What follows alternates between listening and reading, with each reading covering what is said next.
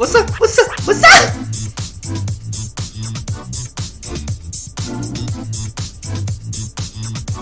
Once again, its own. Damn, this song is awesome, by the way. How we doing, guys? Virgil, after, what, 2 weeks? I'm back, guys. I'm back! I finally got a couple days off.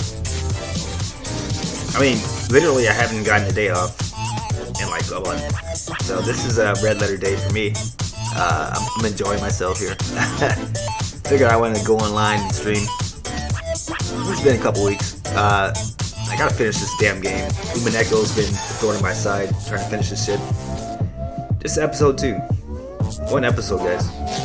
It's day 5. I mean, it might take 7 days to finish. It's a long ass fucking episode. They're long ass fucking scenarios. So I'm finishing it pretty quick. If it's just 5 days, this might be the last day for episode 2 though. So we're gonna finish this if I can. Challenge accepted. Oh, I also got my avatar up here, guys. Wanna see?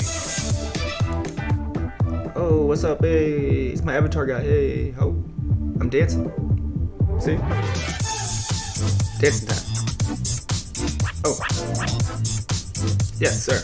If you ever played Tekken Tag Tournament, you know this song. The first one on PS2. I can't believe this song was on the sound. The whole soundtrack is awesome, but this song, I'm like, what?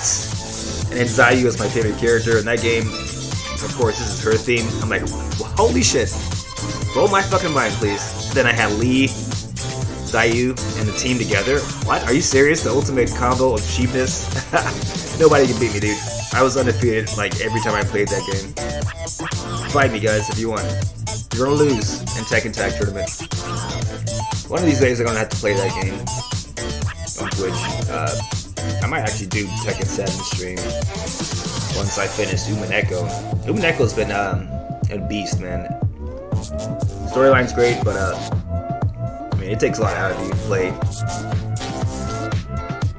It goes through some emotions, man. If you guys recall last time, everybody just died. And all the parents died. So right now we're kind of in the garden shit, whatever it is. The church, I guess, the chapel. Looking at all these dead bodies with their guts exposed, all harikari'd and shit. Fucking intestines are flowing out, and then the killers stuff their intestines with candy to make it look like a magical kill. So that's what's happening right now, guys. This is the kind of game we're playing right now. So Jessica is one of the kids of the parents that got killed. Both of her parents are dead, basically.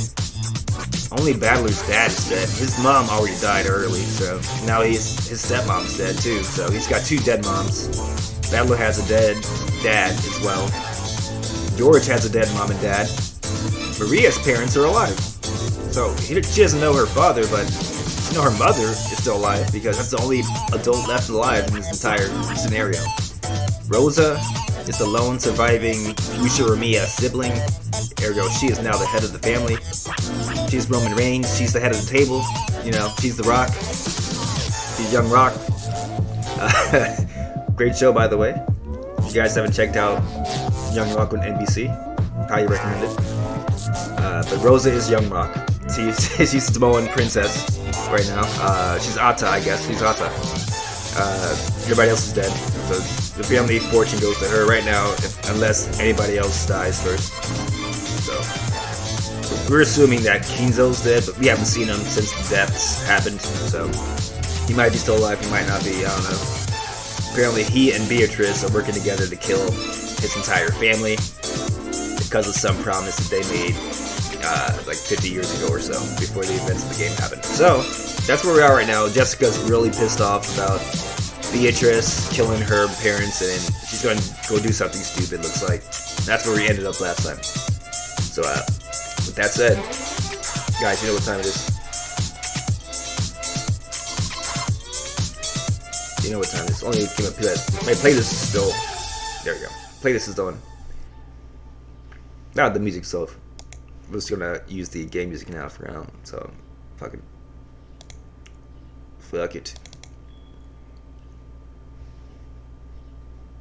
game music is too awesome. So we'll take off the soundtrack here.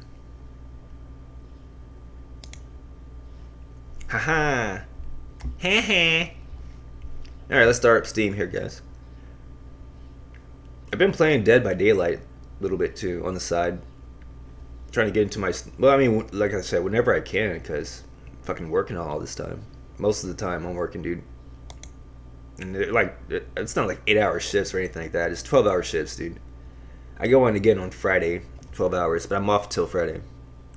But when I'm on, I'm working 12 hours probably. So that's the way my schedule's been so far. I mean, the money's great, but shit. I'm neglecting my social life and shit. Neglecting my car, man. And the car's had some issues. I barely got a chance to fix my engine issues. And I still got to get new tires and shit. I somehow jerry-rigged myself getting into an oil change. I changed the oil myself, basically, in like, I think 20 minutes flat before I went to work, so that was the only time I could do it, man. And my oil needed to be changed, like, seriously bad. So, went to change the oil, fix my engine, so I didn't have fucking dirty-ass oil fucking up my new engine parts. So I had to do all that in one day, basically. And that was fucking hectic, to say the least, because I had to go into work right after that. It was a fucking busy-ass, Easter weekend, too, so that's... I didn't get any respite when I got to work after I did all this fucking car work. So I mean, Jesus Christ, man, it's just nice to be able to sit back, relax at the house, pop open a beer, and read/play some games. Like it's really nice. Let me start up Steam real quick.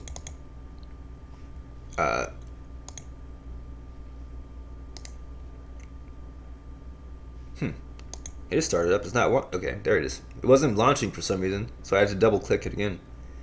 There we go. There we go. There we go. Yes. Now we're cooking. Now we're cooking with oil. My favorite superstar says, "Congratulations, Cesaro, for winning at WrestleMania." Did you guys see WrestleMania? Great fucking show, right? Both days, man. I like both days. Cesaro beat Seth Rollins on day one. I'm very shocked that Bobby Lashley beat Drew McIntyre on day one as well. Probably one of my second favorite match. I like the Sasha. That's probably my favorite match on day one. Sasha versus Bianca Belair. Belair won. It was a great match. They did a lot of shit. The finish, Bianca fucking whipped the hell out of Sasha, and you can hear the whip crack. The crowd loved it. Like that's what I wanted to see. And Bianca's now after playing second fiddle to both Sasha, Charlotte, and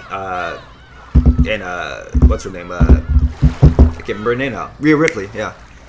At the last fucking WrestleMania / Takeover weekend. Now she's in the spotlight. She's got the better title, I think. Rhea Ripley's got the secondary title on SmackDown.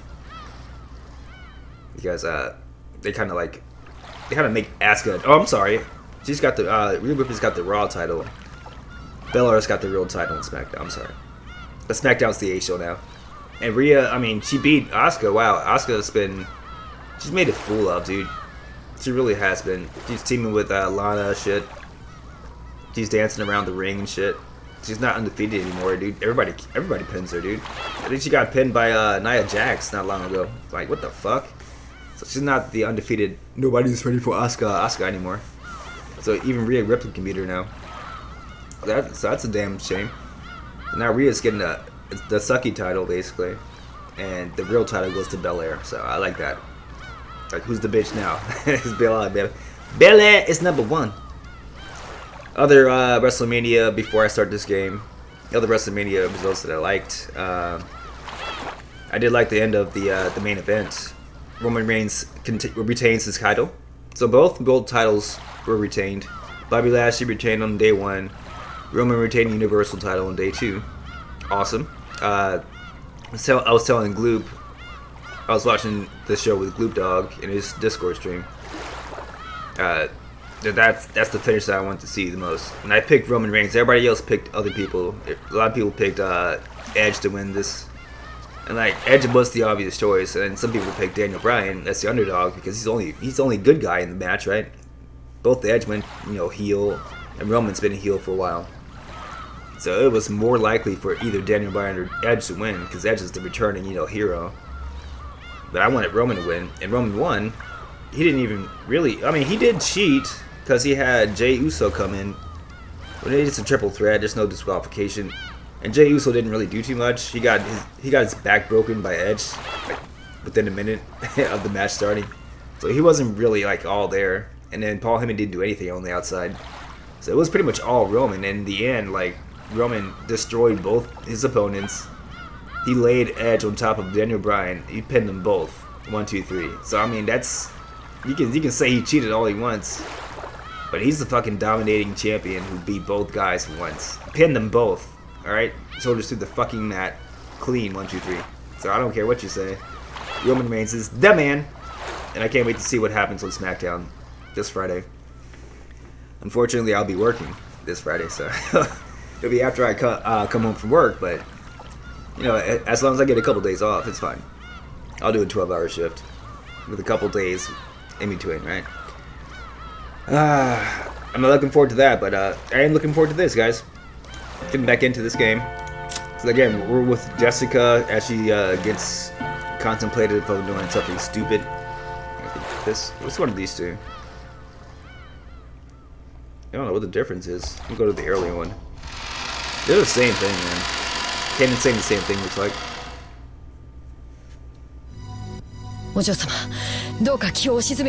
Yeah, here we go. 誰が犯人かはまだわかりませんぞ。 The Hanin. それにベアトリーチェ様は親方様の大切な賓客です。だからなんだってんだ。本人の胸ぐらひねり上げてやれば白状するに決まってるぜ。 Yeah, that's a good idea. So we'll grab the killer who like fucking gutted our parents like a fish all by herself, all 6 of them. We'll grab her, gotta call her, and make her confess to murder, because that's gonna happen, right? Like she's not gonna gut you like a fish, too, right? How do you think that's gonna go down, Jessica? Your parents couldn't do anything, but you can do something, right? You're less strong, less smart, right? And less capable in every single way. But no, you're gonna actually beat Beatrice, but your parents couldn't, right? All of them together, all 6 of them. She's not thinking straight. She's not thinking straight at all. I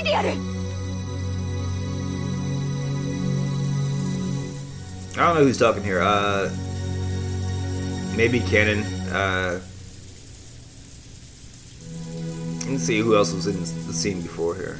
I mean, Gohda. I don't think I've given Gohda a voice. So let me give Gohda a voice here.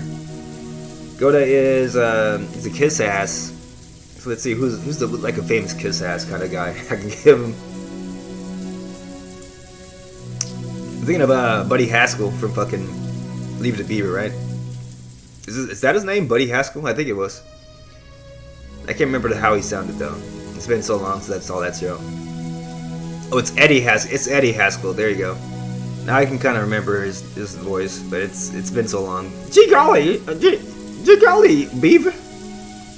Your parents don't. Something like that. I can't do it off the top of my head. I gotta listen to give me a second, guys. We're gonna listen to a YouTube clip of Eddie Haskell talking, and then I'm gonna emulate that voice. Give me a second here, guys. We just started the stream. It's all good, right? I can do a little detour here, so I can get the accuracy 100%. So I want Eddie Haskell now. And he's a kiss ass just like Eddie Haskell. Gohda's the kind of guy who wants to who only does a good job when he knows people are watching, basically. Like, he's a fucking fake dude, but then when somebody who's important is watching him, oh, he's the best dude in the world, right? And then like when they're gone, they're behind somebody's back. He's such a dick, just like Eddie Haskell. Eddie Haskell bullies Beaver until the parents come in, and in front of the parents is like, oh, Mr. Beaver, whatever their fucking name is, I'm your best friend. And then after they're gone, oh, fuck you, Beaver. Fuck you up, Beaver. So that's what Eddie Haskell is. Let's go ahead and check out a clip of him. Let me turn on the fucking game volume first, though. Because, can't hear shit, guys. Probably. I say you can't hear that shit when I got this damn playing. Music so loud. Alright, turn that shit down. We got Eddie Haskell. Oh, he's dead. I'm sorry. Okay. He just died too, didn't he? Damn. Well, that sucks, man. He died May 19th, dude. Are you fucking serious? He died like literally not even a year ago. Not even. Like it was less than a year ago he died. Wow. So this is a tribute. I'm playing Gohda. Ken Osmond is his name. He just died basically within a year, so I got one for you, Ken. To the sky. This bud's for you, sir. And we're gonna listen to his voice actor when he was young. Damn, I just randomly thought of him too, and now he's dead. That sucks. It's kind of sad. Let's go ahead and watch a video real quick. Listen to a video, because I don't know if I'm gonna play this on stream. Especially, this is Leave It to Beaver. It's definitely copyrighted, right? So you're gonna listen to it. We're not gonna show you the clip. You're gonna hear it though. So we'll just listen to and watch the actual video of the game here. Here's Eddie Haskell. On Saturday? Is there a game or something? It's the mom talking. But Eddie wants to watch the girls try out for cheerleader. Oh. Is there some particular girl you two are interested in? You call me Mom? Yes, Wally. Good morning, Mrs. Cleaver. There he is. Very pretty dress. See? Morning, Mrs. Cleaver. Mrs. Cleavage. I don't know. It's a very pretty dress. Don't trust a 13-year-old boy that's that polite. Good afternoon, Mrs. Cleaver. And he gets a deeper voice. He gets a little deeper voice later on. So I mean, it kind of changes, but you know, that's the kind of prissy kiss ass that he is. That's Gohda to a T. Let me do it again. Pretty dress. Because the first guy you talked to was Beaver. Mrs. Cleaver, that's a very... Girl you two are interested in? See, this is some Beaver. particular girl you two are interested in? Okay, so they didn't show his You voice call me again. Mom? Yes, Wally. Good morning, That's Mrs. Wally. I'm sorry, Cleaver. that's Wally. That's a very pretty dress. So Eddie Haskell is Wally, the older brother's best friend, and Eddie Haskell is like a dick to Wally's little brother, Beaver Cleaver. Oh, that's why they call him Beaver, because his name rhymes with Cleaver. Okay, I get it now. Okay, I forgot everything about this fucking show, but I remember Eddie Haskell because he was like the ultimate heel. And you know, I love wrestling, guys. So Eddie Haskell is the ultimate heel. He was, a good guy in front of the parents, and that's what the mother says. Like, I don't trust that motherfucker as far as I can throw him. He's so fake. He's really polite to me, so you can't trust that motherfucker because he's fucking talking shit behind my back. So she knows what the deal is. Everybody knew what the deal was. As soon as you saw the first episode, you saw Eddie Haskell being a dick to Beaver. So that's Gohda to a T. So we're gonna try to like listen to this guy again and try to get his mannerisms down. Ken Osmond, Cleaver, the man. That's a very pretty dress. Rest in peace, Ken Osmond. It's a very pretty dress. Oh, I don't know. I think I got it. Just don't trust a 13-year-old boy that's I don't that trust polite. 13-year-old Gohda. Good afternoon, Mrs. Cleaver. Good afternoon, Mrs. Cleaver. Okay, well, we got it. I think I got it. We're just talking really polite and fake. That's pretty much Gohda, alright? So that's now who's talking here. Jessica never stopped moving. Myself and Kanon chased after her, doing our best to convince her to stop, but Jessica never lent us an ear. Because she's being a witch right now, for some reason. Ironically, she's fighting a witch. Eventually, the witch's VIP room came into view. This VIP room was always sealed and never used. No matter what kind of guest came, Kinzo wouldn't let us in here. That little bastard. And yet the servants, like us, were always made to clean this room so that it could be used at any time. So the servants had started calling this room the witch's VIP room, after their second sheepless master. Jessica knew about this too. And she couldn't forget the arrogance of the one who called herself a witch by staying in that room. The Golden Witch was just a fairy tale. Come on, a witch? Gee golly, Jessica. She was nothing more than less than a murderer who deliberately killed her parents. Question her, hear her pitiful excuses, make her splutter in pain, gasp in anguish. No matter how hard she pretends to be a witch. Okay, this is Jessica talking now, so I gotta switch. No longer Eddie. Rest in peace, Ken Osmond. Great job being Eddie Haskell for all those years. Now we're Jessica, though. I'll teach her that she was just a stinking, sweaty human. As Jessica yelled with all her strength, she hit the door to the VIP room with her weak-ass hands. Definitely wasn't a knock. Definitely wasn't. Definitely not. Sound was the beating of her anger's hammer, as if she was her anger's hammer, as if she was determined to break the door down if it wasn't opened. What up, you bitch? I got your shit right here, girl. I got something for you right here. You want you to hold these hands? Hold these hands for a second. You ready to square up, bitch? There was no answer. Jessica grabbed the doorknob without any reservation, but she felt the resistance of the lock. She turned around to look at the two servants and spoke. Eddie Haskell and Kanon.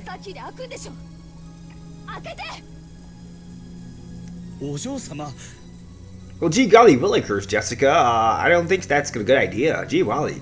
Let's blame it on the beeve. Though Gohda was flustered, he still tried to somehow calm Jessica's anger. After hanging his head silently for a while, Kanon pulled a master key from his jacket pocket, like a, trained little bitch that he likes to be told what to do by his mistress. Kanon-san, it's not a good idea, gee golly willikers, guy. Gosh and golly. 無礼になるのは承知です。それにもしベアトリーチェ様が何の関係もないというなら、それを僕たちに釈明して納得させればいい。Okay. She wasn't prepared for him to be that fucking whipped, I guess. He's like, oh, okay, yeah, he's still my side, okay. Let me borrow that shit. Let me hold on to that. What the fuck? Wait, whoa. I didn't get to see that last one. Jessica snatched the master key from Kanon's hand and violently shoved it into the keyhole. Ooh, okay. Maybe I should have skipped that line. Immediately there was a small sound and she felt the lock click. Then, without asking permission, she flung the door open. Fling it open, girl.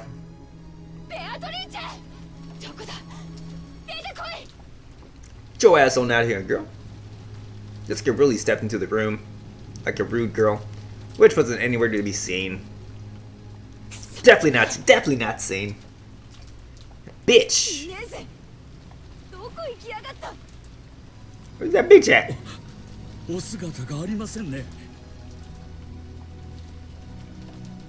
Jessica, thinking she might be hiding somewhere inside the room, peeked behind the curtains and under the bed, but she couldn't find anyone. Not behind the curtains, idiot. However, there definitely were signs that the bed had been used. And though it was only a vague sense, the atmosphere in the room felt like a little soft. It wasn't the hard atmosphere of a place normally devoid of people, like the chapel. You could definitely tell that someone had spent the night in this room. Some fucking bitch named Beatrice, but she could not be seen. Look at Jessica's face, dude. She's fucking so surprised. In reality, neither Jessica nor Gohda had met Beatrice. They had only been told by those who had met her that she looked like the double of a character in the portrait, so they were doubtful about what her face really looked like. However, Kanon alone had met her. He understood what kind of being the witch was, what kind of personality she had, what a fucking bitch she was. So he knew that forcing their way in here to search for her definitely wouldn't work out. She must be watching us bitterly flail in vain from somewhere, sneering at us. He's that kind of person. Because he was looking at things that way, Kanon was the first to find it. To the other two, who were concentrating on finding a shadow of a person, they didn't notice. Near the water jug on the side table, there was a single sheet of letter paper. On it was a short message, and nearby was a fountain pen, which had been probably used to write it. Kanon had already come to understand that witch and bitch. After finding the corpses, they had been overcome by rage and barged in here only to find no one. So of course the witch would mock them. You can't mock someone unless they know they're being mocked. So in other words, that's what this must be.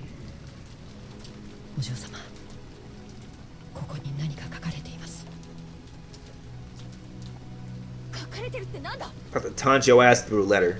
That's what she's about to do. Jessica dashed over and violently snatched that piece of paper away from that fucking servant named Kanon. She probably wasn't trying to be violent. She just couldn't control her strength right now. That's what Kanon told herself.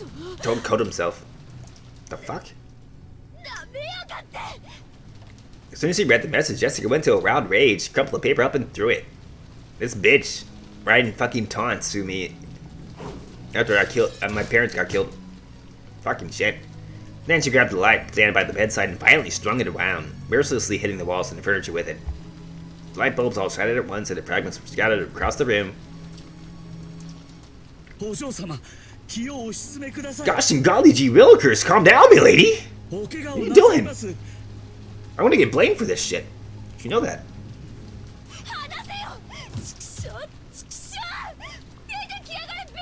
Well, golly, Mrs. Cleaver.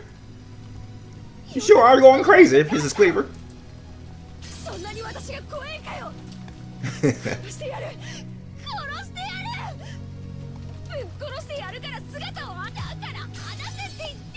I mean, that's really gonna help. Well, this is written on the paper.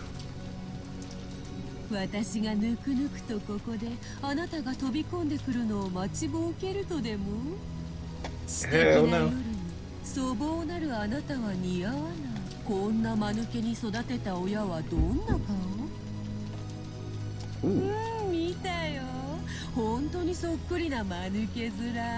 Damn, she got her. She got her good. It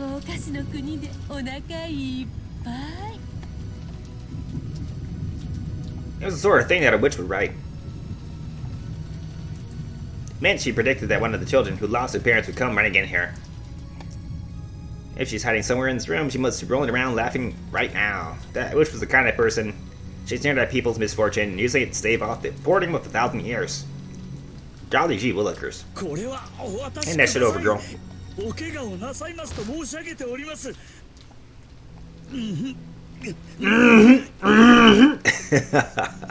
He's really struggling with a little girl.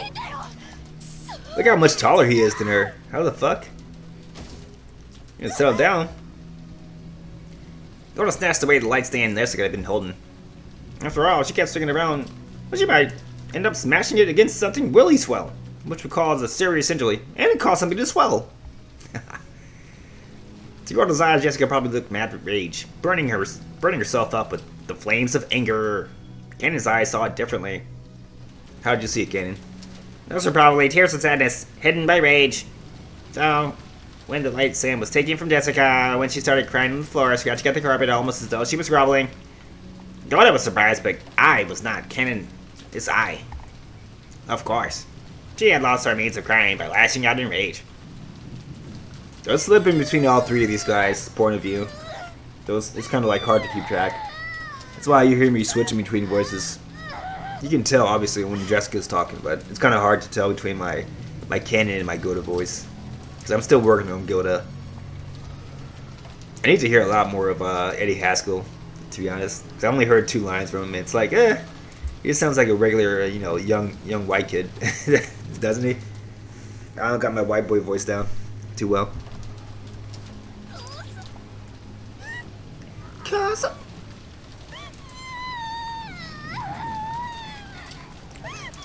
Considering that she was the daughter of the Ushonomiya head family, she was in a very shabby state.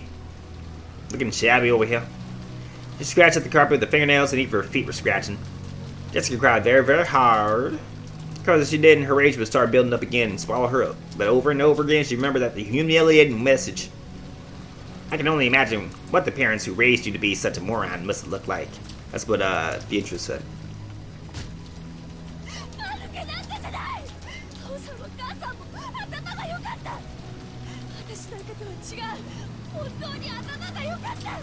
Again, that's why I said that there's no way she can kill Beatrice when the mom and dad are the ones that are dead. And then they have, 4 of the people next to them also dead. So we had 6 smart people, pretty much. Smart, rich, resourceful people. All getting killed at once. What the fuck are you gonna do, Jessica? You don't even get A's in school. You get fucking C's and D's. And your parents are getting A's and B's and shit. And then they got killed. So how the fuck are you gonna kill this fucking magical witch? No way. You're not being realistic here. So don't go off on your own like a stupid and prove her right that you are a moron. Try to fucking fight her yourself. Because you're not going to win. Alright? You're just going to kill yourself. So don't do that. We'll see what she does here, though.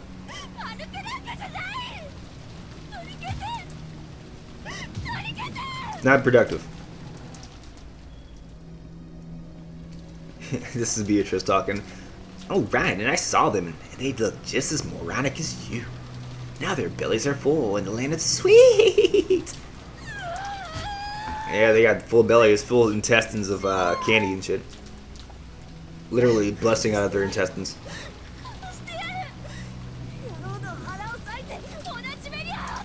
Not gonna happen. Not gonna happen. Not gonna happen. Not gonna happen.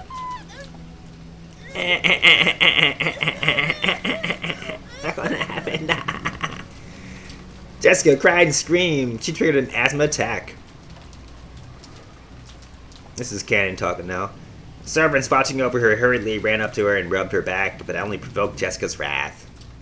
Get your fucking hands off me. Get your dirty servant hands off me.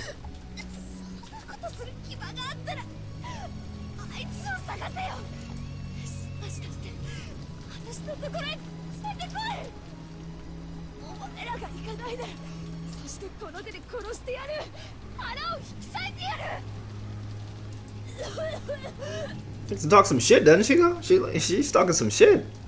This is like a lot of people that I see out and about. Remember that fucking video with the Twisted Tea can dude over here talking shit in this guy's face for straight fucking 3 minutes before the guy finally gets annoyed and fucking just slams his face in with the goddamn Twisted Tea can. That's what she reminds me of. Jessica's over here talking all this shit. I'm gonna bust your ass up. Here's my address, motherfucker. Come on over. I got you right now. It's 120 Holster Street, whatever the fuck, in Chicago. I don't even know where the fuck where they are. But it sounds like some dude in Chicago talking shit. Doesn't know what the fuck he's up against. And the guy just getting annoyed. Like, watch Beatrice gets annoyed, grabs a fucking Twisted Tea can, magical Twisted Tea can, and fucking goes upside Jessica's head with it real quick.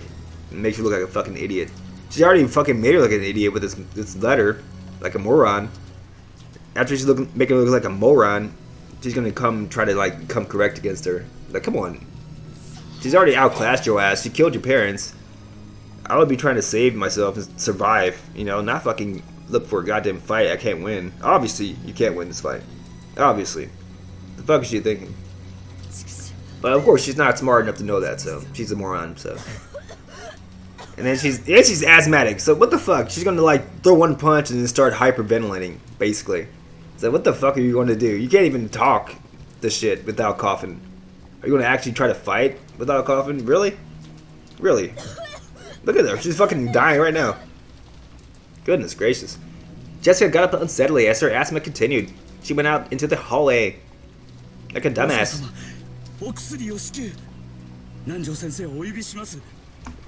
Nando's not going to help her ass. Gohda-san, get your ass out of here. I got this, boy. Kanon had noticed. Gohda, who was vastly separated from her in age, probably couldn't sense the tears in Jessica's heart. Kanon, who had noticed, had to be the one to support her. Kanon-san. He's like, yeah, let me wash my hands of this shit right now, please. Oh, he's got it. He's got it.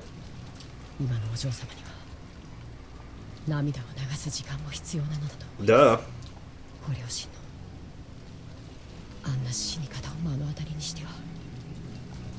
But she didn't actually see the kill. She just saw the aftermath, right? So don't be telling lies, Kanon. Gohda also understood, and he knew that Jessica and Kanon had shared a vague relationship with each other. So gee golly willikers, he understood everything and left it up to Kanon. So he didn't have any more responsibilities, so fuck that shit. Get the fuck up out of here. Look at him smiling now. He's loving that. He's loving that idea. Like, it's not my responsibility now. You got it. It's all you, boy. Let me go back to Rosa-sama. Let me go back to Mrs. Cleaver. Get my attaboy, because I did my job, right? That's what he wants. Put that hand up, Kanon. Put that hand up. Kanon's voice was frail, but he nodded firmly.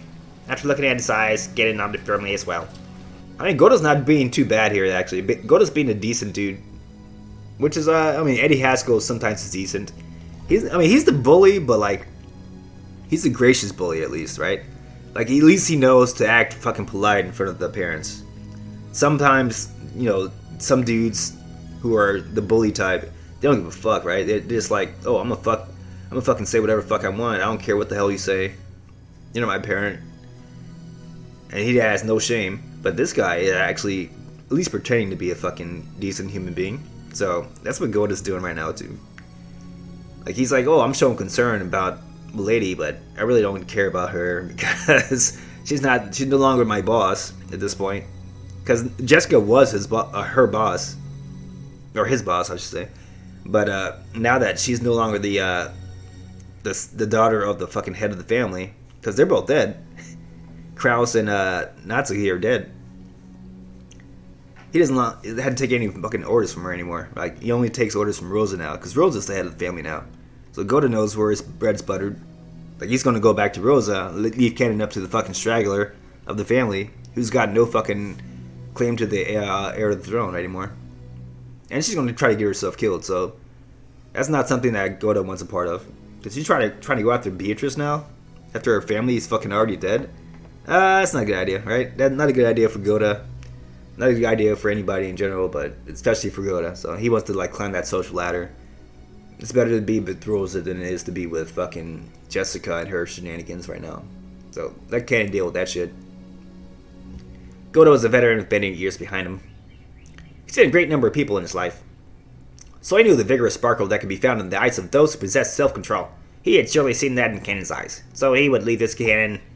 Think about it, maybe this is the first time Gohda had ever trusted Kanon and relied on him for a job.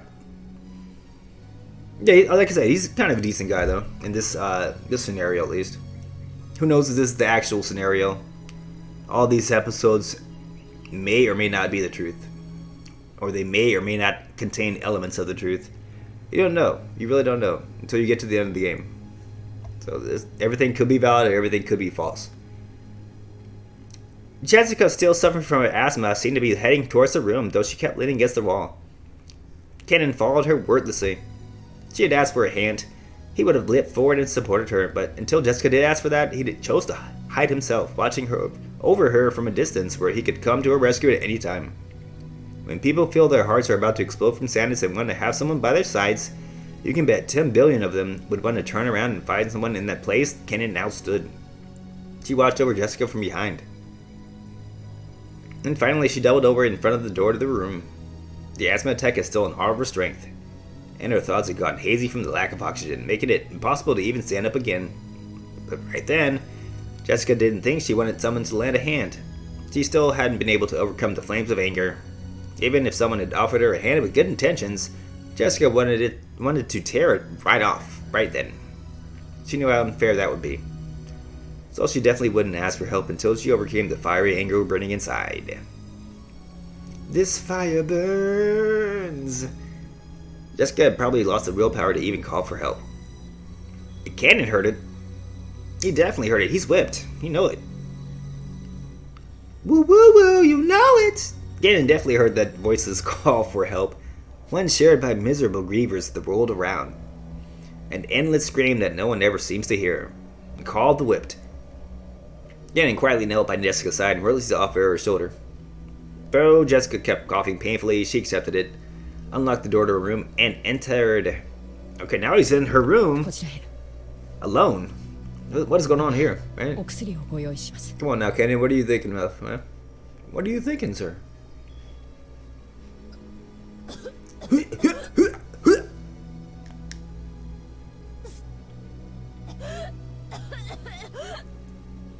The old cough cry.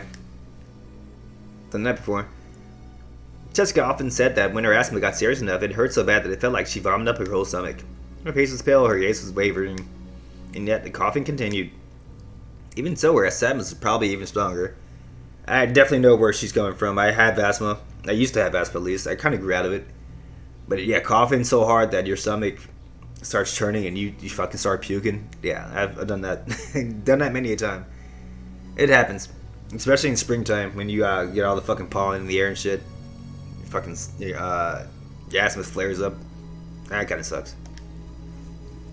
After having her sit on the bed, Kanon took a bronchodilator from a cute little basket, on a nearby side table, and handed it to her. Jessica sometimes forgot to take her medicine with her. Whenever this seemed to happen, Kanon would take notice and secretly carry around the inhaler from the first aid kit in the servant room, but he hadn't done so today. He scolded himself as though wondering how he could call himself furniture after failing to bring it with him on a day like this. Especially on a rainy day, yeah, you should definitely use that. There's fucking so many roses around and fucking rose bushes and shit. Pollen in the air. You need that shit. You need that shit ASAP. Then he remembered the day that when he'd used that word and somehow betrayed Jessica's feelings. Calling himself furniture like a dumbass. It jarred Kanon's heart. And he felt it would be indiscreet to think about something like that, considering how Jessica felt now. And he locked it up inside the depths of his heart. Because he's furniture. He's not furniture. When she inhaled her medicine, Jessica's wild breathing calmed down a bit. By bit. And she was finally able to regain her composure. But she lost too much strength and willpower to get up from the bed. I've fallen, I can't get up. It's Jessica talking. Ojo-sama.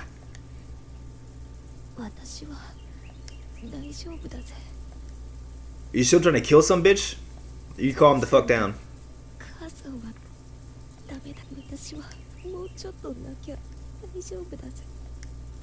Okay.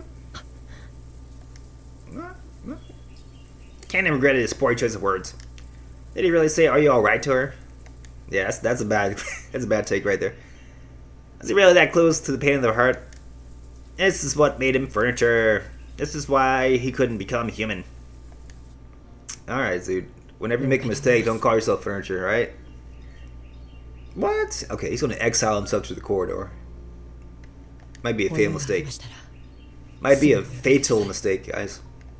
Remember him saying this. Kanon understood that she still needed time to cry alone. He told her to call him at any time, bowed, and tried to leave the room.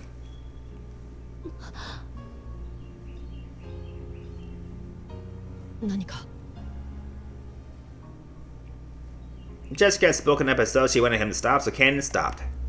If she asked it, I'll do anything I can to help her. Right now, I'd become even a cane or a chair. 2 pieces of furniture. If it would help ease the pain in her heart. Come on, dude. By doing that, I can make up for the pain I dealt her hard that day. Well, she actually doesn't have to be furniture, so obviously a cane or a fucking chair is not going to work. Dumb ass. For a while, Jessica stared into Kanon's eyes. This is though her reason for stopping him was something she couldn't put into words. Uh-oh, I know what you're talking about. Kanon doesn't. Kanon's a little too young to know what she wants. Right? Giggity giggity. Around neither spoke. Jessica broke that silence with a small voice. She's not gonna say it, Kanon. You gotta be a man and tell her what she wants. Right? Okay, maybe not like that. Maybe not. There you go. Okay. Say it. Okay. That's what I'm talking about.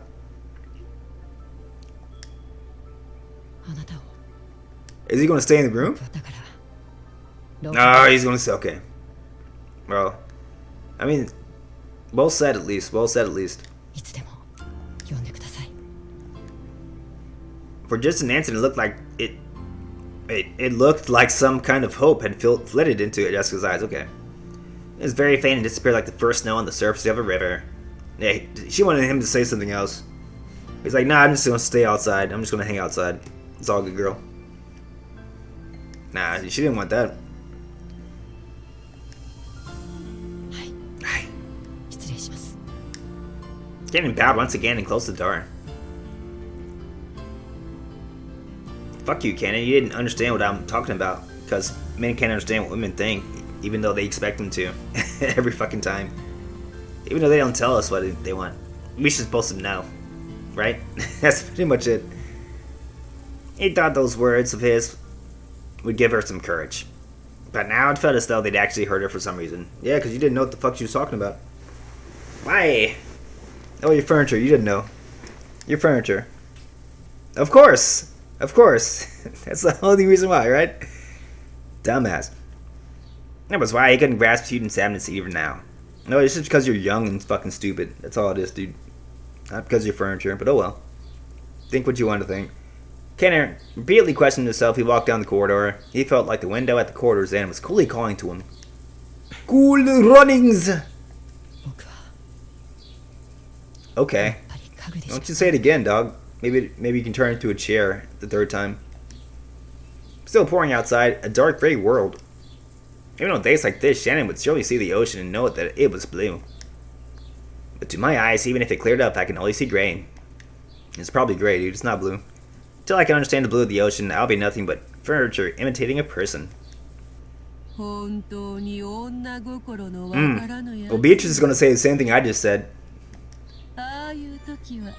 Exactly. Come on. Beatrice knows what's up. I guess that's why he's furniture, right? She said it. You bitch. Shouldn't have been any trace of human life in this corridor. It'd been an empty corridor filled with frigid air. With those coughing words approached Kanon from behind. From the back.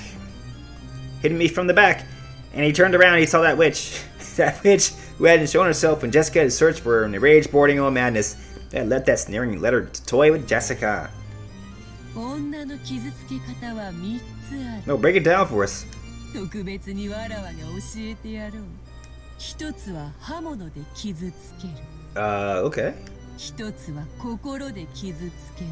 Mm-hmm. そして最後が一番難しく、一番効果的に傷つけられる。How so? なのに意識せずして傷つけられる。わかるか? I know what you mean, but I don't think he does.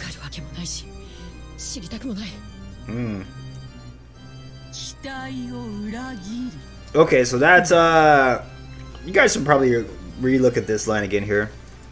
This is a very, very, very important line here. When everybody asks what Beatrice's motivations are, it literally is this. She just says it right here. So remember I said this, guys. Let me go back up here.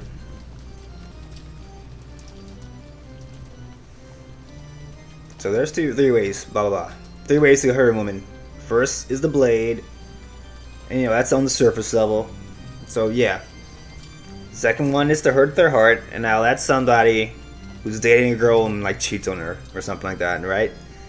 Yeah, that's kind of blasé, but it happens a lot. Guys are scum, blah blah blah, right? So we got the third way, and the most difficult is what she says: to betray their expectations. I want you guys to think about that for a second. I'll be right back. BRB. Don't mind my avatar just hanging out there. This is going to be around for a second here.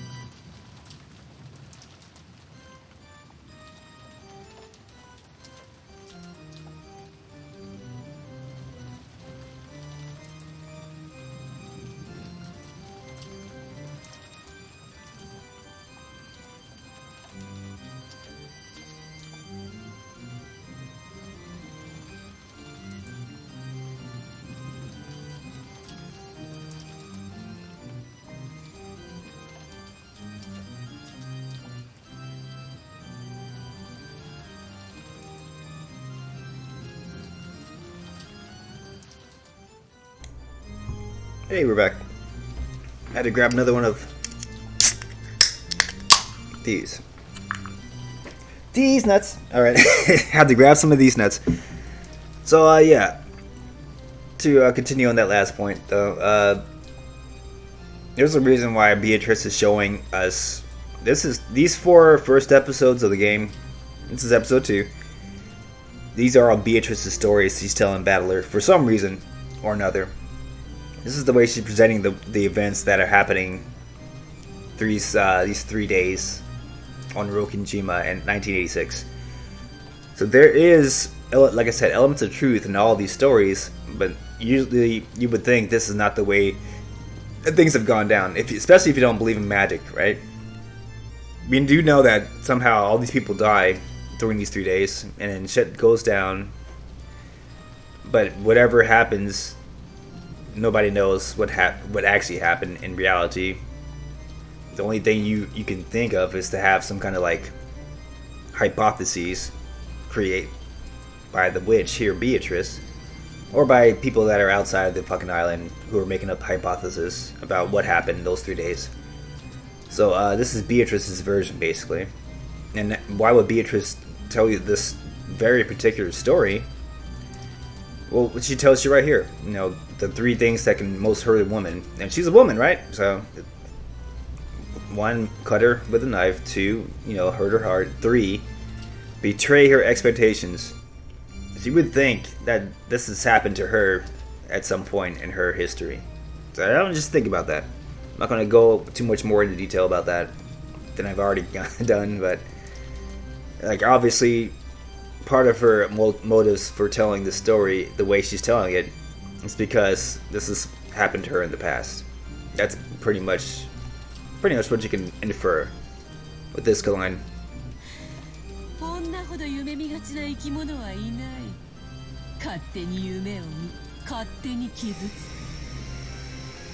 Yeah, everything she's saying about women, she's a woman, right? So everything she's saying about women, obviously it's happened to her before. So make sure you just keep that in mind, guys. Keep it in mind.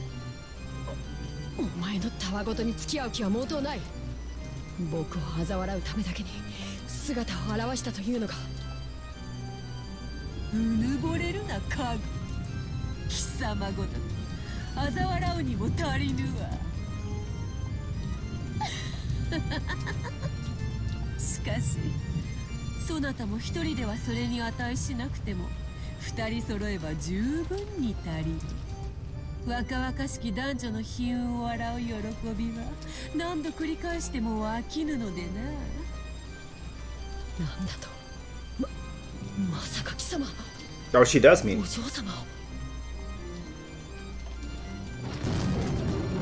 Oh.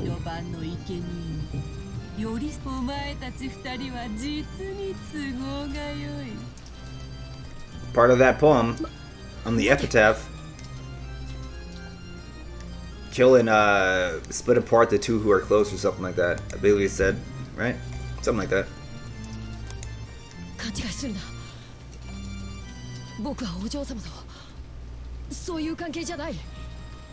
We haven't even slept together yet.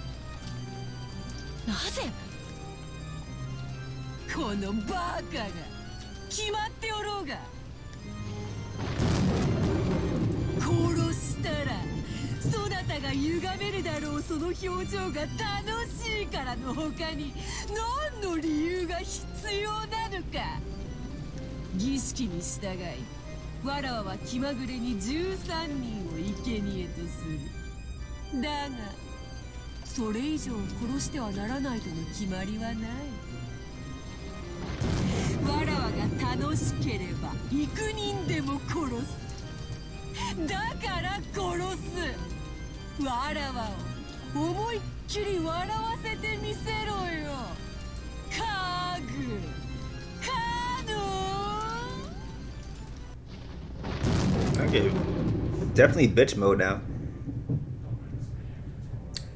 Up to this point, she was being a kind of a nice witch, right?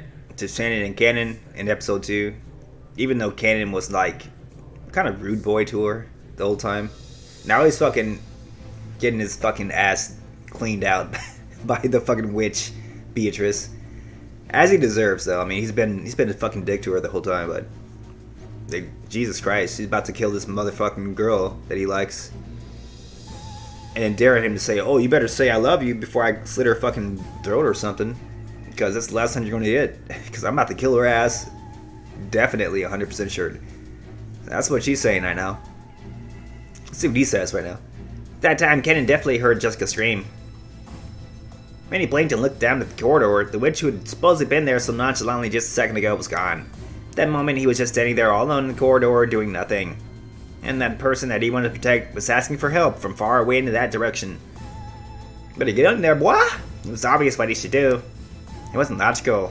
It was an electric reflex. So basically, Beatrice told him that you could probably live if you didn't admit that you like Jessica, basically. So the fact that he does like Jessica, that he's not gonna like keep pretending to be furniture that doesn't have any emotions and shit. That means he has to make the choice to go into the room and try to save Jessica from Beatrice. But that also means that Beatrice is going to kill them both because she has to kill 2 lovers for that 13th Twilight bullshit. So it's up to him if he wants to like just save furniture and survive basically and ignore Jessica dying, or like die with her basically. That's his 2 choices here. Let's see what he does. Without trace of hesitation or distraction, there was a person he wanted to protect and she was asking for help. And at that moment, he genuinely wanted the person by her side to be him. Okay, there we go. When he flew into Jessica's room, the scene that greeted his eyes was a bizarre one. The room had become a fantastical world where a blizzard of gold-colored specks danced. Almost as though gold leaf had been scattered in a snow globe. I love those kind of snow globes. Beautiful stuff. No, that's not it. Seen the spectacle before. This wasn't gold leaf. It was countless golden butterflies, Beatrice's minions.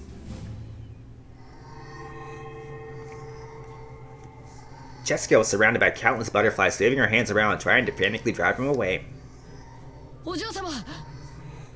Ojo-sama!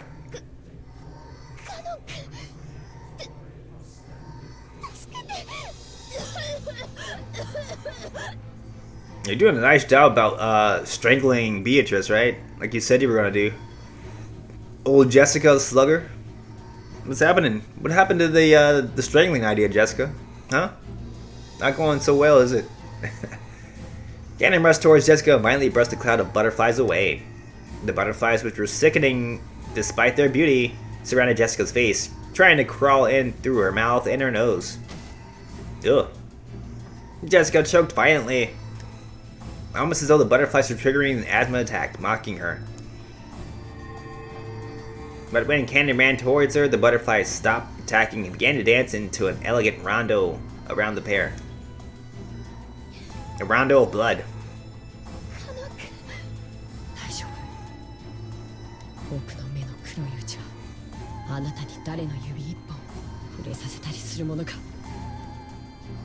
Dedekoi!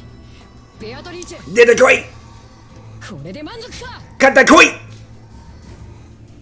As he stood guard in front of Jessica, who was using her inhaler and seemed to be in pain, Kanon yelled out into the empty air. And when he did, the empty air indeed did laugh back, satisfied. I'm satisfied!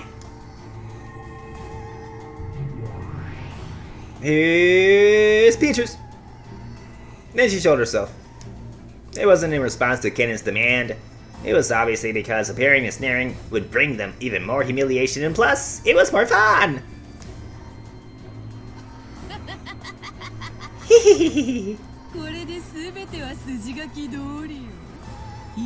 Yeah, so he made the choice. He made the choice to be the lover. So now the lovers have to be sacrificed, basically. That's the next on the epitaph after the first 6 Twilights.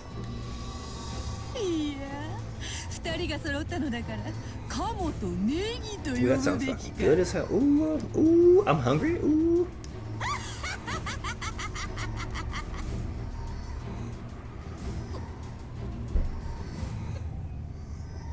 Beatrice! お下がりください。お嬢様、僕が守る。I don't know if you will, sir. You can try, though. 姫に騎士が揃わば魔女が現れるのは必然よ。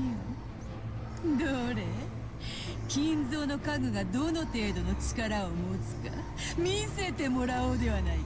Alright, this is a cool part. So this kind of confirms that Kingzo is into the dark arts and shit.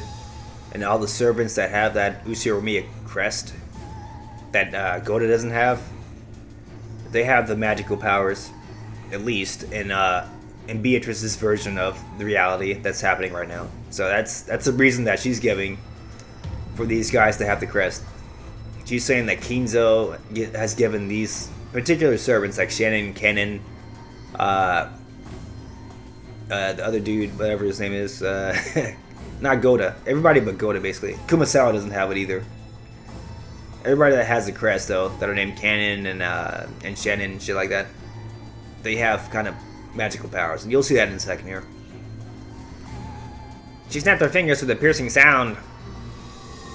More butterflies in my ass. Oh damn it.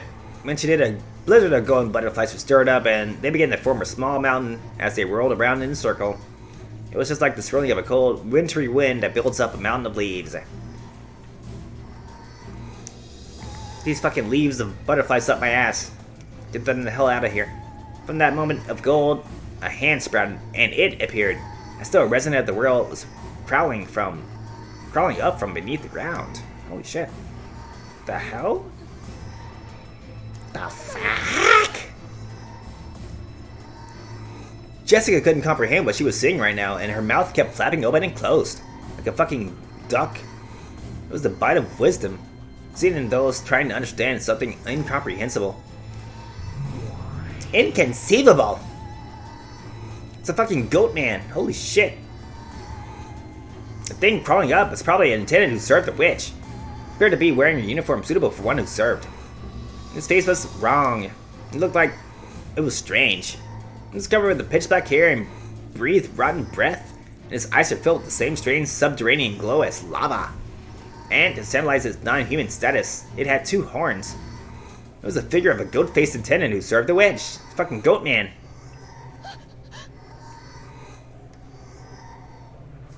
Right now, Jessica had no idea what she should say. All this is happening in front of her couldn't be explained with common sense. She couldn't do anything except open and close her mouth like a fucking fish. Fish is better than the duck. Jessica hadn't realized. She hadn't realized that this island had already been cut off from the rules of our world. But there were some things that she could understand. This goat attendant served the witch and was after her life. And apparently the witch had already given it the order. So again guys, this is Beatrice telling the story, remember? So she could be just embellishing the truth a lot and kind of adding on this magical aspect to the way that Jessica actually dies, or this could be how Jessica actually dies. Pretty plain to see that Jessica's going to die here. Maybe Kanon too. And the way that Beatrice is going to explain it is some kind of magical way that they die, similar to the way that the 6 adults died in a magical way earlier. So again, Beatrice is telling the story off his bias. So just remember off his bias there. She was looking at Kanon with an expected gaze, with the gaze, sorry. She looked at him with an expected and therefore challenging gaze, as though asking him how he intended to protect this maiden. Oh, the attendant had looked especially bestial while crawling to its feet. You can see in the way that it carried itself that it possessed more than enough grace to be worthy of serving the Golden Witch. And you can tell that it was overflowing with the joy of furniture, waiting to meet its master's expectations. 見せてもらおうではない金蔵の家具の力を。今度は間違えるの？家具であることを忘れるな。この後に及んで人間のふりを続けるのなら死ぬのは。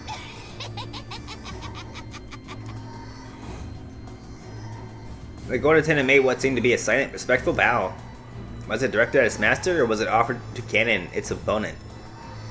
Then on the attendant's hand, a blade of wicked malice appeared. There we go. It's go time. Jessica had been unable to understand what was happening before her eyes for a while now.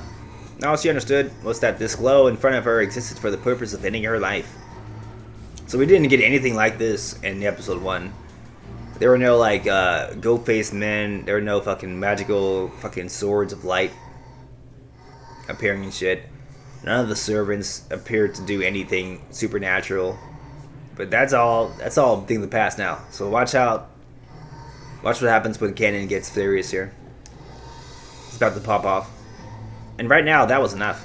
Kanon spoke quietly to Jessica, who was hiding behind his back.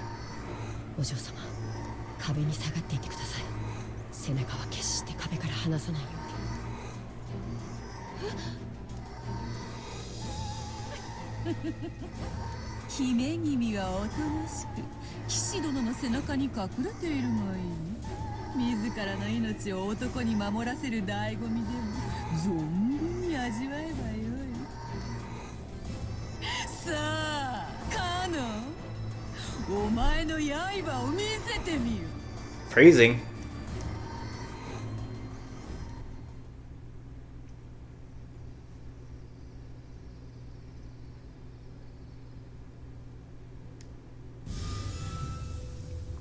There it is. It's a Jedi Master right here.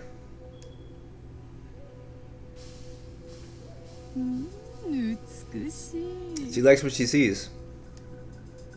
金蔵は家具を生み出すことに関してだけはわらわの足元に及ぶやもしれぬ。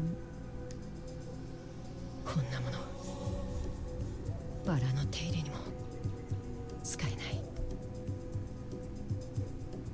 それは見せたくなかった。 They're really acting like that's a phallic symbol, man. I can't even make any jokes. They're just fucking doing it by themselves. Really? You taking it out? Like, seriously. And he calls it this thing. And then, oh, I didn't want to show you a Joe-sama? Come on, dude. The jokes are too easy here. Like, yeah, you taking it out. How does it feel to expose yourself? Come on, dude. This is too easy. Goodness gracious. Oh my god, dude. We all know, you know what that is, right? Okay, I'm not gonna say it out loud, but you know what that is. Let's just go ahead and continue the story. We all know what that is.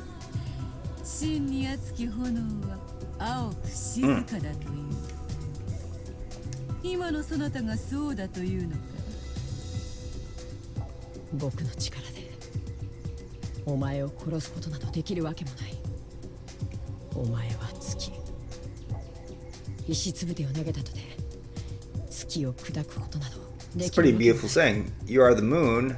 I can never smash the moon by throwing a rock. I like that. Arms are too short to box with God. You know that.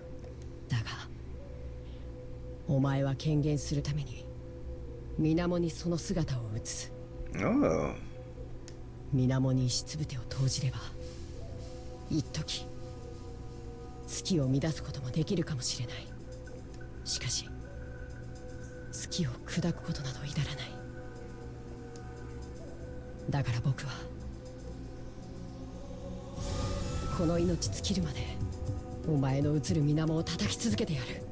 Okay, sir.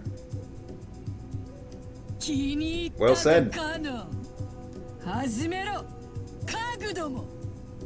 Ready, fight!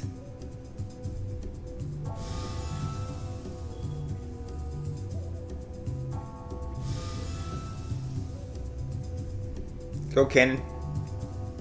I got $10 on you, boy. Let's go.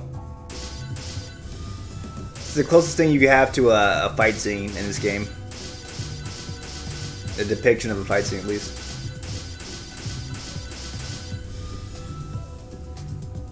Obviously, the red slashes are Kanon slashes. The blue slashes are the Go Boy slashes. Oh. Oh my god. Put it in your pants for a minute, Beatrice. Jesus Christ. I'll talk with her accent now. The witch's words of admiration broke the silence. For just an instant, they broke Jessica's paralysis.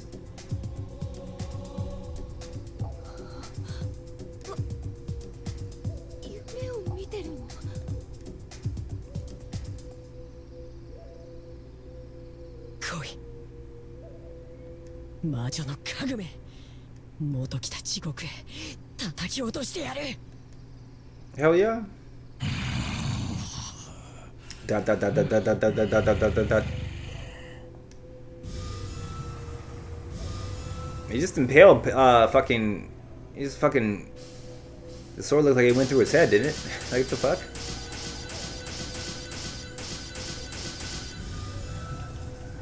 Maybe not.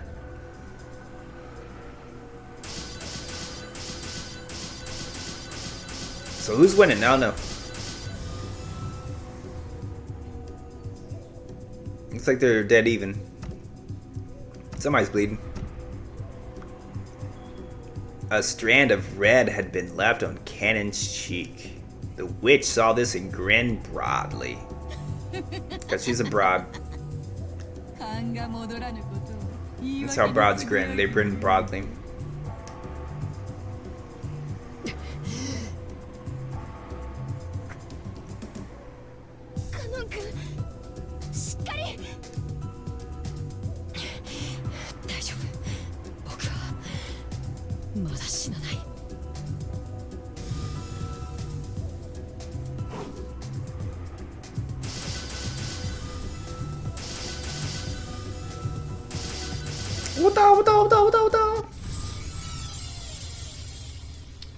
That looks like it was painful. Ouch.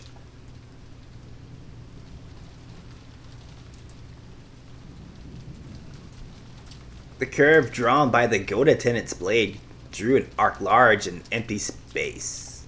Kanon wasn't there. He was behind it. Oh, he faked him out. Did the old Jedi mind trick.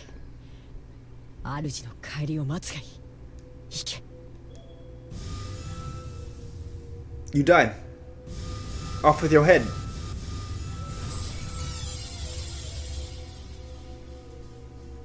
This battle of drawing sparkling curves his chest. Then Kanon coming from behind was check. And press, press, press, and press. New 7 moves and make it mate. Perhaps the Gohda tenant hadn't even been granted the ability to go into death throes. As his knees buckled, it fell over. It broke him to a bunch of gold butterflies with a pop. Pop goes the weasel. So there was no sound of it hitting the ground. Even those unable to understand this battle would surely realize that Kanon had been magnificent. That magnificent bastard. Handmaidには勝てぬか。そこまで見下げたものではないらしい。次はお前だ。ベアトリーチェ。ベアトリーチェ。Not so fast. The instant Kanon's blade slashed diagonally through the witch's form like a knife through butter. She turned gold and burst. She scattered into several thousand gold butterflies, and for just an instant the room was filled with the color of twilight. It was just as Kanon himself had said. Slicing Beatrice was just the same as slicing the surface of the water where the moon was reflected. The witch's form with an ordinary expression on its face as though she'd been there the whole time was right behind Kanon.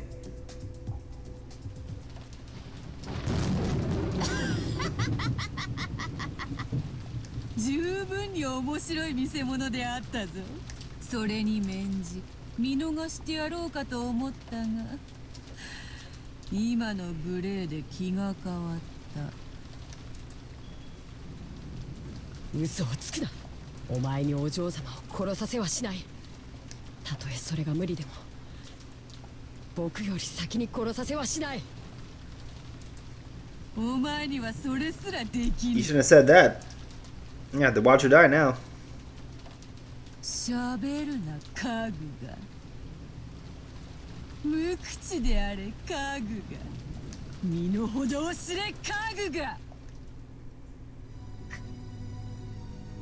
I just want to point out something else here, guys. Beatrice really hates furniture, right? Look at all this shit. You can't even do that much if you do not speak furniture, be silent furniture, know your place furniture. And all the shit she was telling Shannon earlier in episode 2. She really has a thing against furniture trying to be human. She like wants them to know their place, wants them to fucking stay held down and shit.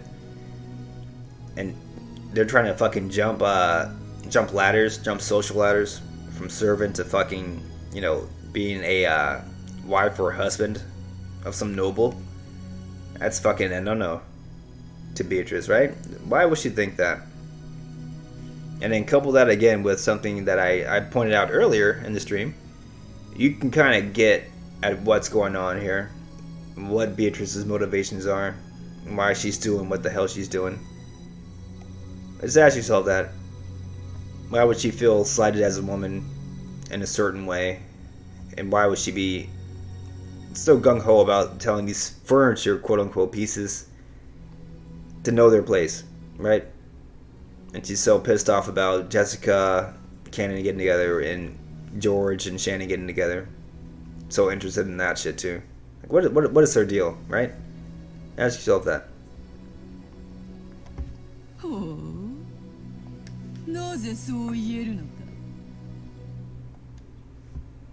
理由なんかいらない。カノン君はカノン君だよ。 He's not furniture. I tried to spoon with him earlier. He's not a chair. それでもカノン君にはカノン君の生き方がある。それはとても高潔なもので、自らが決めるもの。家具だから意見しちゃいけないとか、家具だから自分の人生を持っちゃいけないとか。 そんなのないよ。お嬢様、あいつを挑発してはいけません。うん、はっきり言っておくぜ。カノン君は家具じゃない。人間だよ。どうして？カノン君は自分の意志で私を助けに駆けつけてくれた。そして恐ろしい魔女であるあんたの前に立ちはだかってくれた。私を見捨てることなんていくらでもできただろうに。 そうしなかった。自己犠牲は人間だけが持つ高潔な精神だ。だからカノン君は人間なんだ。だから訂正しろ。カノン君を家具だなんて呼ぶな。二度と。お嬢様。That just sealed your fate, probably. Well said, though.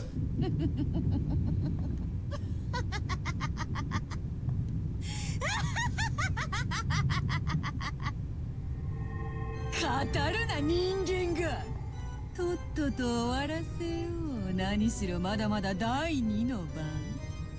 互いの尊厳を認め合う寄り添いし二人を今こそ生贄に捧げよ。 Yeah, as soon as you said that, that disqualified you for the second Twilight. Dumbass. さあさあおいでなさい。 Ken's over there. Shut the fuck up, girl. Shut the fuck up. You're gonna fucking give her what she wants. Oh, Jessica just gave it to her. Lust. The witch summoned her furniture with a mixture of laughter and anger on her face. Asmodeus of Lust. 茶番は飽きた。 Now wait a minute, I want to see if the stakes have been updated in the fucking the cast of characters here. They might. You know, all these 6 people are dead here, guys. Everybody here is dead.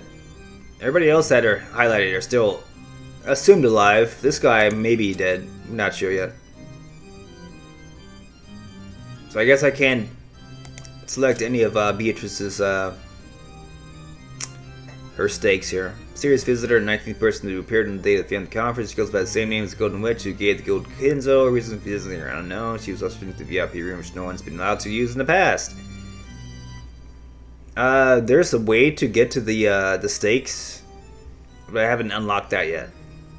So we just met the first stake, Asmodeus. There's several stakes.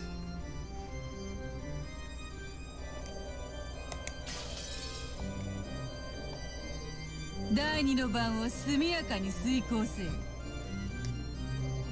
わらわに瞬きを3つも許すの。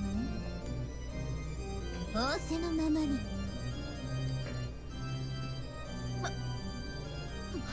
There's a weirdo showing up in a schoolgirl outfit. Took Kanon less than an instant to understand. That goat face from a second ago had been nothing more than a pawn to the witch. However, this newly summoned furniture was a game piece with a vastly different value. This is actually like a fucking... I was gonna say a bishop piece, you know? And the fucking goat boy was like a pawn. And apparently... No. It looked like Ken had to struggle to be the pawn. Unfortunately for him. Now he's fighting a bishop, alright? So good luck with that, dog.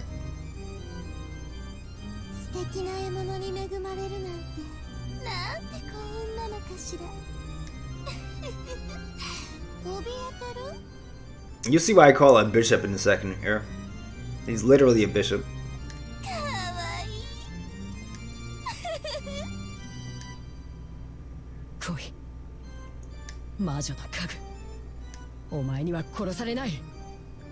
Dude has to fight 2 matches in one night? That's not gonna work. That never works, right? Rey Mysterio, how'd you lose that title to John Cena? Remember you fighting that double battle? You won the first match, you didn't win the second one. John Cena won that one. Real quick.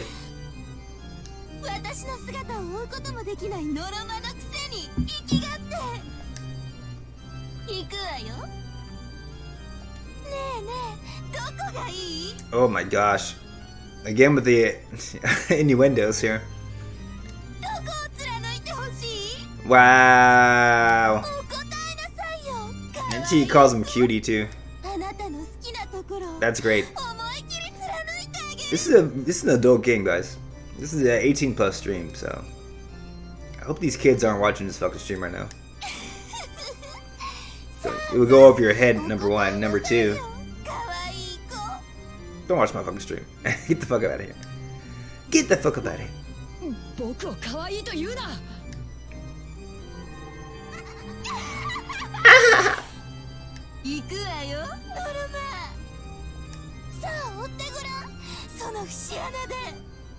Damn.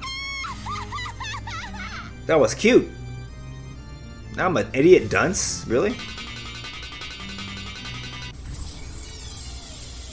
That sound was the dagger bouncing around the room in a diagonal. That's why she's a bishop. Cause it moves diagonally. Didn't go after Kanon though. Remember how much shit Kanon was talking? Oh, while I'm alive, she ain't gonna die. Well.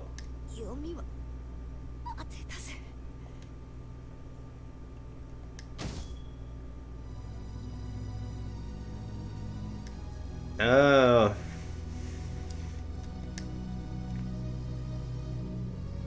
I'm not sure who's talking, so I'm just gonna let it stand by itself there. It's one of the two, right?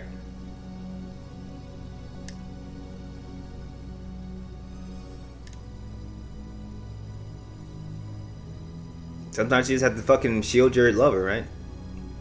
From a fucking magical dagger. Sometimes you just gotta do that.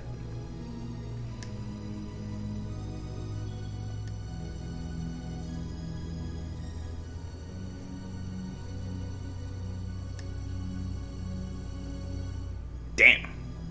Punctured the lungs. When she saw this, the witch let out a loud, evil laugh.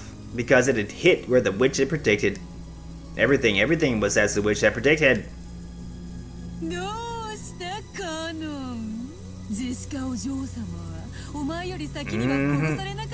shouldn't have said that, Kanon. You really shouldn't have said that.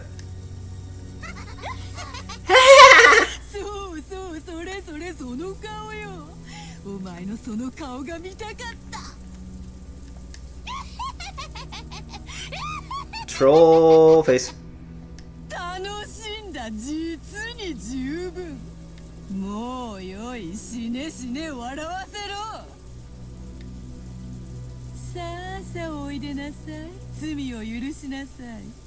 煉獄の七杭が一つ。ふんど。 So we got a second stake. I told you there's a lot of stakes. Oh, there's 7, of course. So she has a lot of familiars, I should say. But she has 7 of these girls that are beck and call here.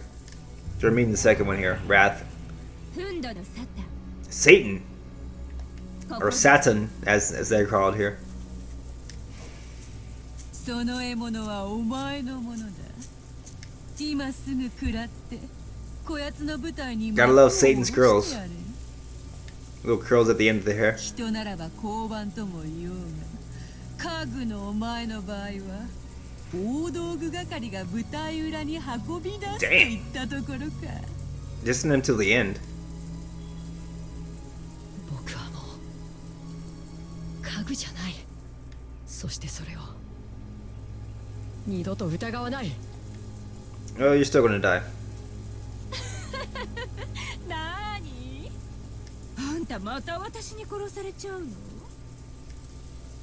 あんたの胸温かくて本当に貫くと気持ちがいいのよ。さあまた味合わせて。 So, her saying that confirmation that she's the one that killed him in episode 1. And that tells you something else that I'm not going to make the obvious known, but I mean, it definitely tells you something. If what happens in episode 1 is being referred to by Satan right here. What does that tell you about Satan? And Beatrice's storyline here. That she's telling the battler right now in the meta world. What does that tell you about that? What does it tell you about this magical kill? Just kind of think about that for a second. This is your clue of what's real and what's not real, basically. This is your clue. That's all I'm gonna say. But yeah, Satan killed him in episode 1 too. So now she's gonna kill him again, episode 2. She's doing it in a very fucking creepy way, by the way. Very creepy. I mean, I guess that's why she's called Satan, though, right? It's a little creepy.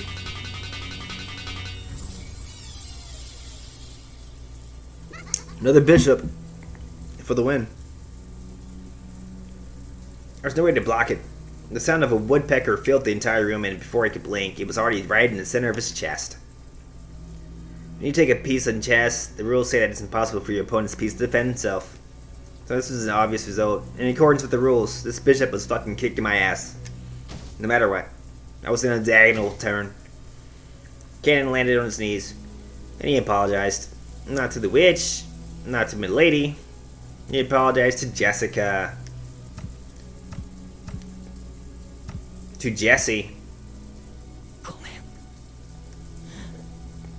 I'm sorry, Jesse!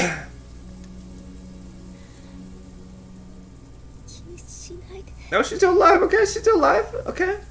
He didn't break his promise.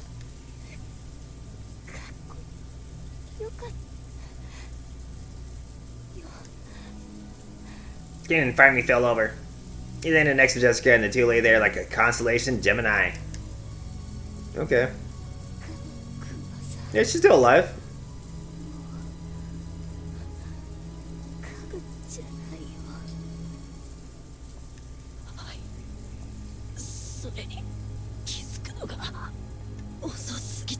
I told you. What did I tell you? Fucking 3 days ago.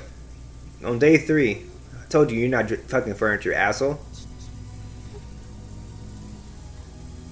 Oh, is he gonna tell her? This will be a huge spoiler if he does.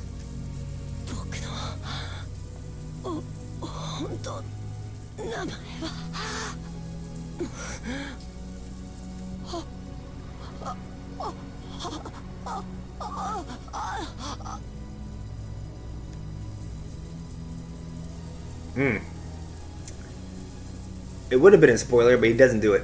In his last moments, Kanon wanted to tell her his real name, but Jessica had already fallen into a sleep from which she would never wake. If only Jessica had stayed alive for 3 more seconds, a lot of people would have gotten spoiled right now. But nope, she's dead. So Kanon's real name, which he had protected until today, in the end, he couldn't tell it to Jessica. It's really interesting that he couldn't tell her what his name was in this moment. And that you, the reader, or me, the reader, either way, did not know what his real name is.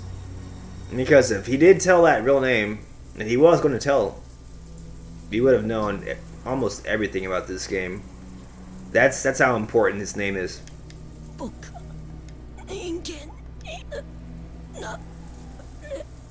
I'm not even lying here. It would have been a puzzle piece. This is how great this storyline is. Just a name would have fucking... Oh shit, he's who? Like, right? Those were the last words Kanon left behind. I'm dead now. Sayonara, suckers.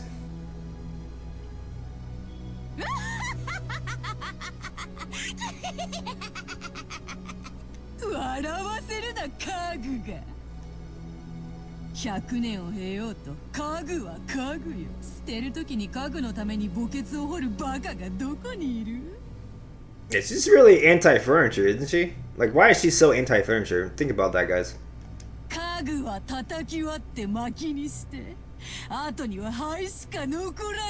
And she literally has furniture working for her. She has the 7 steaks. She has the fucking Go Boys. She's over here talking all this shit. Why? Why?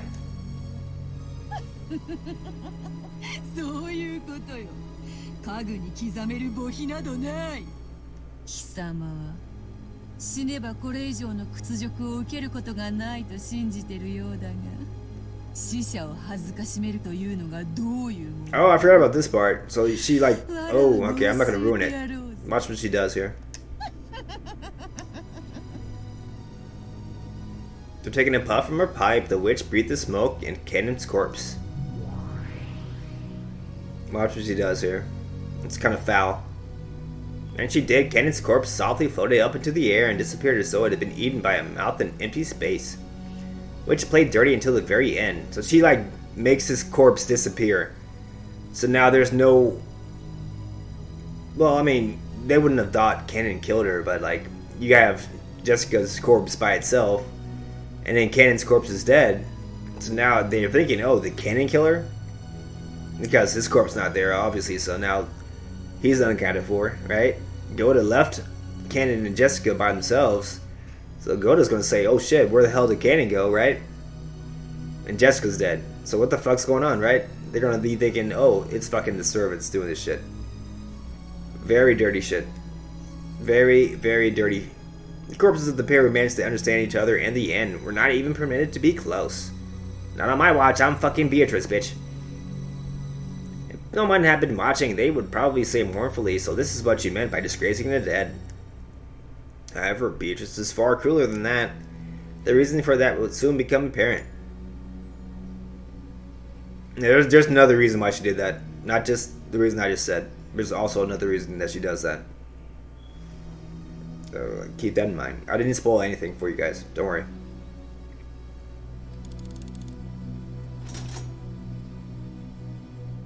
What the fuck? Did time go backwards here? Time went backwards like 5 hours, right? Did you just see that? It went from like 2 o'clock to like fucking 10 o'clock. Didn't it? Something. What the fuck just happened here? No, we'll go back to fucking Kinzo.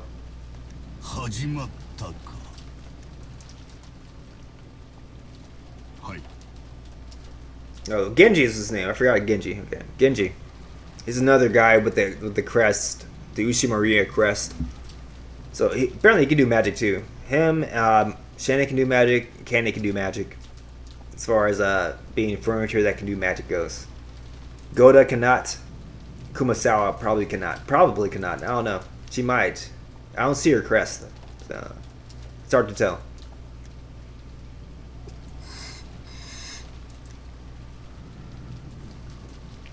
This is shortly after the deaths were announced. So at this point, Jessica and Kanon are still alive. You saw the time go back. So they're not dead yet. Just let you know. Shannon wouldn't know that Kanon's dead right now. Because they're not dead yet. Jessica's still alive. Being fucked up in her room and shit. Even though Kinzo... I don't know who's talking here. I'll do Kinzo, I guess. Even though Kenzo had received news of 6 deaths, his emotions did not waver. Not for 1 second.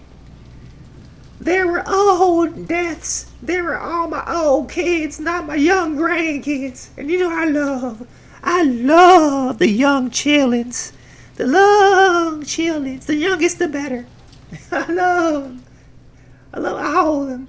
The expression on his face as he gazed out the window was a smile, as though his opponent in a chess game had just made a spectacular move. It was hard to imagine that such an expression could ever appear on a father who lost so many children at once. But again, like I said, he don't care about that as long as he got his grandchildren. Oh yes, the little children. Also my youngest daughter, Rosa. But not my older daughters. Fuck them. I want that youngest daughter. Rosa Sharon.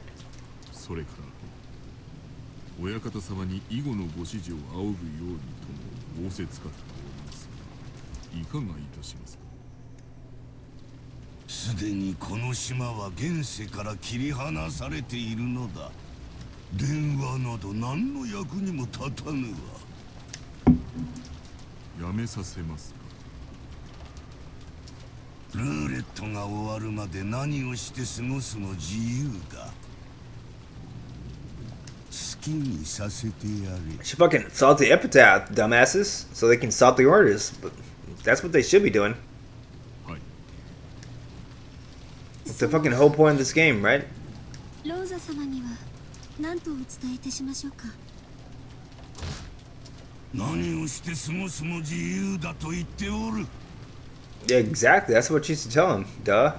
歌おうが踊ろうが。 首をつろうが煮えたぎる大釜に飛び込むも自由13人が死ぬまで好きに過ごせばよいのだそんなに退屈ならばなぜに 6×9 が42になるかでも考えていればいい Wow. It's actually 54, but okay. 神秘の答えだ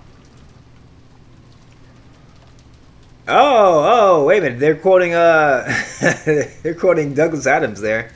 Hitchhiker's Guide to the Galaxy. 6 times 9 is 42. I think? I forget what 42 means in that fucking universe. But that's the definition of 42. The life universe and everything. 42. The 6 times 9 is 9 equals 42. It's 54, guys. Come on, Shannon. You know better than that. Shannon cowered in Friday at the sudden rage.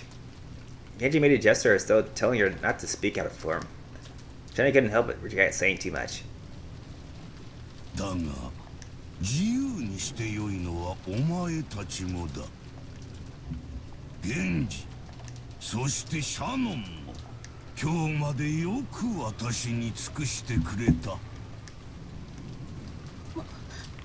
ったいないお言葉です。 ですがその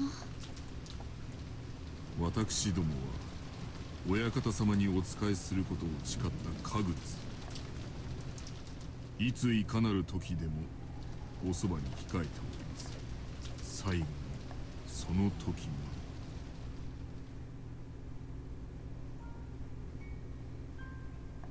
で。お前たちには全てを話しておきたい。 シャノン、遺言を書く。筆行を頼む。源氏はいつもの酒を頼む。はい。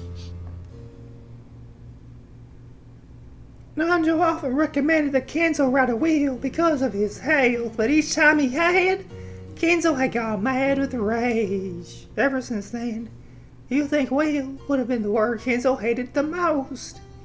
But now with his kids dead, he ain't getting none of those ungrateful bitches any money. Cause they all's dead. They ain't getting no money. You know that. Maybe Rosa will get some. After hearing such a word come from his lips, Shannon couldn't help doubting her ears for an instant. Shannon hurriedly prepared the side table and some writing paper. Genji followed his orders and began preparing that usual green evil drink. I'll drink to that, Genji. Oh, that green drink is good. Goddamn. Woo, woo-wee. Yes, sir. I say, hell yes, sir. 何から語るか。我が生涯を語るもよいか。思い出深い対局を寄付に残すのは楽しいことだ。100年以上も昔の寄付を読み、対局者たちの思いを探る思考の旅も実に。That's not a will, asshole. Will is what the fuck you leave people.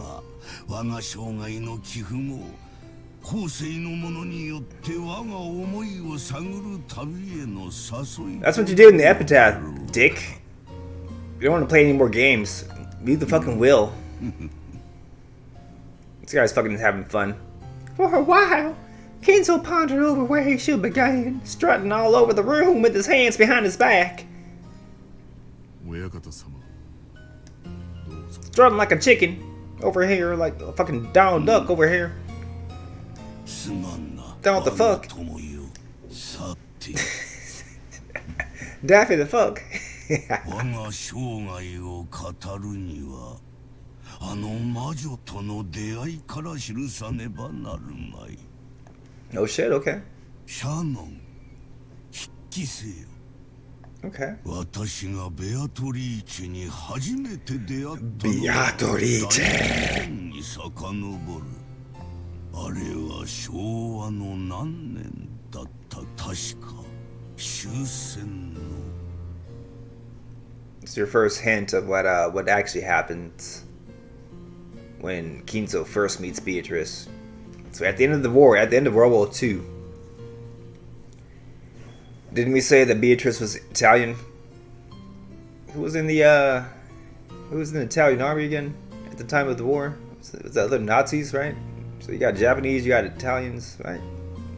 You got Germans. Right?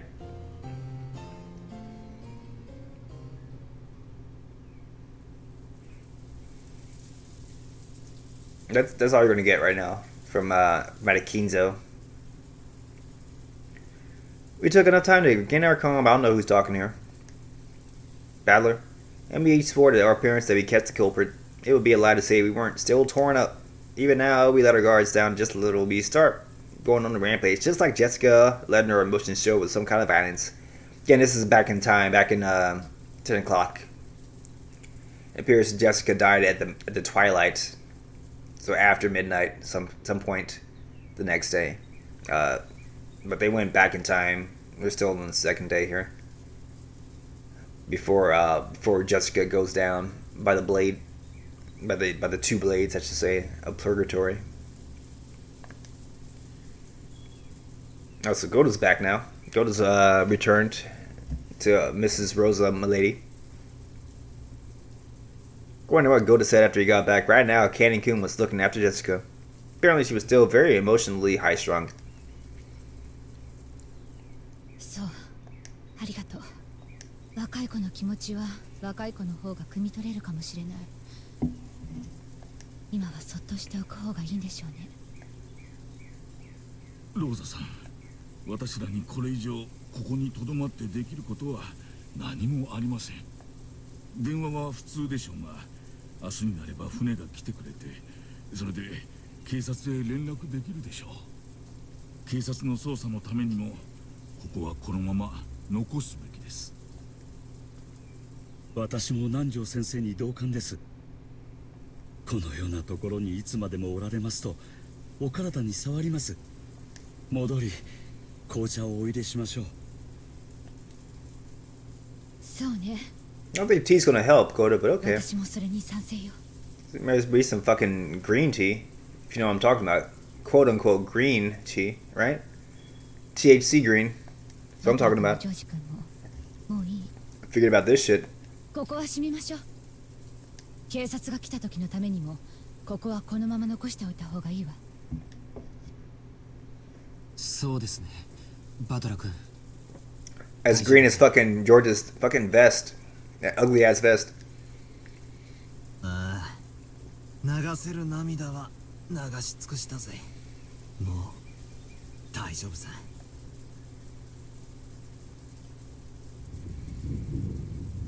Police would surely find some evidence during their thorough investigation, but we weren't adult enough to wait for that. I'd investigate the chapel in my own way, trying to grab the culprit before the police arrived. And what I figured out was absolutely nothing, frustratingly. I wasn't able to find a single hint. The hint is fucking people sticking candy in people's intestines. That's the hint, motherfucker. And they're fucking sadists. Whoever's fucking killing these guys. That's your hint. You don't need anything else other than that. You want to take some fingerprints? Let the police do that shit. But you fucking got the killer's modus operandi.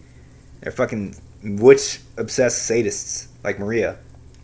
So, look, Maria's staring at this shit. Look at this shit. She's already crazy. It's cold and bloody here. Get the fuck up out of here. 父さん、母さん、今日までありがとう。僕はきっと父さんたちの期待を裏切らない男になる。George spoke his last words of farewell to his parents. Just saying that, Battler followed suit. 親父、綺麗さ。 Just looking at their faces looked like they were sleeping, but they just made it even more painful. こんな涼しすぎるところに残してくろう。許してくれよな。絶対に。絶対にな。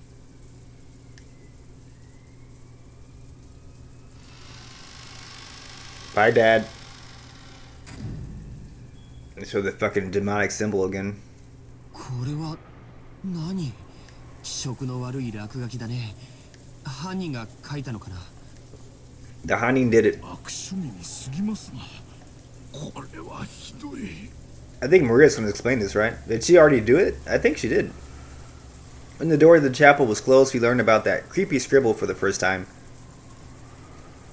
Oh, yeah. Okay. So nobody knew about it because the adults didn't know what the fuck it was, but now the kids finally see it for the first time because the door was always opened when they first got to the goddamn chapel.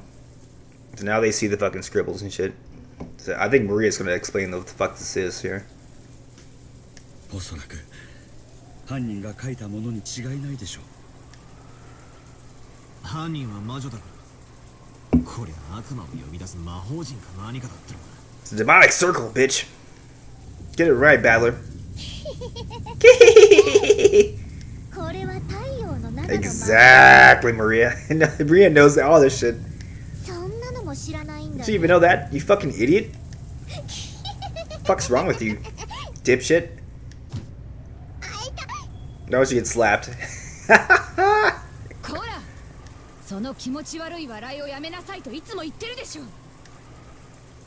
Fuck you, mommy. That's right. He's enabling me. Haha, mommy. あるいは精神的な束縛から逃れるための魔法陣だよ。そして演習部に書かれているヘブライ語は、主は私の枷を解かれました。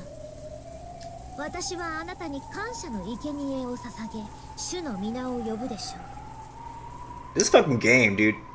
We got so much lore involved in this game. This fucking real witchcraft shit, steeped in fucking Hebrew literature, steeped in fucking Christianity, steeped in the actual origins of fucking Halloween that weren't anything to do with Christianity. Like, it's fucking ridiculous, dude, how many levels they go in this game for a fucking fiction story, right? Like, you gotta fucking listen, read, and appreciate this shit. I'm just sorry. I like to play this game at least one episode every like almost Halloween. So I'll finish one episode one Halloween. And I played this game like years and years ago when it first came out. And I still like going back and just playing it again because it's so great, dude. Like, you forget the shit that happens and it's fucking ridiculous.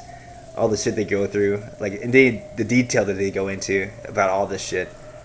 Like, whenever you do Halloween parties and shit, like, it's fun to just like play one of these episodes and like you can go to a party like, oh, I remember this is fucking the sacrifices the Hebrews fucking put in their fucking sacrifice of Thanksgiving, blah blah. Like, what the fuck? And nobody knows about that shit. So you play this game and then you get the fucking lore and the background of all the fucking shit happening. It's great, dude.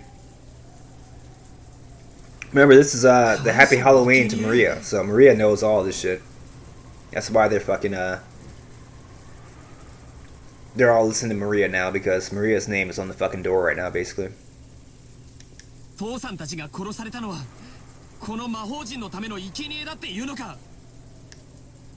right. That's right, George. Get fucked, George. どうせ意味なんてないわ。考えるだけ心に毒よ。そして英語も書いてあるな。ハッピーハロウィン for マリア。Exactly. なるほどな。それでここを開ける鍵がマリアに渡されてたと。そういうわけか。ここは礼拝堂だしね。マリアちゃんのマリアじゃなく、聖母マリアの方の意味かもしれないよ。I mean, yeah, you can say that, I guess. You can say that. ハロウィンの名を語った神への冒涜とも受け取れる。It's a valid 悪魔と契約した魔女たちは、神の名を常に汚し続けることを誓うという。It's literally what that fucking magic circle is, the defilement of Christianity, right? So, I mean, you use the fucking Bible verse, basically, and you put Latin fucking symbols around the fucking circle that are supposedly, you know, in praise of God, to use magic for the fucking devil and shit. So, I mean, that's not very far from the truth, right? You would think. 詳しいのね。マリアの受け売り? I mean, yeah, everybody did. そんなとこです。 You fucking listen to Maria, man. She tells you everything you need to know, right? She got all the knowledge. You better listen to her. 礼拝堂か。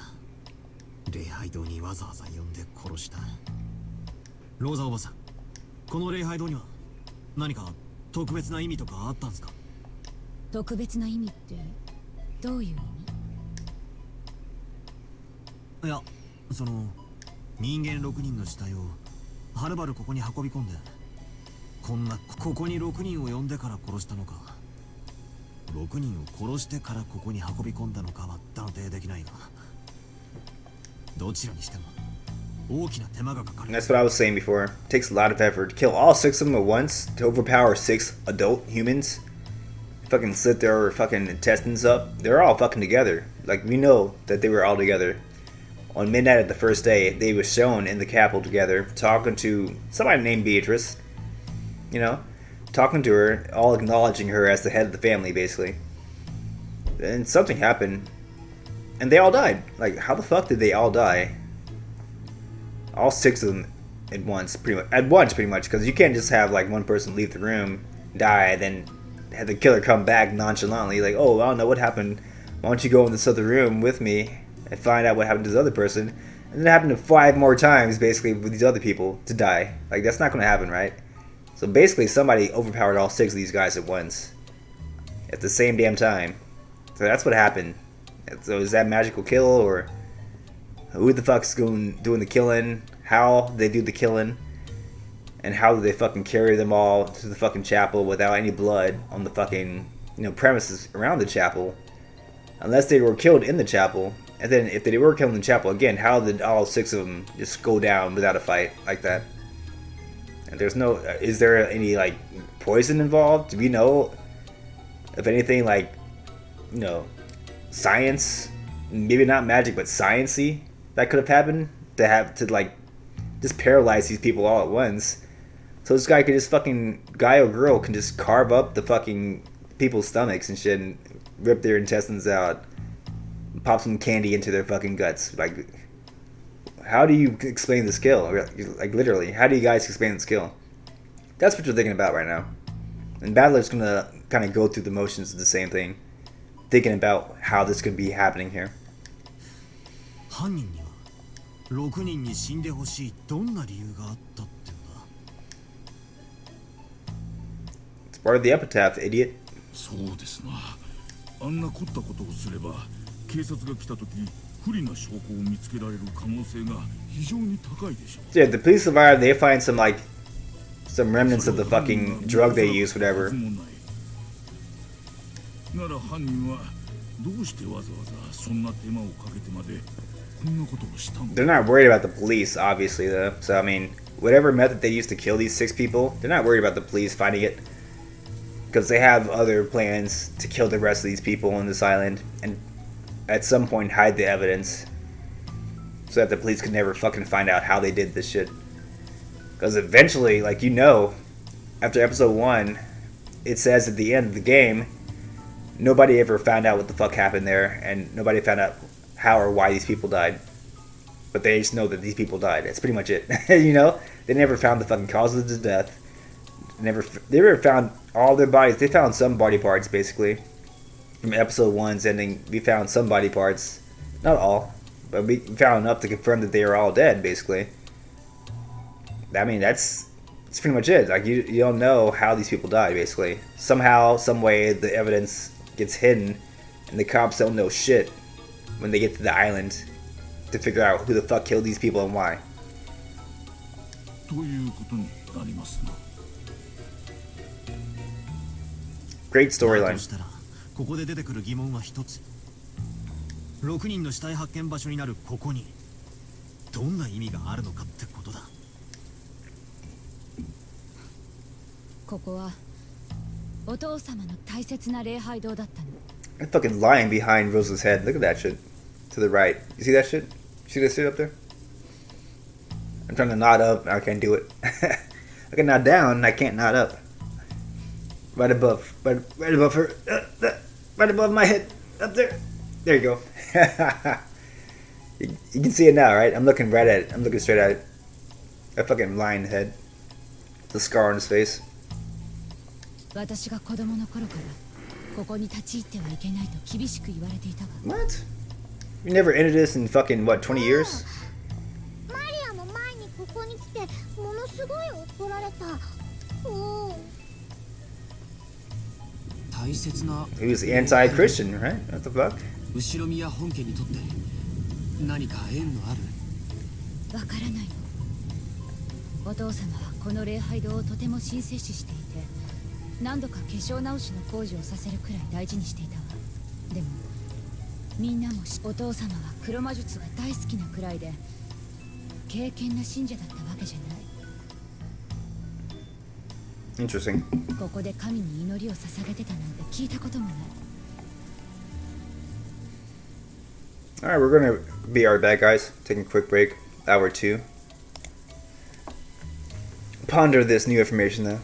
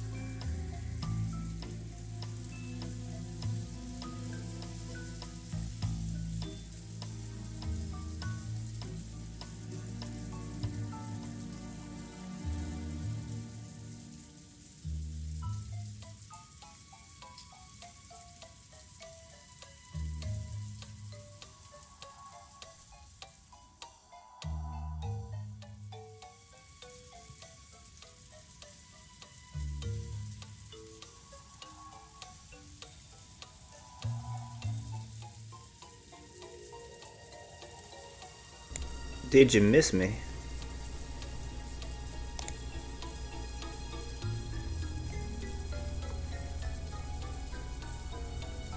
You're back. 私の知る限りでもここに親方様がいらっしゃったことはありません。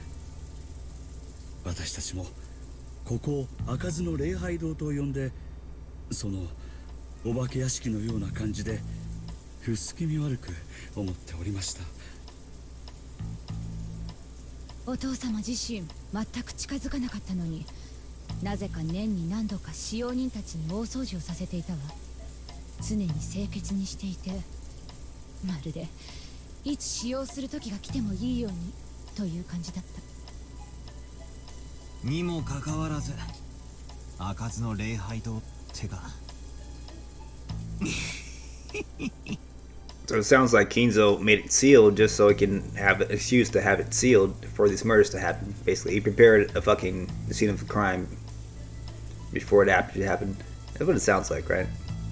不謹慎だが面白い響きじゃねえか。南條先生はじい様の古い友人なんだって。そのあたりの経緯を聞いたことは。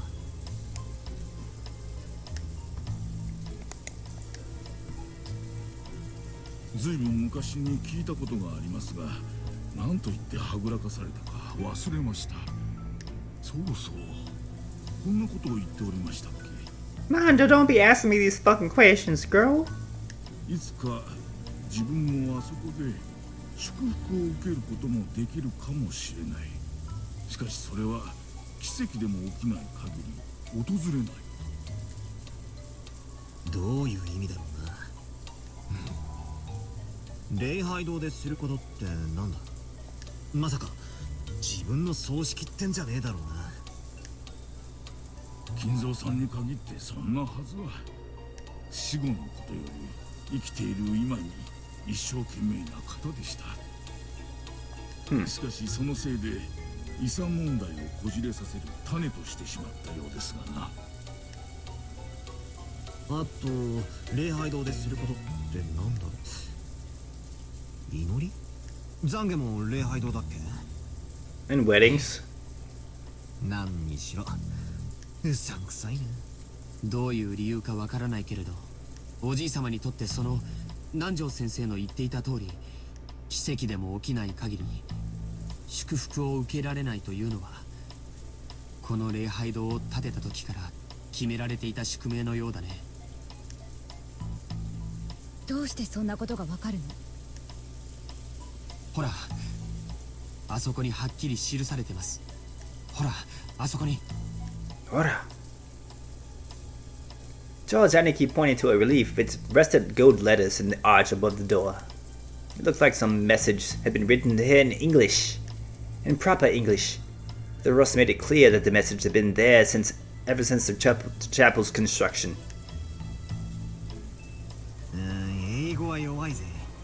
Dumbass. This door is opened only at probability of すまねえ、英語ダメだ。 Yeah, it really does.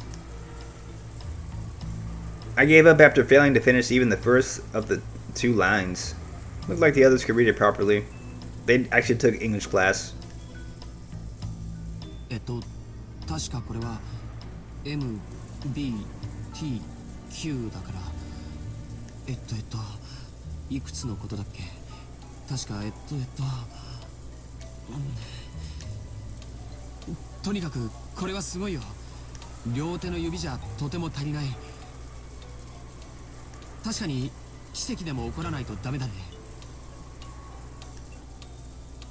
ですな。何事も博打的に例えたかった昔の金蔵さんらしい言い方ですね。なんだみんな読めたのかよ。誰か俺にも意味を教えてくれ。Ready to go back to school, boy. Even Maria knows how to do it. Come on, dude. Damn. Doing that shade. Damn, she got triple slapped. 余計なお世話だぜ。なんて書いてあるんだ。ざっとこんなところだよ。この扉は奇跡が起きない限り開かれない。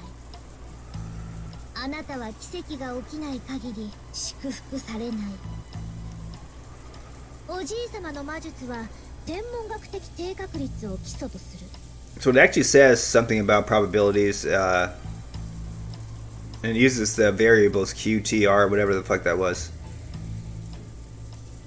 It's like a ratio, I believe. So if the ratio equals 1 or whatever, if the equation equals 1, then the door opens basically, and it's so low that it never almost happens. つまりこの扉が開かれる奇跡はおそらくものすごい膨大な魔力を必要とするに違いないよ。Now go ahead and spoil this part here. That riddle is part of the solution to the golden room, basically, the hidden cache of gold. So once you solve that, you pretty much have the door open that paves the way to the fucking gold. We'll find that out later. よーし、ご苦労。もう黙っていいぞ。 No, it's Badler slapping the fucking taste out of her mouth now. どうぞおばさん。マリアを英会話教室に通わせてたんすか？やっぱ英語は幼いうちからやんないとダメなんだな。 True. 開かずの礼拝堂か。魔女ベアトリーチェは本当に魔女だったかはともかく、何十年も前に実在した女性で、おじい様の愛人だったとささやかれる人だ。これはその私の勝手な想像ですが、親方様はベアトリーチェ様をきっと深く愛しておいでだったのでしょう。しかしすでにご結婚されていて結ばれることはできなかった。なるほどな。死んだベアトリーチェが奇跡の魔法で蘇れたなら、ばあ様が死んでる今、大手を振って結婚できるわけだ。で、この礼拝堂で結ばれようと、そういうメルヘンチックな話だった。That's my reasoning, pretty much. She wanted to marry Beatrice in the chapel. そう高等無形な話とも思えないわね。お父様が今なおベアトリーチェを深く愛しているのは周知の事実。あと気味が悪いとは言ったけれども、礼拝堂の内装はとても華やかだった気がするの。お父様が死んだ愛人との結婚式を夢見てこの礼拝堂を建てたという想像は、この礼拝堂を建てたその当時から、おじい様はこの教会を使うことは生涯ないことを知っていたのだろうね。でも何かの奇跡で魔女が蘇ることを祈った。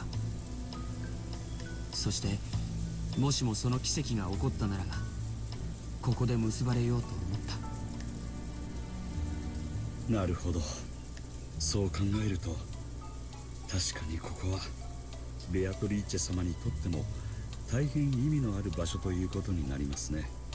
決して開かれぬ礼拝堂と知りつつ、悲しい恋の話です。 Even though Godo-san was bigger than me, his words were touching. Everyone was silent, but it seemed that they agreed on that view. 開かぬ礼拝堂と知りながら、それでもなお奇跡の日を夢見ていたんでしょうが、金蔵さんは若い日にはとてもロマンチストな方だった。わかる気がします。どうだろうな。でも年に4回みんなで入って掃除してたんだろ。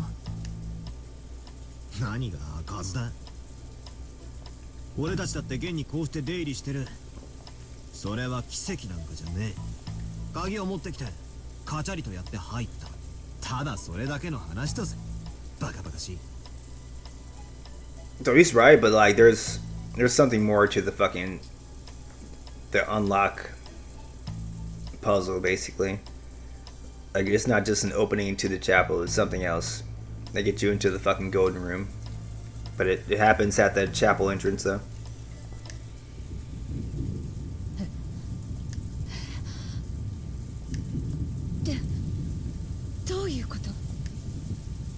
どういうことって、何がすか？ As far as I can tell, I've just been joking around, finding myself a bit irritated by the sob story this is turning into.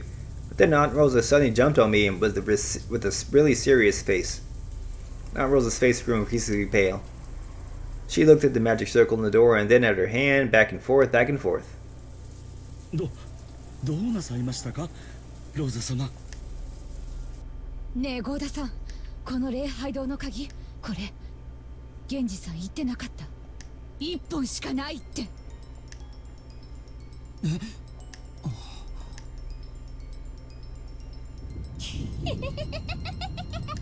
んな気づくのが遅すぎるんだよ。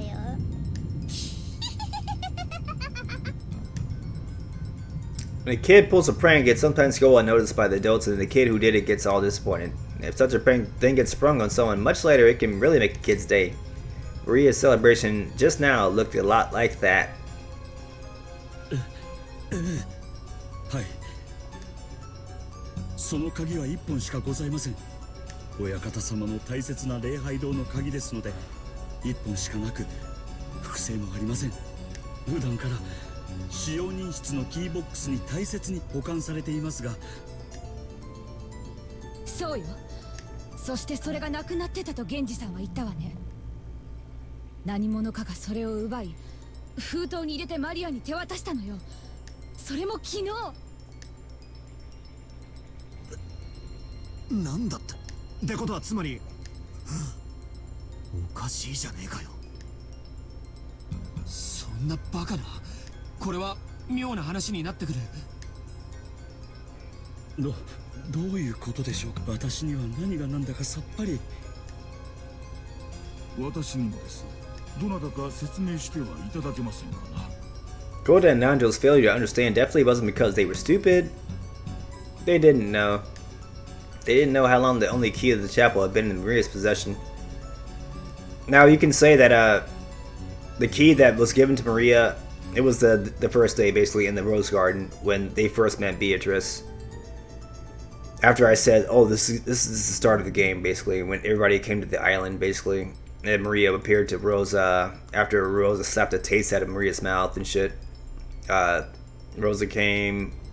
Beatrice came, gave out the envelopes to Rosa and Maria, and Maria's envelope was the key. We've later found out on day 2. So apparently, that key that was in Maria's envelope was the only key to the chapel. Aside from solving that little puzzle and saying, "Oh, this is only a slim probability of this door ever opening up for anybody else without the key," there's no way to open that door. So there are 2 ways to open a door, the slim probability way or the key way. So either you had magic or you had the key. And they're saying Maria had that key in this entire time. So how is this possible for these people to be in the chapel dead, these 6 people, to be in the chapel dead without the fucking key? Unless it's magic, basically. That's what they're saying here. They'll probably say it here. 閉まってた。私が開けたのよ。間違いなく。Aunt Rosa kept closing the door, locking it, pulling one to check the lock and opening it again. Her face was becoming pale again. 私がマリアの封筒から鍵を取り出してここを開けるまで、確かにこの扉は施錠されていた。So somebody would have had to, they would have either had to unlock the chapel first, and then put the key in the Rosa's fucking envelope, kill these people while the chapel was unlocked, basically, set up the entire murder scene, then come back, steal Rosa's key again out of her envelope while she slept, come back to the chapel, lock the chapel up again, then go back to Rosa's room, where Maria's sleeping, put that fucking thing back in the envelope, reseal the fucking envelope like nothing ever happened, and then get out without anybody knowing. So that's pretty much what they think would have happened without magic. It's kind of impossible, right?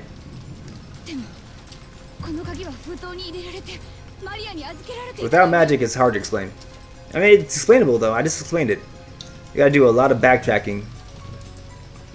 But then how are you doing that while you're killing 6 people at once, right? It's a lot of fucking effort, a lot of work. しかもそれは昨日のお昼前の話なのよ。何ですと。それではおかしいではありませんか。そうなの。唯一の鍵は昨日の昼にマリアが魔女を名乗る女から受け取った。つまり昨日の昼から今朝方ローザおばさんが開場するまでこの礼拝堂は密室だったことになる。どうやって親父たち6人はこの中に入ってしかも殺されたんだよ。 Magic? That's the 6 people had taken us badly. When we learned about the weird magic circle and the history of the chapel, we felt as though we figured at least part of this puzzle out. But that was all absolutely trivial. From midday yesterday until this morning, the chapel was a closed room. But our parents were with us until last night. How did the culprit get into this building? And how did they lock it up again? Here we go. Here we go. Meta battler. Trying to figure this shit out. He's probably gonna come to the same conclusion I did. They fucking did the sneaky. Went into Maria's room, stole the key, unlocked it, killed the people. Then locked it back, went back to Maria's room, snuck the fucking key back in the envelope without her knowing. After locking that shit up. So that's pretty much a way to do it, but it would be more easy to say it's magic, basically. A lot easier. また密室かよ。魔法の力で鍵を開けたんだとそう言いてえのか。バカにするんじゃねえ。わらわの力で鍵を開けるところを見せろと言うなら見せてもよい。しかしそれではそなたを屈服させたことにはならぬ。そなたが言う人間での説明、これを突き果てさせた時こそがわらわの勝利の時なのだ。さあさあ、どう崩してみせる？人間ならどういうトリックで崩してみせるというのか？前回の密室と同じだ。情報不足。こんなのじゃ推理不能だ。何の言い訳でもできるぜ。どんな手品だって通じる。推理なんてしようがねえ。またそれか。情報が足りないから様子見。不確定情報があるから推理不能。そなたら人間の思考停止の言い訳はいつもそれよ。人間風情が何を気取るか。ラプラスの悪魔の座に及ばねば思考を巡らせること一つできないというのか、この無能が。それに貴様は情報不足がまるで自分の不利になるように言っているが、真実はそなたに与えられる情報が増えれば増えるほどにそなた己を締め付ける圧搾機の力を強めていく結果になるだけよ。Interesting line.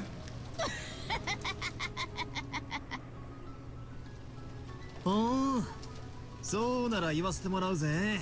これがそもそも密室かどうか検証不能だ。悪魔の話が出てきたんで俺も言わせてもらうぜ。密室でないことの説明はできる。こうやら出入りできるというのを示しゃいいんだからな。だが密室であることの証明は不能だ。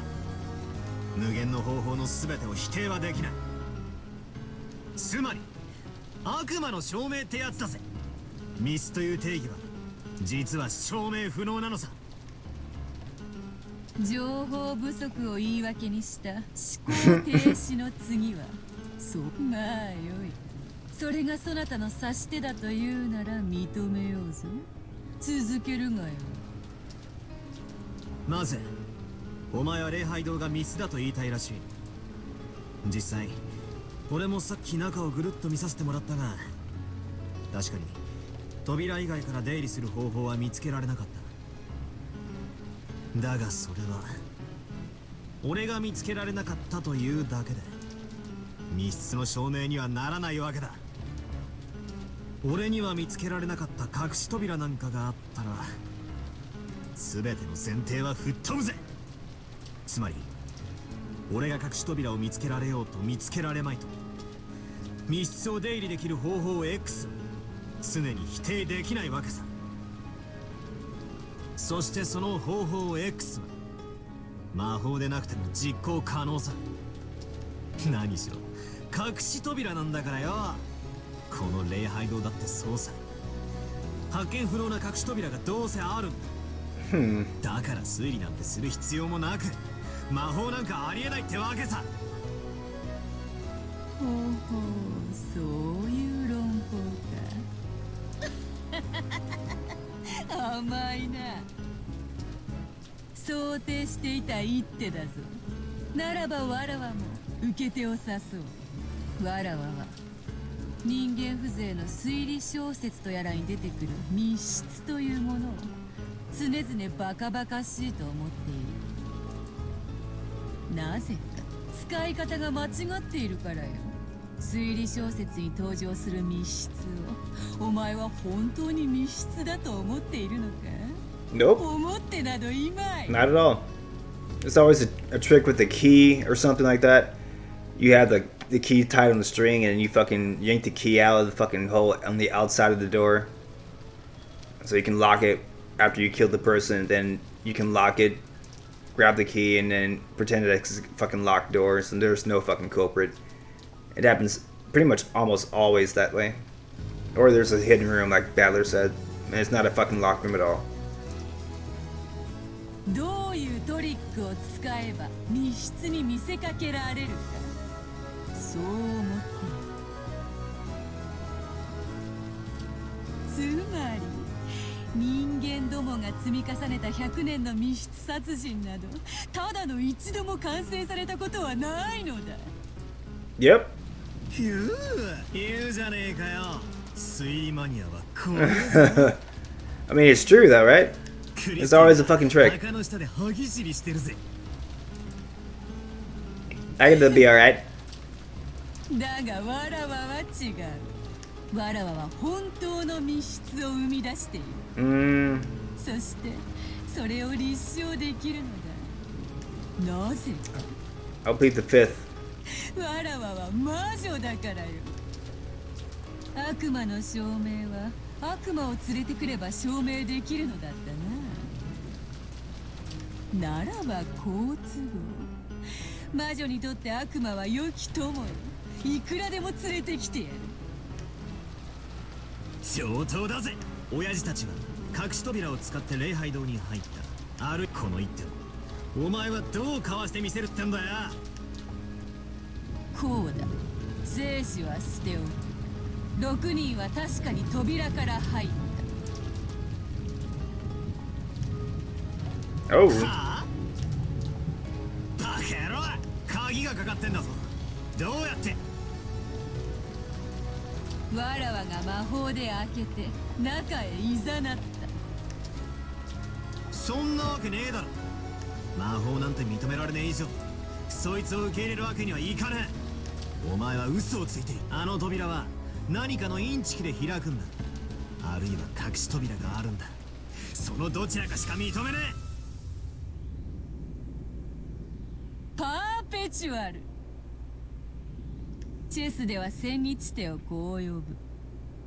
互いが相手の根拠を否定し合い議論が進まないのもわらわたちのゲームでは千日手に同じ。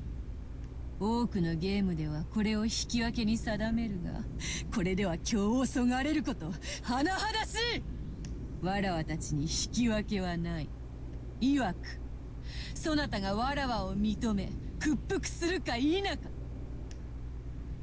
それについてだけは同感だぜ。お前のお望み通り決着はきっちりつける。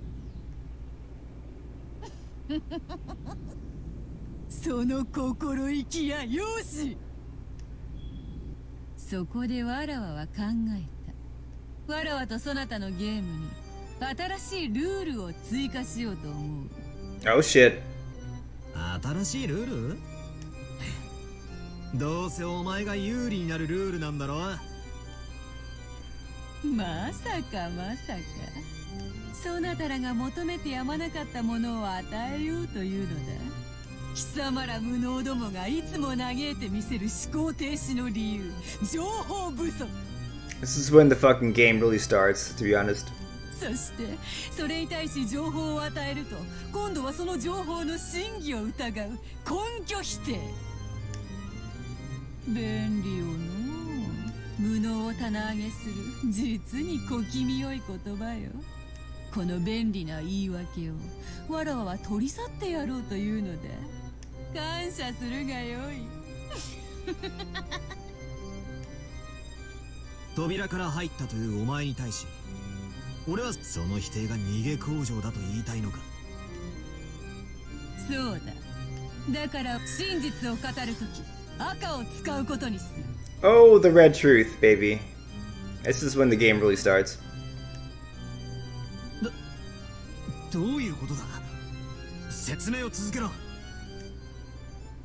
わらわがどのような魔法の一手を仕掛けようとも、そなたには常に情報不足や根拠否定を繰り返すことで永遠と逃げ続けることができる。これでは最終的にわらわが勝つことが変わらぬとしても、あまりに退屈を極める。そのためわらわはそなたが望む情報と根拠を与えてやろうと思う。しかしそなたはわらわの言葉一つ一つを疑ってかかるだろう。それ自体は悪いことではない。わらわもそなたを屈服させるためにあらゆる手を指す。互いに最前提を探り合うその姿勢は嫌いではない。しかしそれではゲームにもならぬ。だからこのルールを設けた。わらわが赤で語ることは全て真実。 Now you gotta ask yourself, why would a witch give the red truth as an option if everything they're saying is true, right? If magic really exists, they can just say, oh, magic really exists in red, and then that'd be in the game. Of course, they're not gonna say that. So that always brings the possibility up that, oh, magic is not really true. There's always a hidden truth that they're not saying, and you're only saying the shit that you know is not really important in true red letters. So kind of betrays her motivations a little bit. Like, we know that fucking magic is a sham at this point, and there's actually a real logical truth here, because you're not saying everything in red that you could. You're just saying shit that doesn't need to be fucking uttered in truth in red, basically, and you can still reason your way out of it even though you said some shit in red. 疑う必要が何もない。それを信じろというのか。わらわはそなたとゲームをしている。 But she tells you why that she won't say magic is real in red though, and it's a good reason why. So the game can still go. The game is still ゲ afoot. ームのルールは神聖。それを軽んじる者に参加の資格はない。よーし、乗ったぜ。受けてや。水かけ論や揚げ足取りなんて小学生でもできるぜ。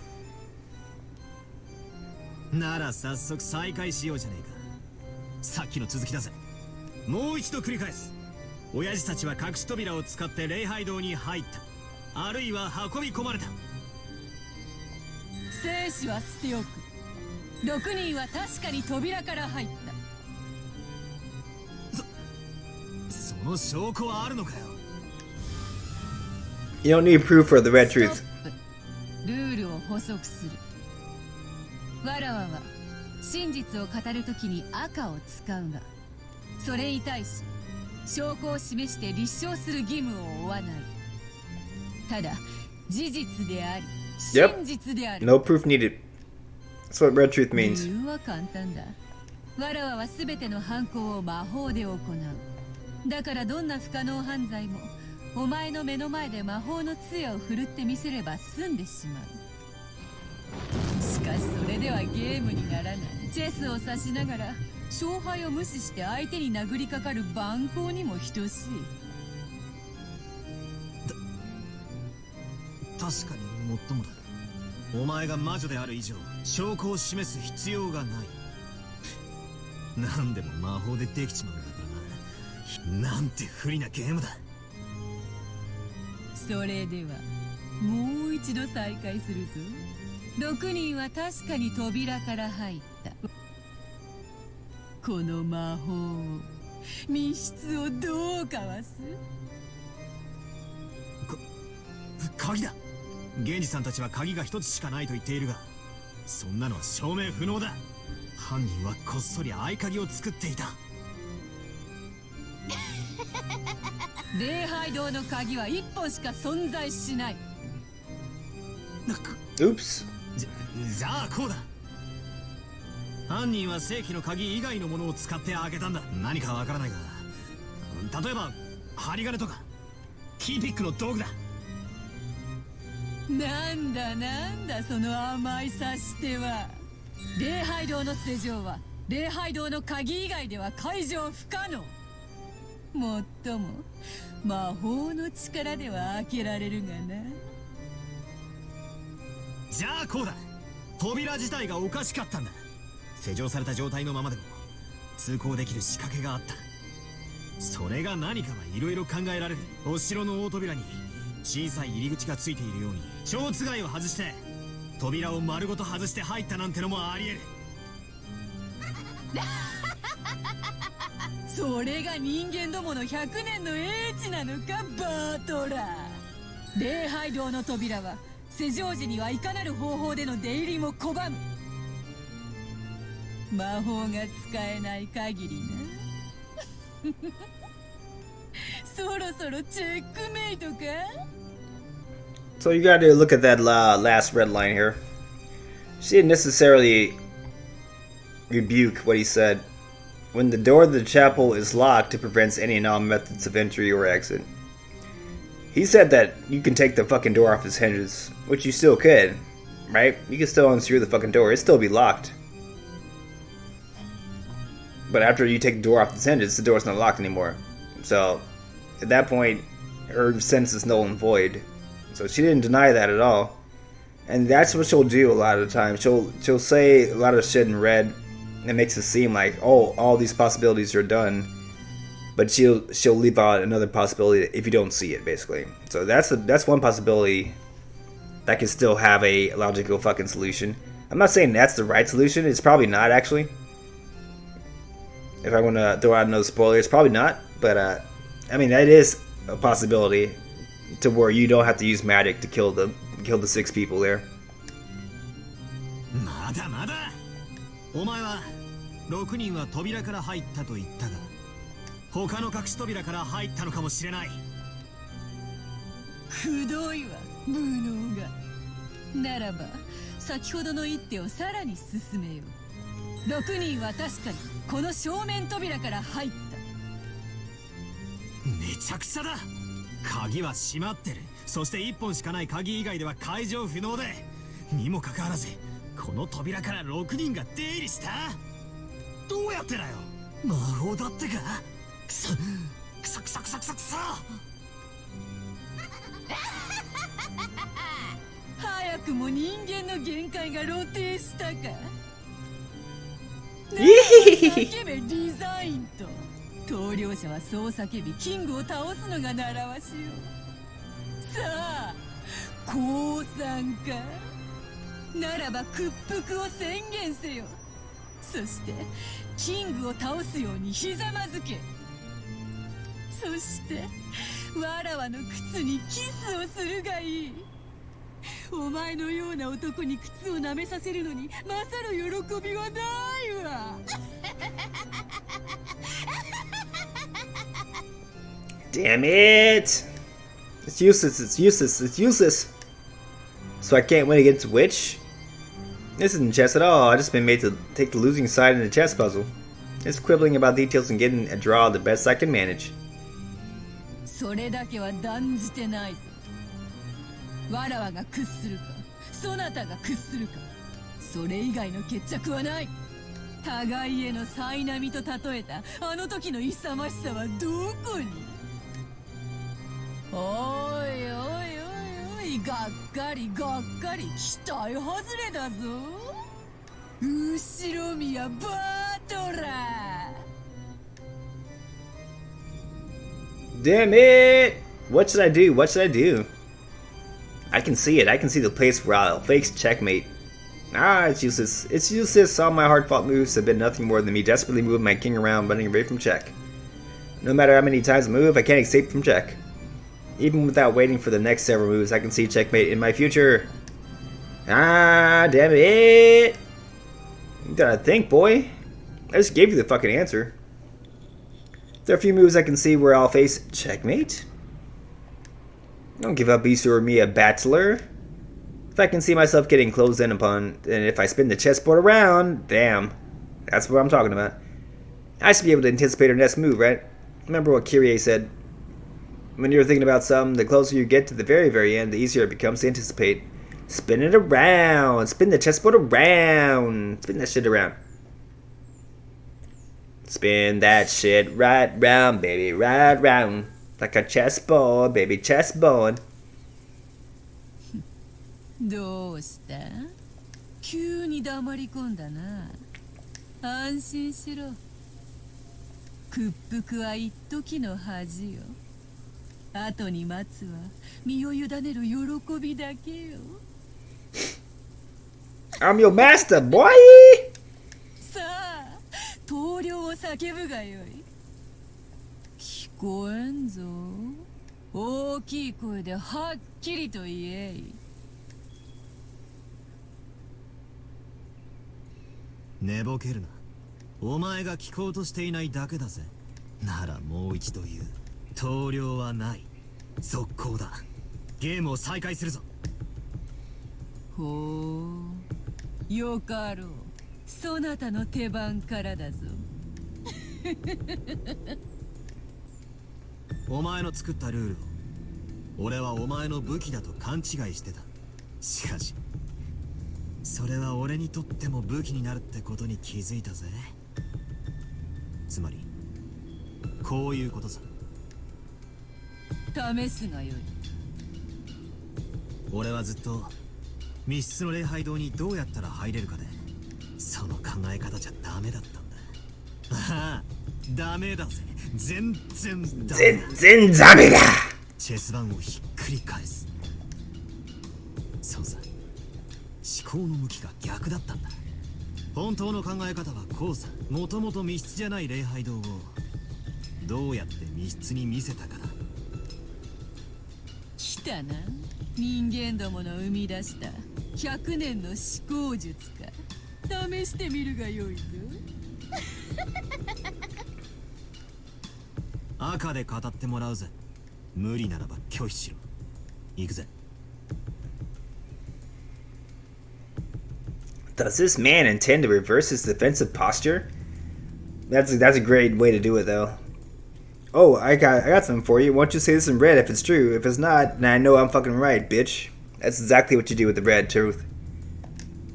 Impudence. 礼拝堂に入るにはこの扉しかなく、そして鍵はたった一つってのも分かった。だが待ちな。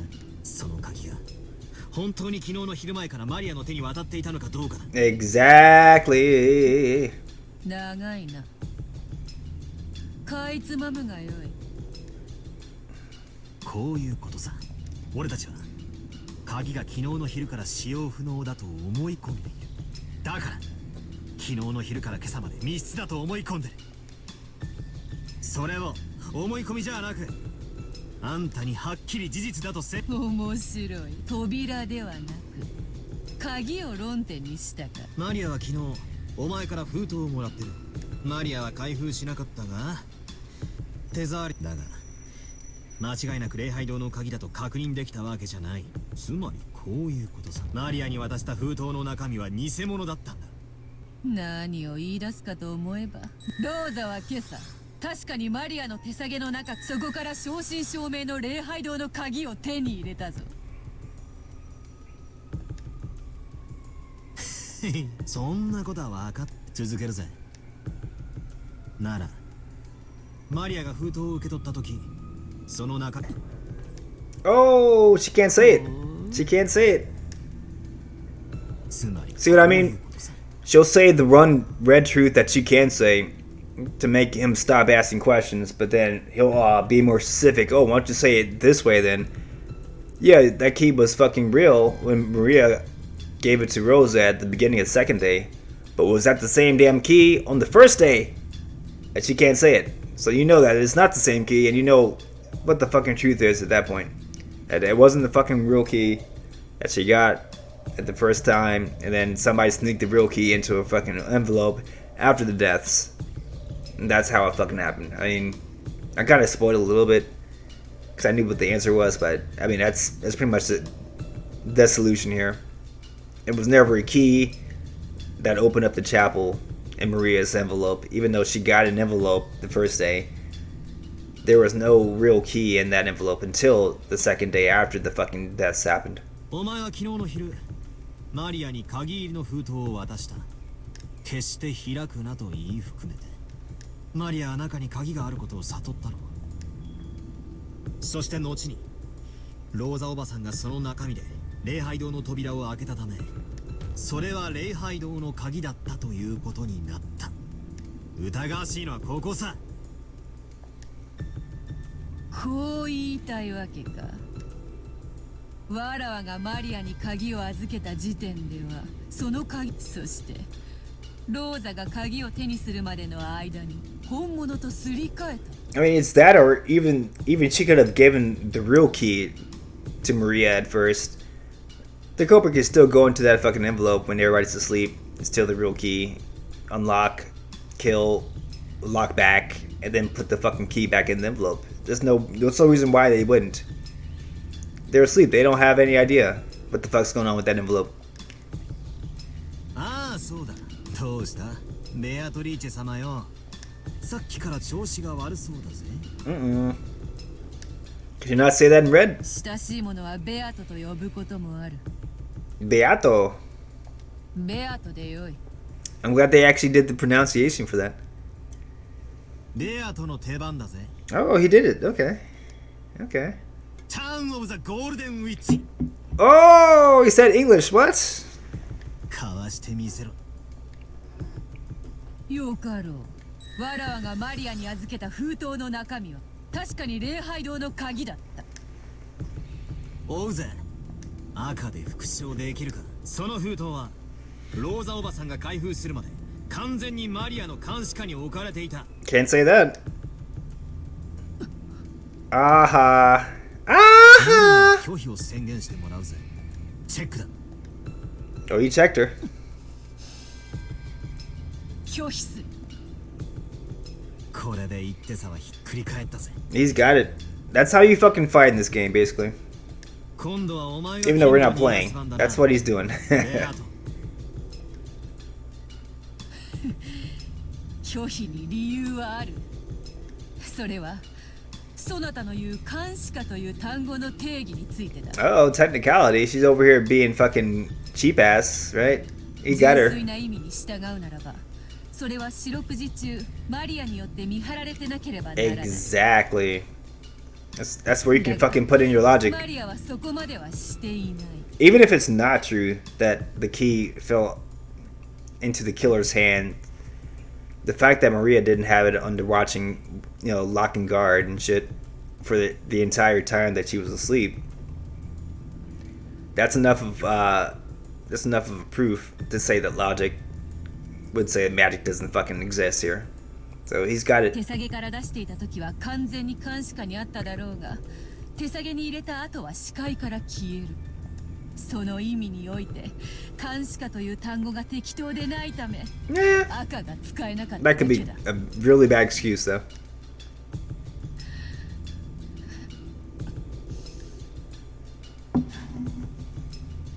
苦しい手なんだ。He's loving it. 俺の次の手も I'm loving it. 悪いな。俺は女に優しいんだ。女を傷つけない。女の期待を裏切らない。 Okay, just notice that he said that. Remember that Beatrice is telling this story for a reason. What was her third reason why women get hurt? That a dude betrays the woman's expectations. So Battler's listening to all this shit when he's hearing the story, so he's like, okay, I never betrayed Moon's expectations. Bam. Little throwback, little throwback. マリアの手下げはローザおばさんが封筒を取り出すまで誰も触れることができなかった。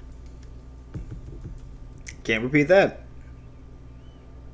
これも拒否する。 I mean, it's an obvious answer. And like I said, I gave it away a little bit early. But that's the way you got to think about these kind of a story. These kind of fucking puzzles in the story. 理由は説明しない。 She won't explain because she can't. 違うぜ。説明しないんじゃない。できないんだ。 Exactly. その手でチェックメイトなんだろ。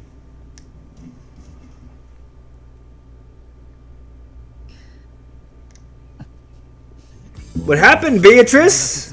What happened? Acting so fucking tough? Trying to make us fucking give up? Trying to make us kiss your feet? Hell, we ain't Kanon. We battling, bitch. Ain't no Kanon over here. Exactly. There's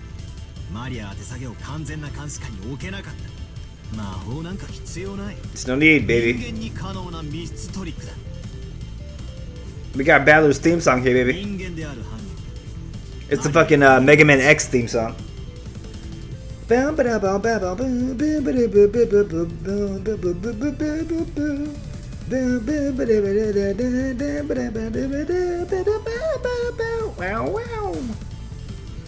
Oh, it's totally a Mega Man X theme. It is.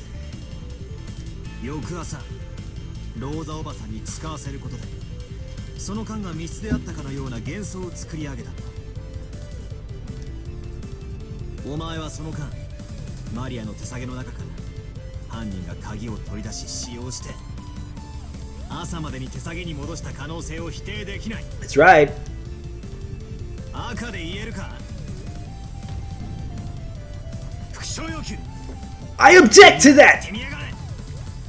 もう一度。Objection. Checkmate. まだだ。チェックを外す。鍵の入った封筒は風浪で封印されていたはず。Oh, that's right. It was sequel backs. ローザは未開封の封筒から。You can just reseal it though. Ain't no thing. Ain't no thing. そうかい。なら行ってみやがれ。復唱要求。昨日の昼の時点で渡した封筒とローザおばさんが開封した封筒は同一のものである。それは復唱できる。ワラワがマリアに渡した封筒とローザが開封した封筒は同一のものであるぞ。ああ、ダメだぜ。全然ダメだ。He's got a counter for that one. そんなのもうどうでもいいことだろうが、俺は期待したぜ。Oh shit. ここで降参したなら少しは読めてるやつだと思った。だからがっかりだ。あんた俺の期待を裏切ったぜ。Oh! Threw it back in your face. 封筒が同じものなんて大したことじゃない。風浪なんて何度でも撃てるんだしな。中身の鍵だろ大事なの。これで今度こそしまいだぜ。本当のチェックメイトだ。もう一度求めるぜ。復唱要求だ。言えるもんなら言ってみやがれ。マリアが受け取った封筒の中の礼拝堂の鍵はローザおばさんが開封するまで一度も使用されていない。Oh shit. Move right to it. Move right to it.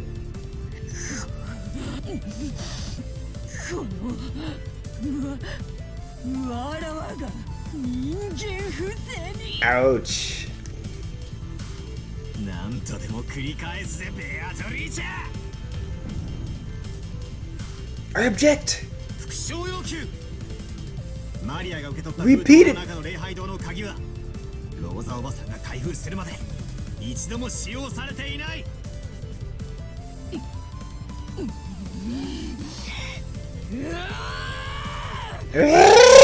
にしろリザインだったな。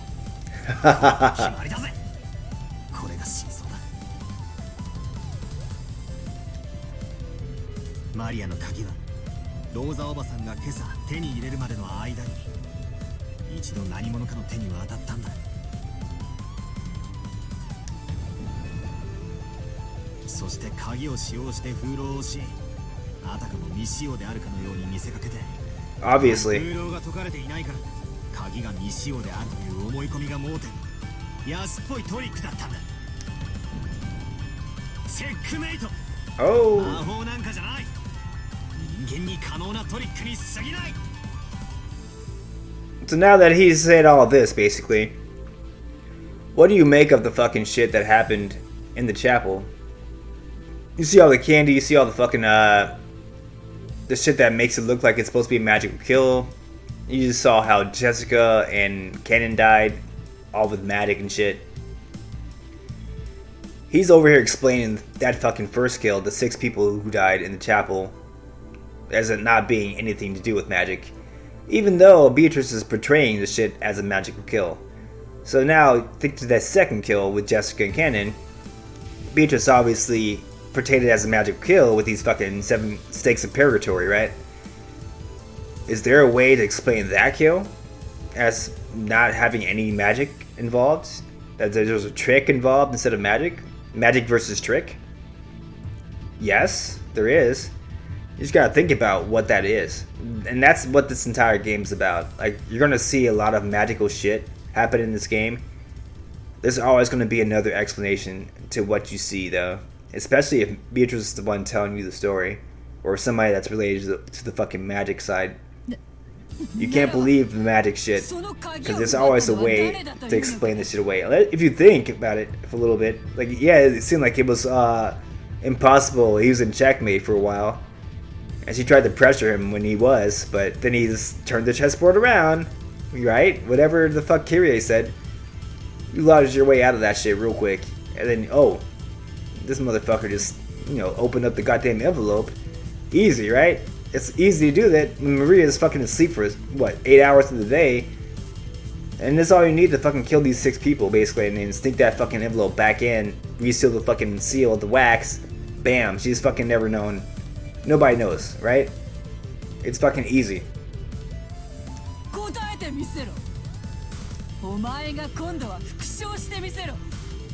don't have to prove that shit. I don't gotta prove shit to you, girl. What are you talking about? We know who didn't kill them. The 6 people that died. That's all we know. It's gotta be anybody else that's in there.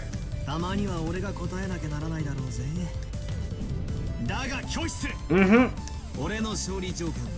We ain't gotta prove shit to you. We gotta prove that the magic shit doesn't exist. You don't gotta prove who the fucking culprit is. Girl? No better than that. It's one of the humans that are still alive, though, so just FYI. It could be one of his relatives, or it could be one of the servants. But it's definitely one of them. Just let you know, guys. Fuck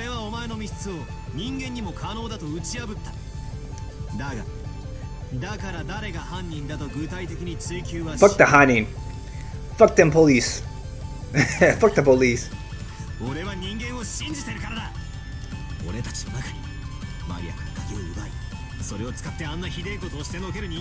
Wait, whoa, okay. That doesn't make any sense. So you believe in humans, but like you don't believe in magic. You can't believe in both, right? You can't. Either it's magic or it's fucking humans who did it. So one of the humans definitely did it, dog. You gotta fucking, you gotta pick a side in that one.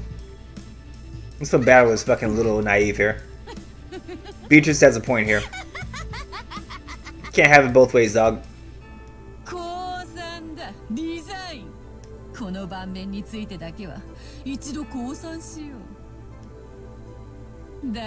I'll drink to that.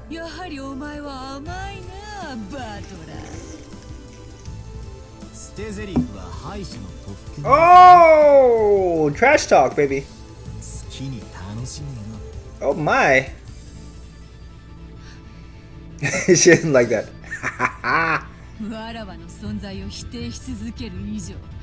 そなたはやがて追い詰められることになるぞ。何しろわらわを否定する以上、そなたの愛してやまない親族たちを疑うことにならざるを得ないのだからな。そなたは愛しいものを疑わざるを得ない最後の瞬間。確かにこの盤面だけはそなたに取られた。しかしその差羊の甘さは必ず身を滅ぼすぞ。お前はやはりわらわには勝てぬのだ。後ろ宮バトラー。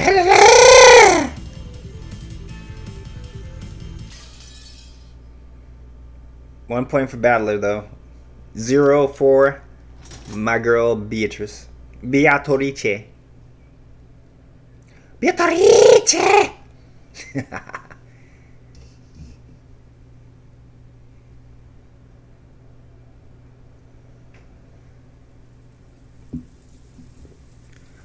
Rosa and the rest returned from the chapel to the parlor and the bread in the mansion. So many things had happened since early in the morning. Of course, they were high-strung. They was really high-strung. Battler and George, who had cry rage and let their emotions explode after seeing their parents' tragic bodies, and then Meta Battler and Meta Beatrice, who had battled just now, but we didn't see it because we're not in the meta world, returned to the parlor and sat down in the sofas dazed, as though everything up until then had been a lie. All vicious lie. Only Maria was completely unchanged and looked just like normal. She's the fucking creepiest daughter in the world.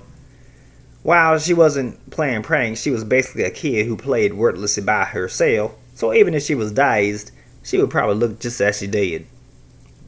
But as she turned on the TV and flipped through the channels, it looked as though nothing about her had changed from normal. Did I think anything in particular about this attitude, which was clearly different from normal people? I stared at Maria's back as though looking at something that was quite heartwarming. Eventually, Kumasawa came to say good morning. So Kumasawa doesn't have any fucking one-winged angel crest on. That's why I don't think she's one of the few who can do magic. But I might be wrong about that. I think I'm misremembering that. I think Kumasawa is one of the one-winged angel servants, furnitures, who has magic on deck. But we'll see that, like, it's probably not going to be this episode. It's probably going to be episode 3 or 4. If he ever learned that Kumasawa has magic. I'm pretty sure she does, though. We'll see, though. We know definitely Kanon and Shannon have it, though. And Genji have it. Gohda doesn't have it. Her cheerful manner was clearly out of place, and she couldn't help but be bewildered by the strange atmosphere in the room. Like, what the fuck's going on here? And then, when she heard the details from Gohda, she reacted loudly with shock. This bitch didn't know what the fuck was going on. A little late to the party, Kumasawa. The fuck you been, girl? Over there eating mackerel and shit. We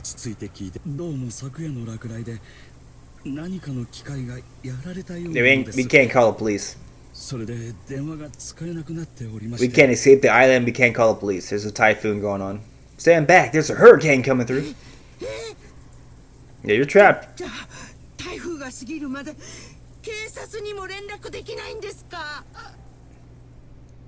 That's right. Maybe Kumasawa's exaggerated surprise was a little comical. I'm laughing. Even in this situation, Rosa giggled. Oh, okay, she is good. She is laughing. Because of that, the fog of confusion that had covered her head cleared up a little bit. Alright, Rosa, it's time.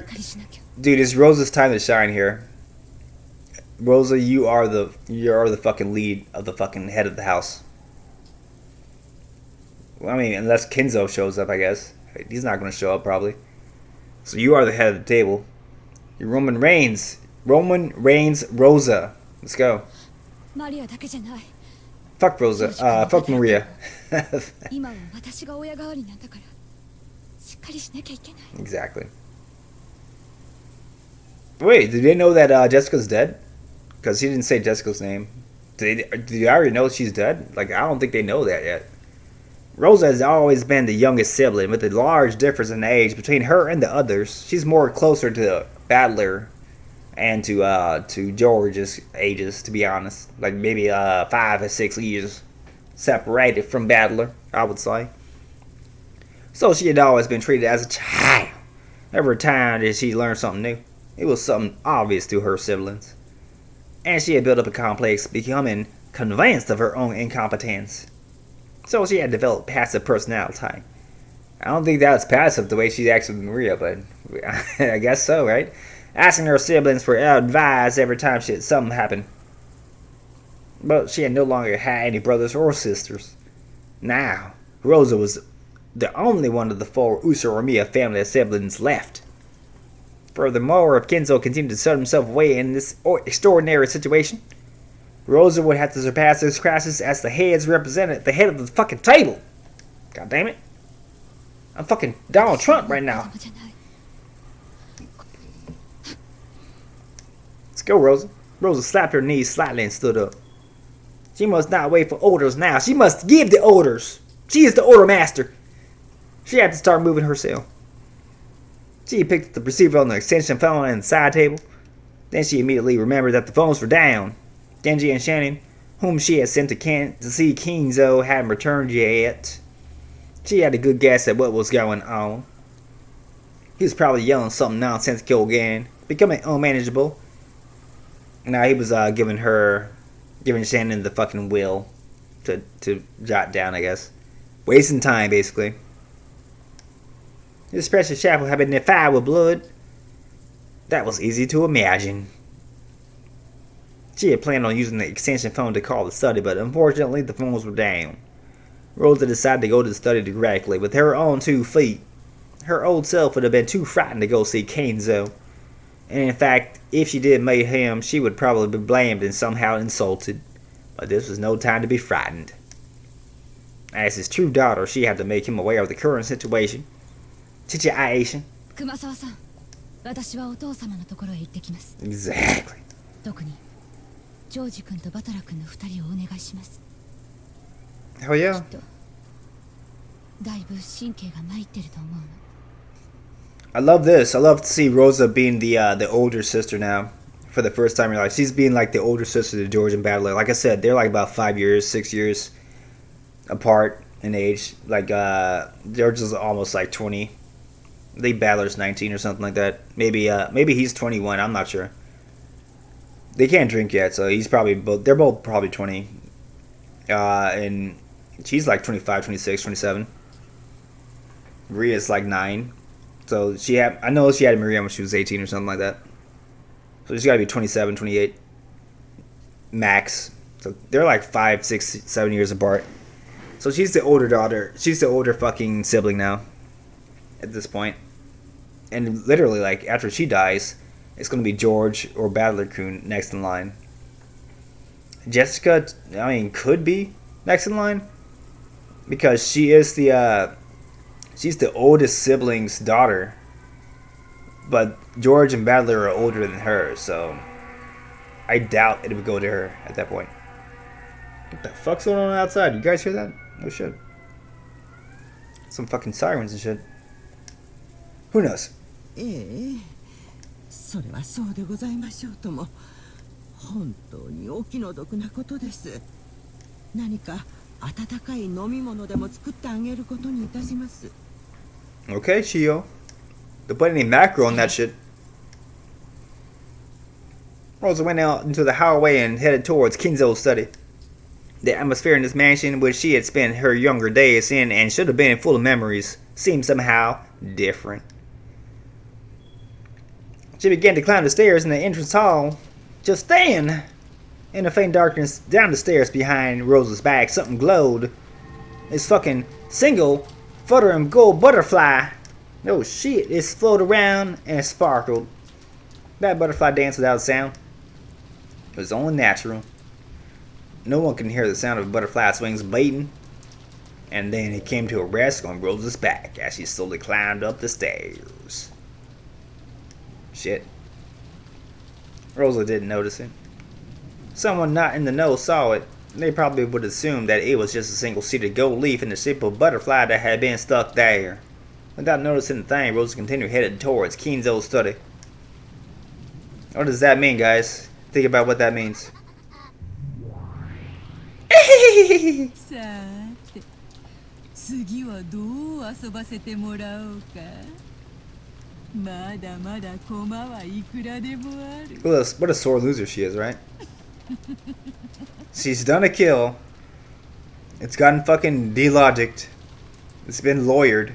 You know? He's fucking Phoenix Wright the shit out of it.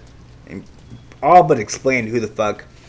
Not who the fuck, but how the fuck it's happened. And now Beatrice is still trying to fucking be this magical bitch. Planting fucking golden butterflies on Rosa's back now. Like she's fucking doing some shit with magic. It's not happening, guys. Keep your mind open, because magic's just not really happening. I mean, if you're a fan of magic, I guess it might be happening. You can decide for yourself, but I'm a fan of fucking logic. I choose to decide that it's fucking a human culprit, not a fucking witch culprit, so that's the way I read this story. But you can read it any way you want to. You can read it magically, or you can read it fucking logically. In the parlor, which had fallen silent again, only sound was that of the TV that Maria was watching alone. It's not Rosa talking anymore, so I'm not sure why I'm doing her accent. It's gotta be Maria's accent, probably.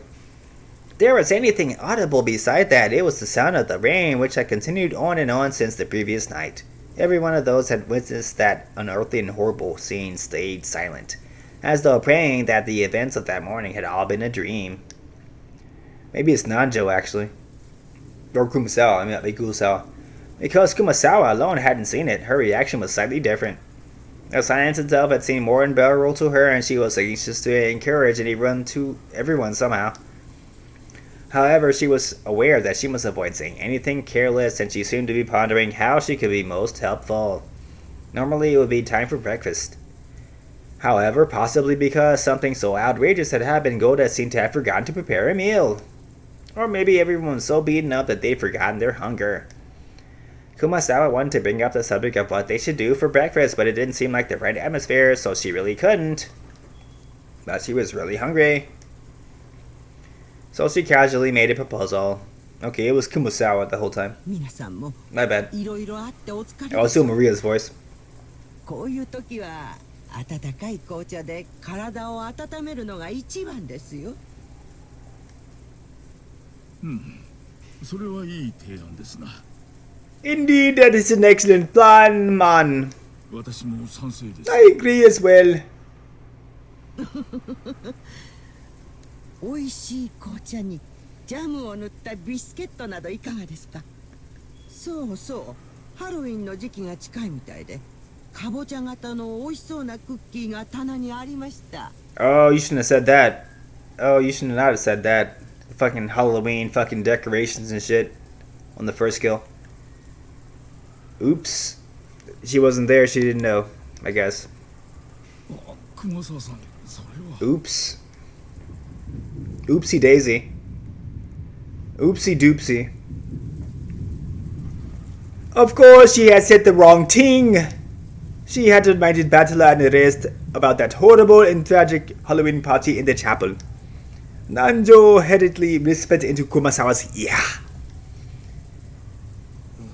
That was the wrong thing to say, Kumasawa. Oops. Oh no, fucking Halloween cookies. Girl? No better than that. No better than that, girl? いや、気にしてねえぜ。この煮えくり返るような怒りは。絶対犯人にお返ししてやるぜ。その犯人はまだこの島にいるのかな？ That culprit might be in the room right now. It could be one of the fucking 1, 2, 3, 4, 5, 6 people in that room right now. Nanjo, it could be Kumasawa, it could be Gohda, it could be George, it could be Maria, it could be a Bachelor, you know? Rosa's in another room, which would make 7. Then 8 and 9 are dead. Shannon and Kanon are already dead. Or not Shannon, Kanon and Jessica are dead. Shannon and Genji are still alive.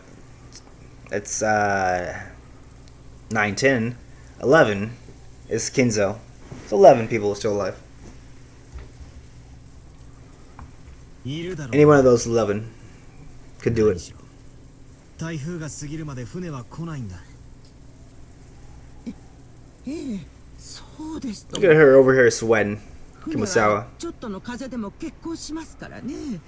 ましてや台風では絶対に船になんか乗れませんよ。気持ち悪い You な need to calm down, girl. 兄貴もそう思うのか。俺もだぜ。犯人が例の謎の来客かどうかは捨ておいてもだ。 Or human. Who knows? そうですな。 Indeed, says Nanjo. Take a quick break, guys. I'll be right back. Man. BRB. With more Umineko for you and for me.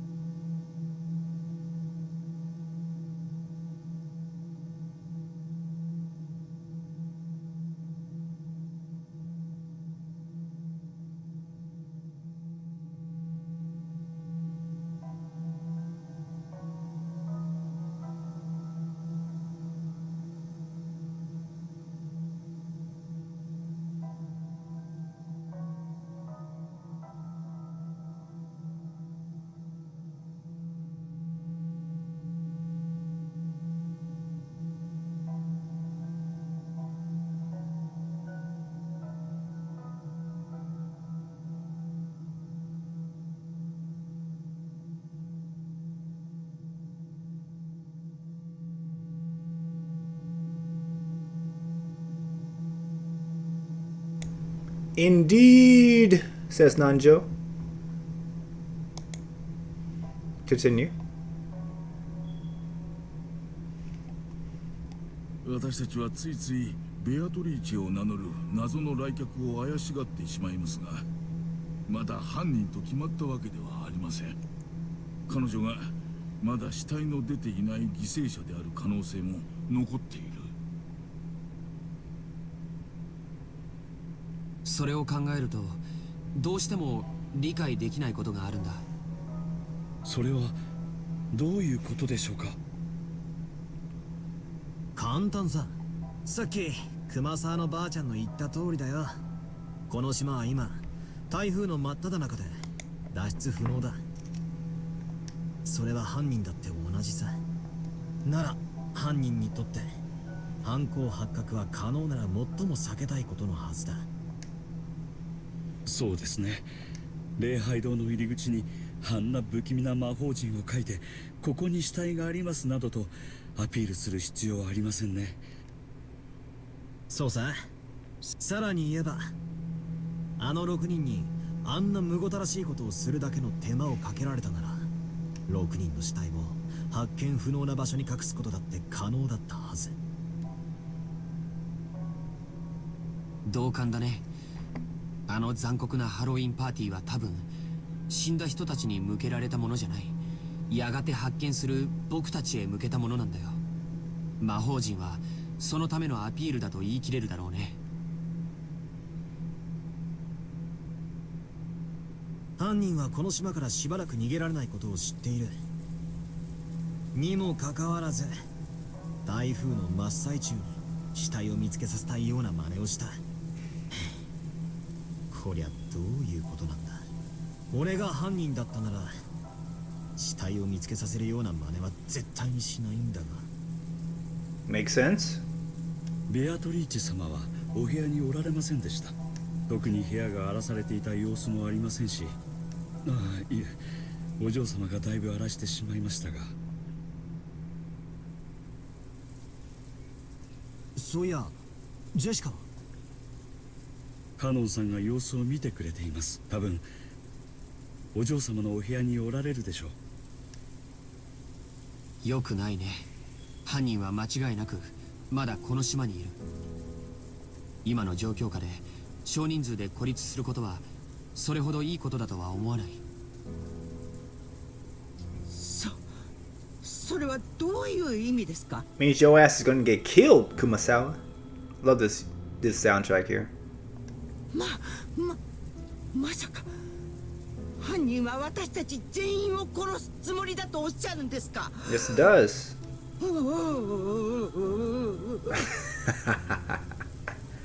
落ち着きましょう。 Calm the fuck down. 決まったわけではありません。ところが悔しいことにその可能性も否定できねえんだよな。この手紙が礼拝堂にあった。これによるならば犯人は魔女様で、じい様の碑文の謎を解いて黄金を見つけなきゃ一族老頭を皆殺しにするみてえなことを言っている。それは本当ですか？私にも読ませていただいてよろしいですか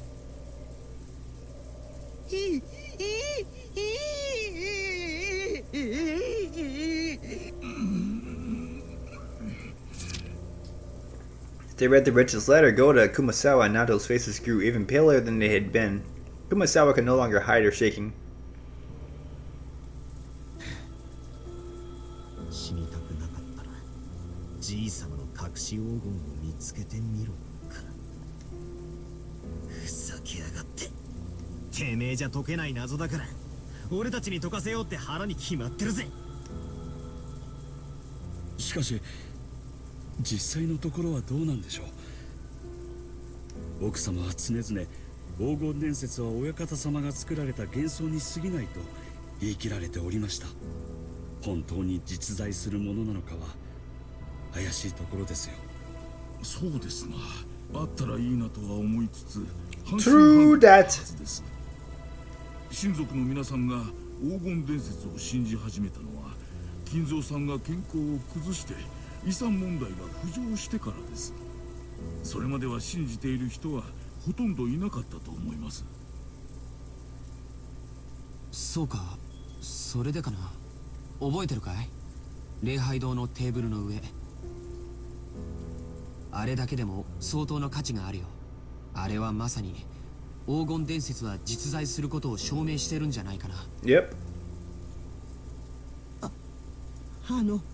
お待ちください。今黄金が3つとおっしゃいましたか？ああ、確かに3つが積み上げてあったぜ。それが何だってんだ？私、旦那様がお話になっているのを聞いたことがあるんです。New information. ええ、聞いただけでございますよ。別にこっそりお話に聞き耳を立てていたわけではございませんとも。ええ、今は気にしないぜ。それで何だってんだ？あの金塊が3つじゃ何かまずいってのか？旦那様がおっしゃるには、黄金伝説を裏付ける黄金は一つしか見つかっていないのだそうです。そうでしたな。確か金蔵さんがマルソンの会長さんに黄金の山を見せて、その1本を持ち帰らせたというような話だ。その一つをですね、旦那様はお持ちになられていたのです。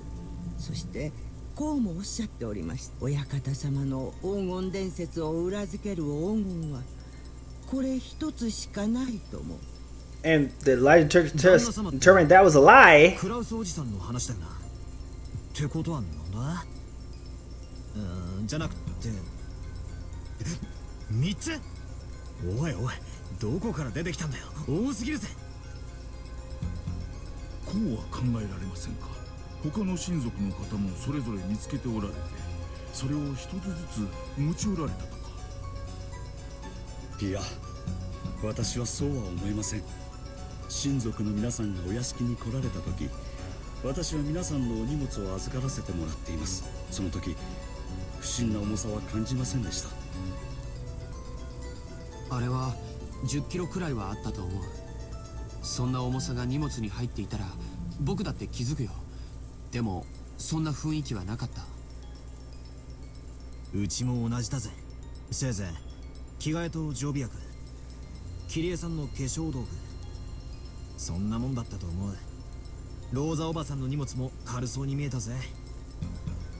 となるとその3つ積まれた金塊は彼らあるいは僕らに示されたものということになるね。黄金伝説は間違いなく存在する。幻想なんかじゃない。それを暴いてみろと。それの隠し場所を示した碑文を私たちに解かせて横取りしようという魂胆でしょうか。確かにそれが一番筋が通る。しかし腑に落ちない点もいくつかあるぜ。なぜ碑文を一番解けそうな人物である親たちが、これはいきなり矛盾があるように思う。そしてここがもっと腑に落ちない。黄金伝説はどうして黄金が積めるんだ。まるで犯人はもう自分だけは黄金を見つけていて。 Exactly like that, actually. お前らも見つけてみろって言ってるみたいに見えるじゃないか。犯人もクラウスおじさんのようにその3本を手に入れ黄金伝説を確信し、残りを僕らに探させようとしている。 Shut the fuck up, George. と考えるのが一番。チェス盤に駒がちっとも並ばねえ。犯人が何を企んでいて何をしたいのか何をさせたいのかがさっぱりだ。無駄な何を考えても今の時点では。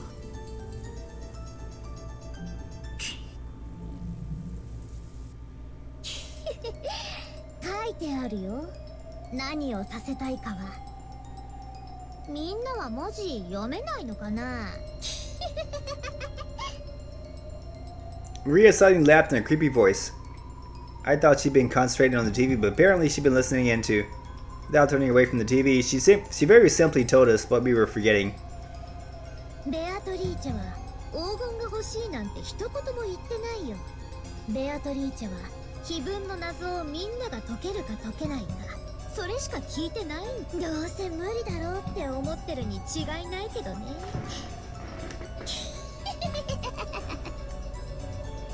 マリアにはそれが解けるってのは知らない。だってマリアは黄金鏡へ連れてってもらうんだもん。ベアトリーチェの邪魔なんかしないよ。あ、痛い。どうやらこれ以上を知るにはマリアに話を聞くほかないようだな。マリア、聞かせてもらうぜ。ベアトリーチェってのは何者だ？何を企んでるんだ？ベアトリーチェはね、魔女なの。不思議な力で何でもできる。魔法の力で何でもできる。黄金も生み出せるし、パンも生み出せる。もちろんお菓子だって生み出せるよ。見たでしょ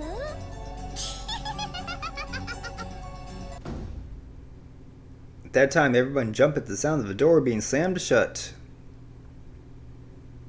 When we turned around, we saw that Rosa had suddenly returned, bringing Genji and Shannon. Then she rapidly approached Maria, her heels squeaking, and hit her on the cheek. Slap! そんな話はやめなさい。バトラ君たちが気を悪くするでしょ。Don't say ooh. Without waiting for a response, she hit Maria's cheek once more. Everyone could only stand there stunned. うーではわからないわよ。Hey.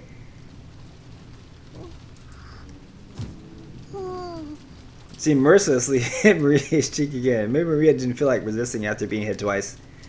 She meekly said yes. It's time to slap her out of the fucking stage she in. What are you talking about, sir? 娘に対する教育です。 Exactly. 口は挟まないでいただきます。 I did a 180 on Rosa. You need to just fucking slap her ass out of that phase. At first it was cute, now it's fucking... We're fucking getting into the nitty gritty of the shit. People are dead, and she's always talking about fucking witchcraft shit. Fuck that. Slap her ass until fucking submission. The atmosphere around Rosa, with Genji and Shannon standing at attention behind her, was somehow cool and yet dignified. Completely different from how she had seen before she left. She was holding something that looked like a gun. I couldn't imagine that she'd be holding a toy in this situation. Rosa おばさん、それは。お父様。 Exactly. Rosa's fucking serious now. このような事態ですので、特別に借りてきました。みんなだって分かってるはず。犯人はまだ近くにいるのですから、何があるか分からない。同感です。Time to pony up. 犯人が何を企んでいるかを探るよりも、僕たちは身の安全を先に考えた方がいいかもしれない。お父様はご無事でしたが、突然の出来事に多少取り乱していました。幸いにも部屋からは出ないと言っていますので安全でしょう。あと、私たちは極力同じ場所に集まるべきです。 What the hell happened? 同感だぜ。 I wish we just saw that scene. 相手がどこに潜んでいるのかもわからねえし、何しろ一人という保証もねえんだ。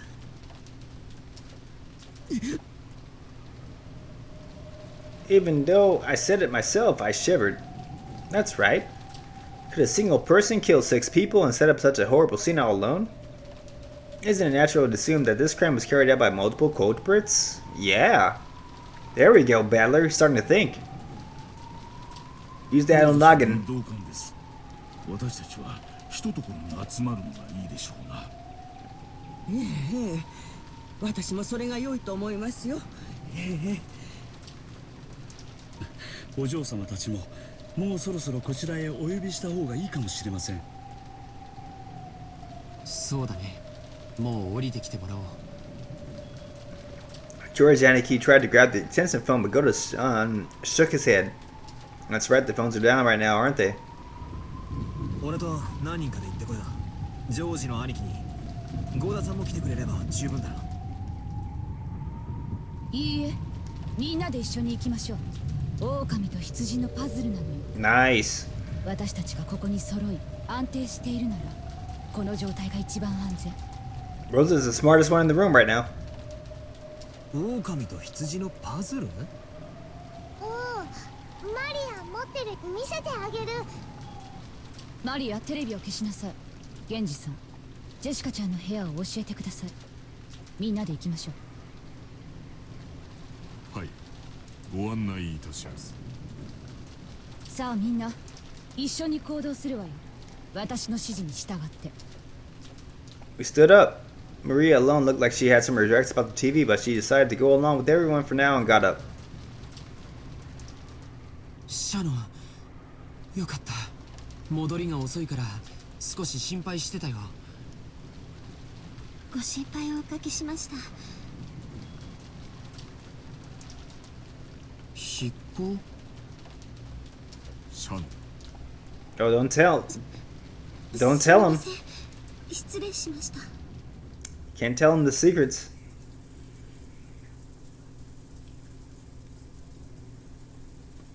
We headed for Jessica's room with the armed Aunt Rosa and Genji-san in the lead. Jessica and Kanon-kun were a boy and a girl about the same age. It'd sure be a shame if we barged him on in a bad time. Or at least that's what we've been joking about normally. However, Rosa was on edge, constantly exuding a sense of tension. So it definitely wasn't the sort of atmosphere that for Karos remarks like that. When she has a fucking gun at her, in her fucking waist. みんな一緒に行動するの。犯人はいつどこから飛びかかってくるかわからないのよ。 No, maybe Aunt Rosa's attitude was more appropriate. Since grandfather hadn't come down, Aunt Rosa was our leader. This wasn't a situation where she could smile like she always did. Aunt Rosa was a mother too. She probably also thought that if she didn't get a hold of herself, some harm might befall her beloved daughter. The culprit had killed 6 of her parents at once. The method they used was unknown, but there was a good chance his opponent could take down a large number of people in a flash. Would that be weapons or with numbers? Or with the magic of a witch? In any case, I couldn't think of any reason why it'd be okay to let our guards down. The rest of us had better take much, much greater care, just like Aunt Rosa. みんな止まって。 Break yourself, fool! Aunt Rosa spoke in a sharp voice. Wondering what this was all about, we peered forwards, and immediately realized the reason. Oh shit. 何ですかこれは。 Another magic circle. 皆様、お下がりを。 Gohda-san and Genji-san approached the door. Beyond this door was probably Jessica's room. これは礼拝堂の扉に落書きしていたのと同じ塗料のようですね。そのようです。書かれてまだ時間がそう経っていないように見えます。なんだありゃ。また魔法陣かよ。月の1の魔法陣だね。赤の扉を開く力があるよ。 Drawn on the door to Jessica's room was the same kind of creepy scribble that had been drawn on the door of the chapel. That strange pattern must have had some occult meaning. But it didn't matter what that meaning was. We were worried about whether those two were okay. そんなことはどうでもいいよ。ジェシカちゃんとカノン君は無事なの？嫌な予感がしますな。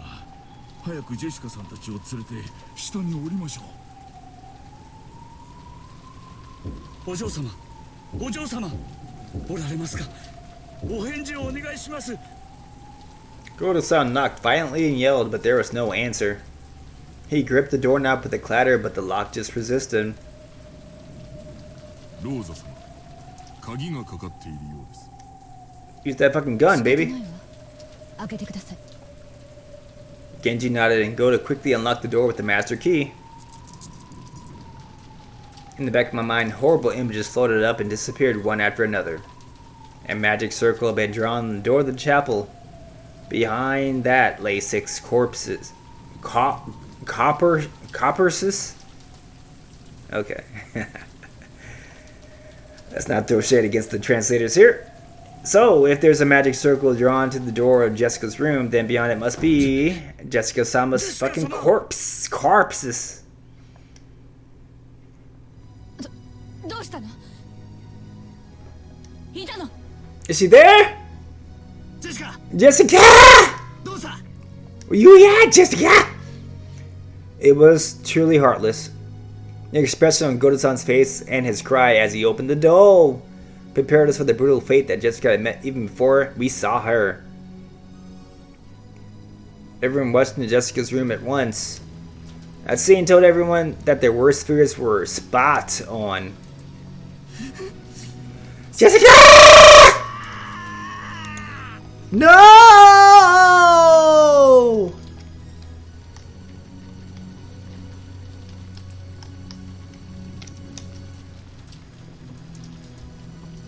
What you say?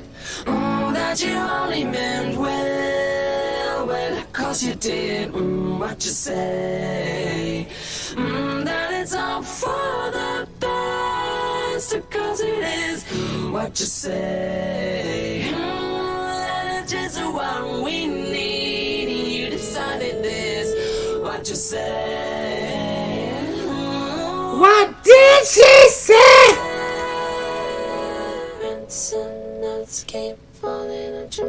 Damn shame. So whenever there's a body discovered, a body confirmed, what to say? That's a new rule, guys. You finished the beer too, by the way. Here we go.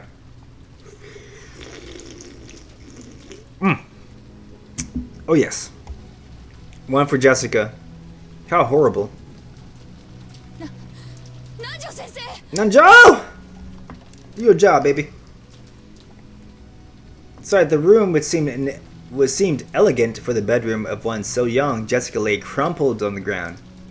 There's a large pool of blood on the floor. There was a knife or something sticking deep into her back. Was it a knife?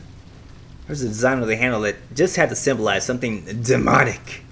Something Asmodeus. If that's an adjective, it might be. Had to be a weapon, question mark, with some kind of occult meaning. It was a fucking stake. This is horrible, man. He has passed away, man. Probably punctured her lungs, dog. By the banana man of Kingston, she's passed away. I just made that saying up. Whoa. By the banana man of Kingston. I love that. I want to use that for another line of Nanjo's. Holy shit. That's some ad-lib, baby. Jessica!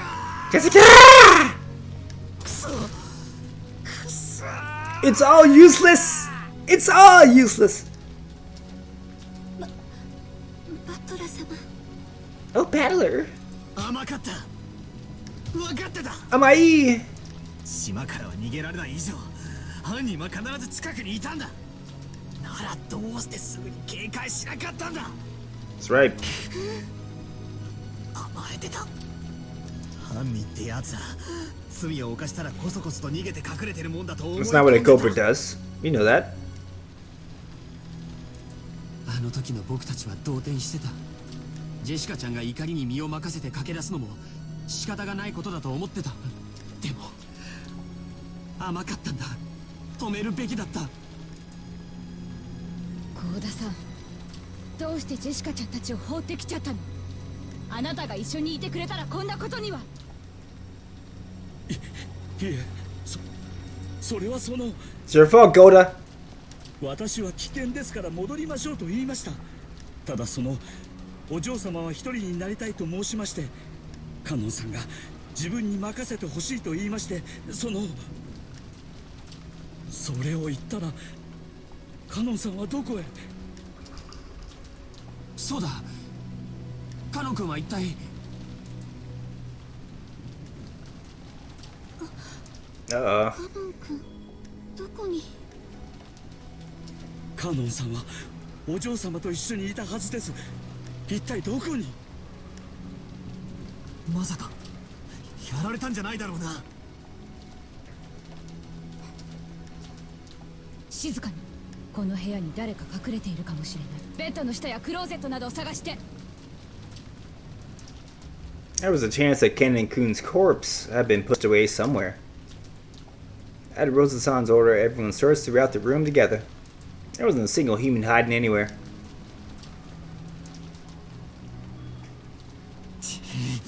どこにもないぜ。 Where'd he go?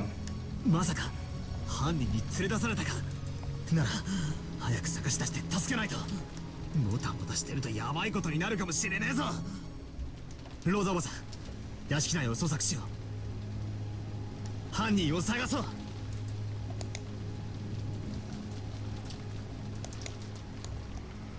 What the fuck? Hold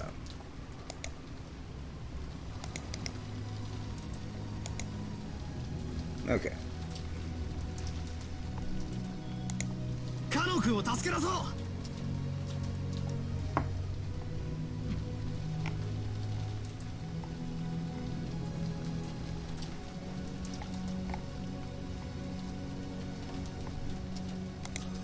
静かに。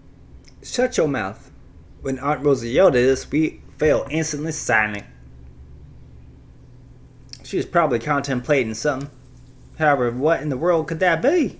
Aunt Rosa walked around the room as though looking for something, or as though she was collecting her thoughts. With a gun in her hand.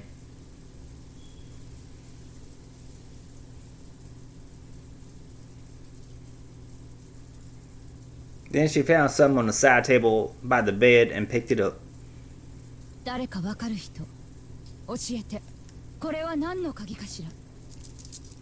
Aunt Rosa showed everyone a key with a cute mascot attached to it. Judging from its cute appearance, I didn't doubt that it was Jessica's key, but I had no way to know for sure. おそらくこの部屋のお嬢様のお部屋の鍵でしょう。 After hearing that, Aunt Rosa made a point of going outside the door and checking. Without a doubt, it was the key to the room. どうしてこんなところに置いてあるのかしら。普通大事な鍵はポケットとかにしまわないかしら。お嬢様はご自分の部屋に施錠される習慣は。ただ学校に行かれる時だけは旦那様などに勝手に部屋を見られたくないと言って施錠されていたようです。なるほど。登校してるわけじゃないから、ジェシカちゃんがここに鍵を置くのは自然なこと。この扉を開けられる鍵はいくつあるの？お嬢様がお持ちの一つだけですが。あなたたちのマスターキーでは開けられないの？開けられます。マスターキーは何本あるの？使用人の人は全員持ってるの？余剰分はある？はい、私たちは全員が持っています。余剰分はどうでしょう。以前は何本かありましたが、奥様に不用心だと強くお叱りを受けまして、対応が取られたはずで。そうです。私たち使用人が一本ずつ持つのみです。それ以外は存在しません。Oh shit. Makes him look very suspicious, right? ちょいと待て。確か前回のゲームじゃマスターキーには余剰分。それについてだがな、所在不明のマスターキーが何本もあってはわらわにあまりに不利であることに気づいたのだ。そりゃそうだろうよ。何しろ俺は施錠に関するトリックが登場するたびに過去に紛失したマスターキーやその複製を犯人が所持していてって論法で対抗していくつもりだったからよ。そうよ、その通り。だからそこを崩す一手を打たせてもらうことにした。設定を変更する。マスターキーは使用人たちがそれぞれ持つ一本のみ。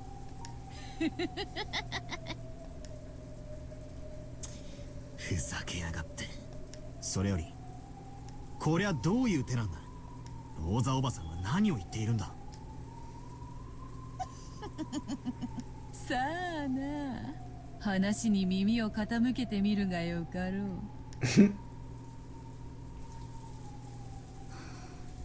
ありがとう。状況が整理できたわ。そしてジェシカちゃんを襲った犯人、あるいはその一味の一人を特定できたわ。She's gonna blame Gohda or Kanon. なんだって。それは誰だよ。まさかローザおばさんはカノン君のことを言ってるんじゃないでしょうね。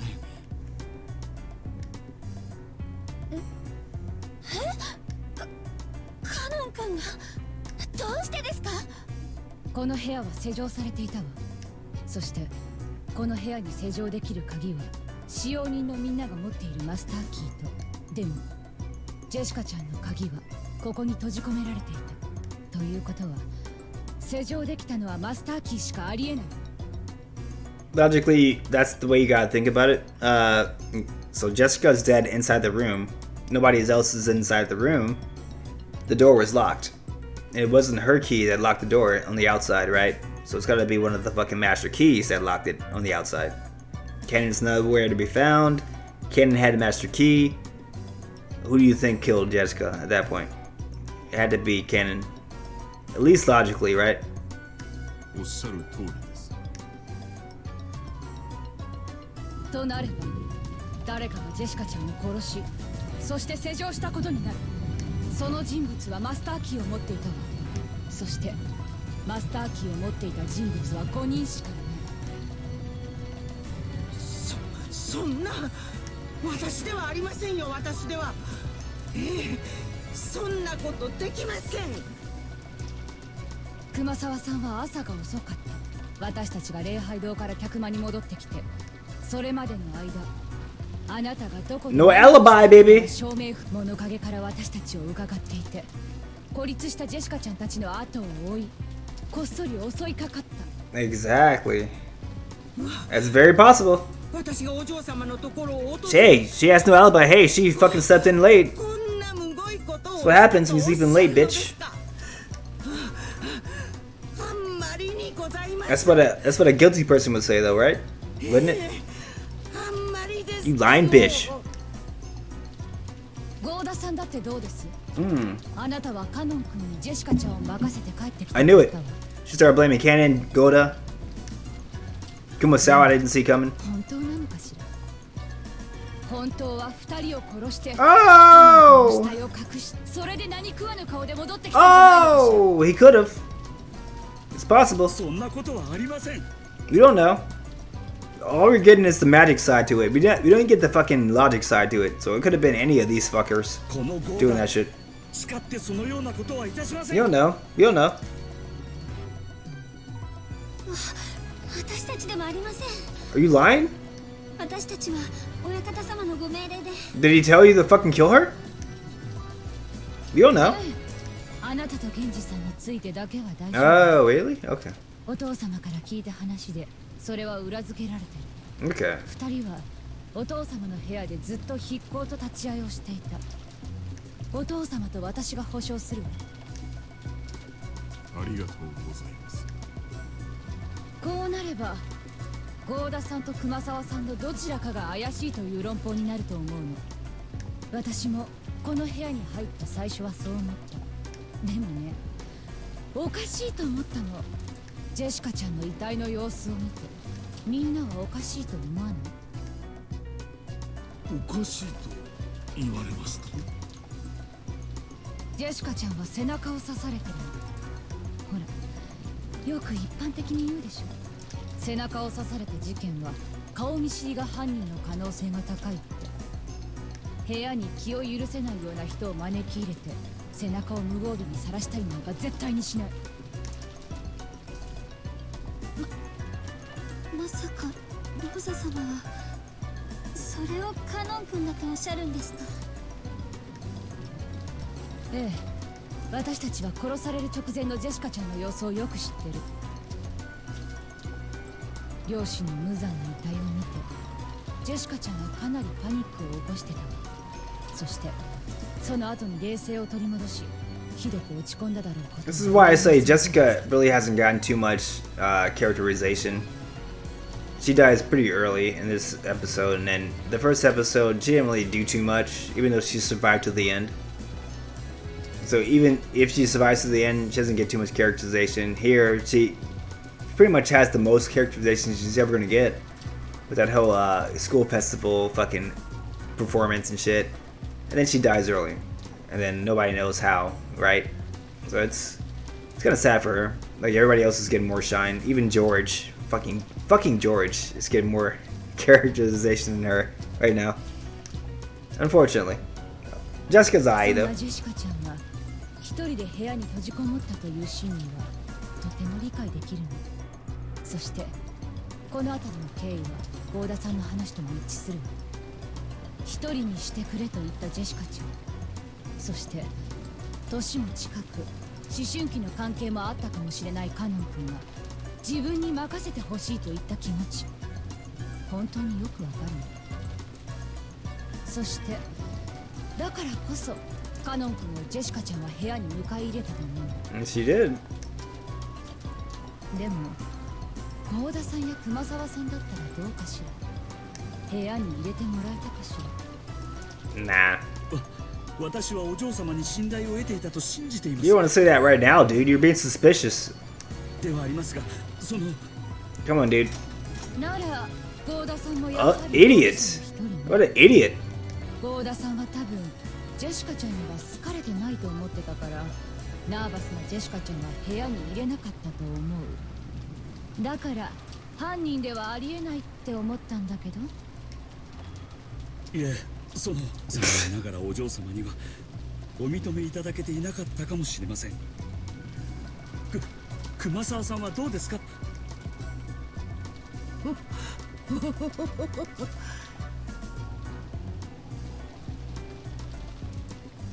お嬢様も私たちに心は開かなかったでしょうとも。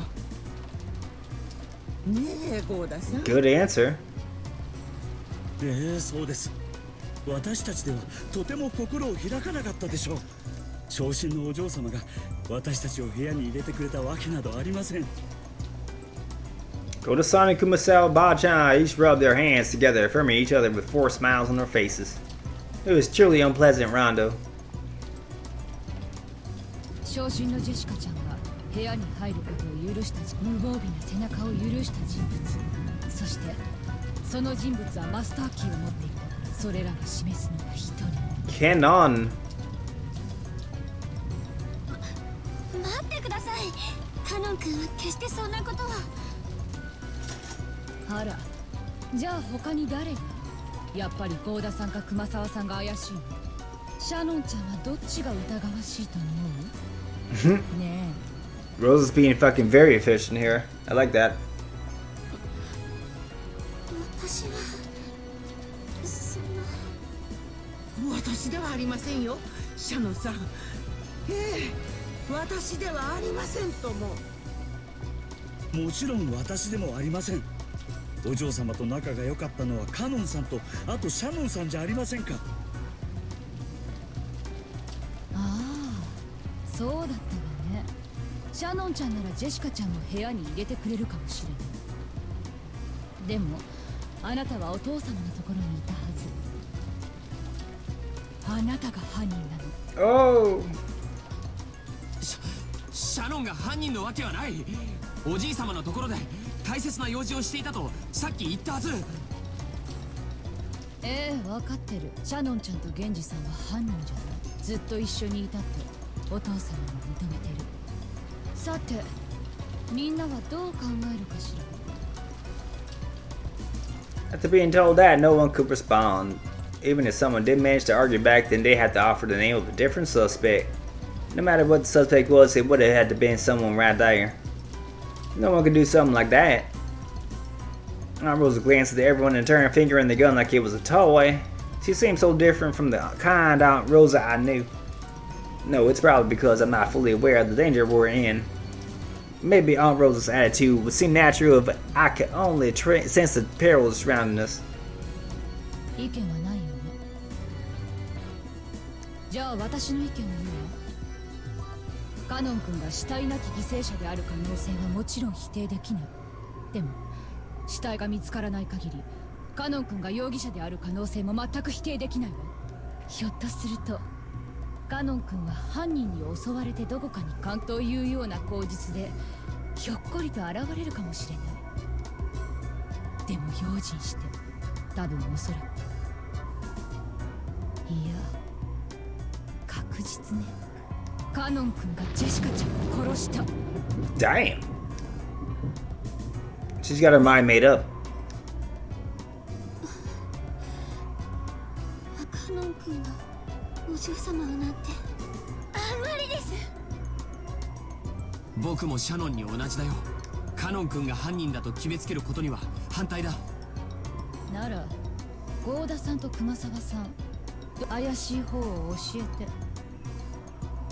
て。私たちにはありません。カノン君じゃなくてこの扉を施錠できるのは誰なの？シャノンちゃん？ジョージ君？ねえねえねえねえ。Rosa closed in on Shannon Chan and George Aniki, laughing unpleasantly. Of course, they couldn't say anything back. They weren't to believe in Kanon Kun. If they did, they had to suspect the other servants. The simplest culprit was the mystery guest Beatrice, but she was nothing more than a guest, didn't have Master K. Though Beatrice was the culprit, despite lacking the Master K, then do we have to accept the argument that she is really a witch who locked the door with the power of magic?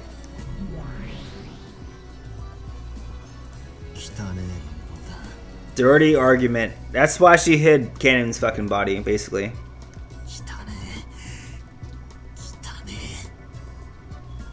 何を悩む。わらわのせいにしてしまえ。Setting up moves for later on. I love it. I love it. そうすれば人間どもの醜い押し付け合いを見ずに済むぞ。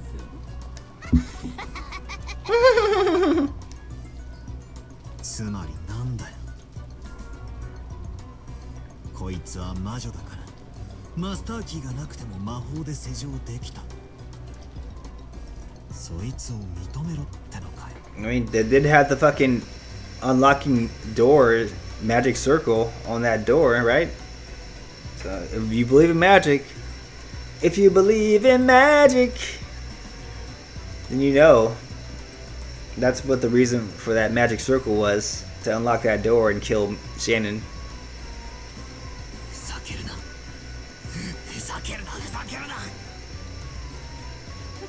If you don't believe in magic, there's an explanation. You can figure it out. I have faith in you guys. I'm not going to tell you anything now at this point. I told you the first solution, basically. Battler kind of like told you too after a while, but he won't go into the second solution. And I know what the second solution is to this kill. It's all up to you guys at this point, because I won't tell you any more hints. I'm just going to like pretty much oscillate between magic side and trick side from the here on out to avoid further spoilers here. So it could be magic. Like I said, there's a magic circle on the door that unlocks doors. Or, you know, think about who it could be with a master key that can lock that door after Jessica's dead. And who and why would do that. If it's Kanon, if it's Shannon, if it's Gohda, if it's Kumasawa, or if it's Genji. Those are your only suspects at this point. Who has alibis, who doesn't. And the alibis, really, think about the alibis and how valid those alibis are. And that's the only clue I'm going to give you. Because that was more of a clue than you needed. It really was. But some of those alibis are a little iffy, That's all I'm going to say. どうするお前はわらわを絶対に認めないのだったな。ならカノンというちょうどいい生贄を使えばよい。カノンがジェシカを殺した。ローザの説を支持すればこの場は丸く収まるぞ。 Now keep in mind, she's saying this, but then she already showed Kanon getting killed in the earlier scene with Jessica. So now she's flipping herself and saying, oh, Kanon killed Jessica now.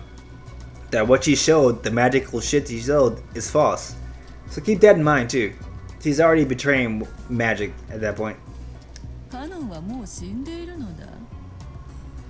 死者に気遣う必要などあるまい。そしてこの場にいる誰も疑わずに済む。畜生！お前を認めたりはしな。でもカノン君が犯人だなんてそんなことはありえない。私は誰も疑い、しかし疑わしきは黒ということもとにかく用心するに越したことはないでしょうな。それはどういう意味ですか？その勘違いしないでください。 It's fucking Kanon. That's what he's saying. 私はカノンさんを犯人だと決めつけたいわけじゃない。しかし事情がわかるまでカノンさんが犯人の可能性もあると、そう思っておいた方が安全だというのです。そうですわね。用心はしてしすぎることはありませんもの。 The general consensus didn't certainly seem to find fault with what Nanjo said. True, no one actually thought Kanon was the culprit, but unless they suspected him, they had to suspect one of the servants that are here. We didn't want to do that. We didn't want to suspect. We didn't want to be suspected. Very cruel. Beatrice disappearing Kanon's body. If he's truly dead, we'll know. いい？この殺人事件にはお父様の黄金伝説が関わっている可能性がとても高い。だとすれば数百億円の莫大な黄金を独り占めしようと企む何者、それだけのお金が手に入ればどこの国でも生涯遊んで暮らせるわ。そのためなら私たちを皆殺しにすることだってあるかもしれない。マスターキーを持っていないという理由でジェシカ・ベアトリーチェを容疑者から外した。でも事件に関わってないとは言えないわ。何しろ莫大な黄金ですもの。犯人は複数人いる可能性だって否定で、今この瞬間この中に犯人に買収されている人間が混じっているかもしれない。Aunt Rosa yelled. She looked all around, her gun still raised. Don't believe anyone suspect the person next to you, that's what she was saying. No one wanted to suspect. They didn't want to suspect anyone here. That weakness in their hearts demanded an answer from those not present. 容疑者でないと信じることができるのは2つしかない。自分自身そして死体になったものだけよ。 That's true. それはカノン君も同じ。死体が見つからない限り彼はジェシカちゃん殺しの最有力容疑者なの。 Very logical. だから用心して、もし生きてたと Take して care. 何かの理由を取り繕っても絶対に信用しちゃダメよ。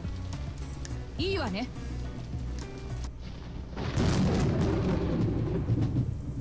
No one gave an answer of their own initiative. However, those who met Aunt Rosa's eyes had to nod their heads. Humans are beings who live by molding themselves to fit society. In other words, from the time they're born, trusting each other is genetically imprinted on them. It's unpleasant to go against that. They never want to suspect someone, but if they're forced to suspect someone, they find it safest to choose someone who isn't present at that moment. For the purpose of safety and nothing more, they half-heartedly chose Kanon to be the sacrifice. Sacrifice him? That's ridiculous. I definitely don't want to believe that Kanon-kun is the culprit. I'd heard it from George Anarchy just now, but not only were those two close in age, they'd also had that kind of adolescent relationship Aunt Rosa had mentioned. It may be a little late now, but yes, they really did have that kind of air about them. After seeing her parents' tragic corpses, Jessica bearing deep wounds in her heart would only have trusted Kanon. It was very easy to imagine. That's why I don't like it. Kanon-kun was the only one she trusted. So, I mean, you can say all that shit, but what if Kanon-kun was the one that killed all 6 of those fucking adults? Alright? And then, obviously, he'd be the one that killed Jessica. So you don't know if Kanon-kun killed those 6 for the gold and shit. And then went ahead and killed... Right now, he's the fucking #1 suspect, right? I would say. So you can say that you knew him, like, oh, they're fucking. It's known that Kanon liked Jessica, blah blah blah. But you don't know the fucking heart of a fucking mass murderer here. Like, one of these people are a mass murderer. That's the fact. And it could be Kanon, and it looks like it's Kanon. So obviously you didn't know him as well as you thought you knew him. If that is actually the truth. So she shouldn't have let anyone but Kanon in. Well, Kanon-kun was the only one who could have killed Jessica? I just can't accept that kind of argument. I mean, it's the way people die, though. It really is. Usually the person that's closest to you will kill you. In any kind of fucking murder investigation, usually it is. Nobody else can get close enough, right?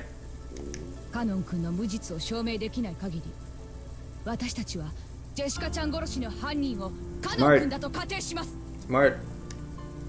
That was on Rosa's claim. By using the vague word assume, she managed to convince everyone in the end. Everyone nodded weakly, and with the excuse that they were just assuming that for the time being, they concluded that Kanon was the culprit that killed Jessica. Jessica. God damn it. I wonder what the dead Jessica and Kanon would think if they had to hear that exchange. Well, that's probably Badler talking, but oh well. I like Rosa's voice better. Jessica was crying. She was crying into the chest of the person who had put his life on the line to fight for her, Kanon. It was frustrating. So frustrating that it felt like her chest would explode. She grieved and she resented how far the dignity of the dead had been trampled. We got ghosts talking now, what the fuck?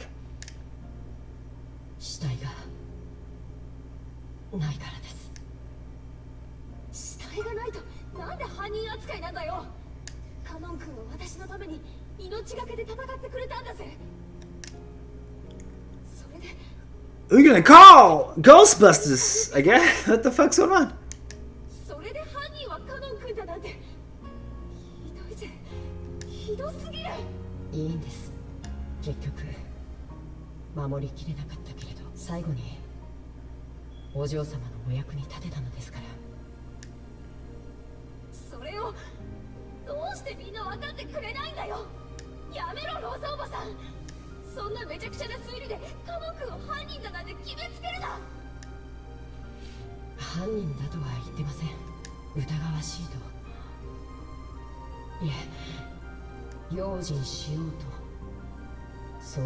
Saying all that. Every single one.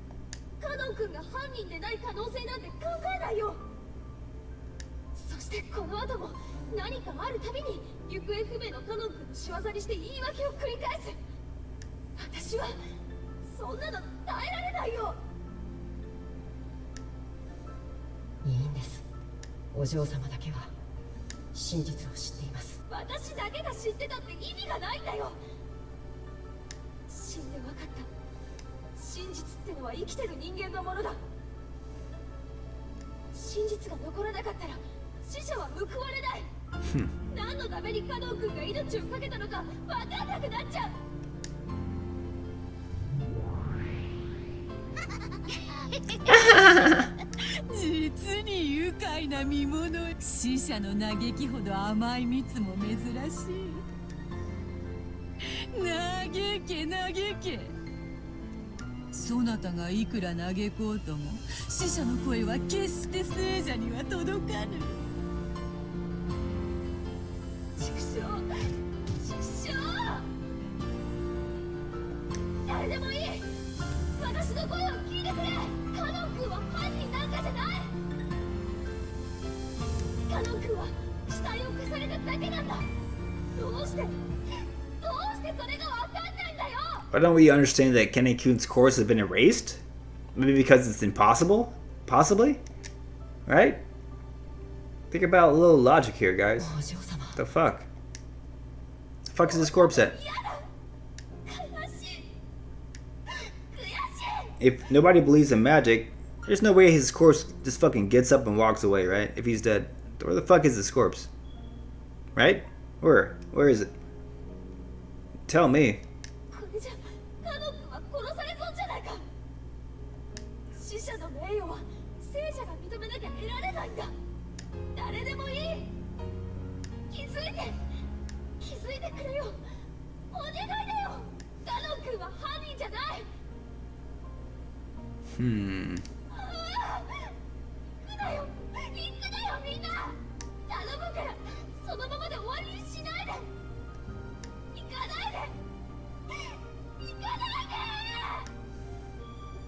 Rosa announced that this room would be sealed until the police came. The rest didn't want to suspect each other, so they happily accepted that. For now, they accepted that Kanon was the culprit, without even imagining how much the scrapes that gave to the day they accepted it.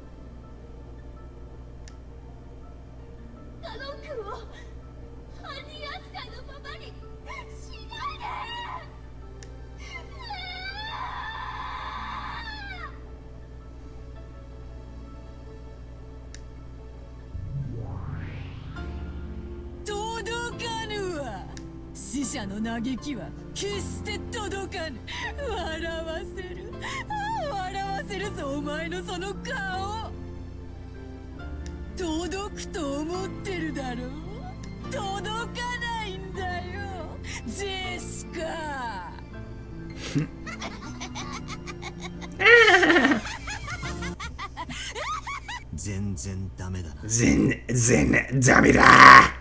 My man. Mega Man X! It's time, baby. Put that gun down, boy!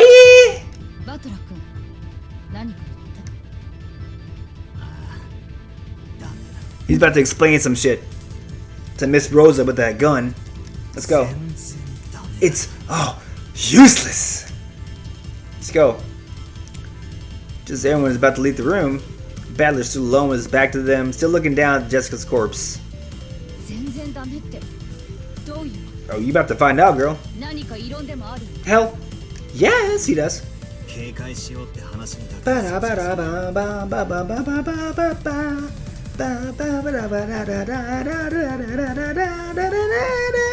I object!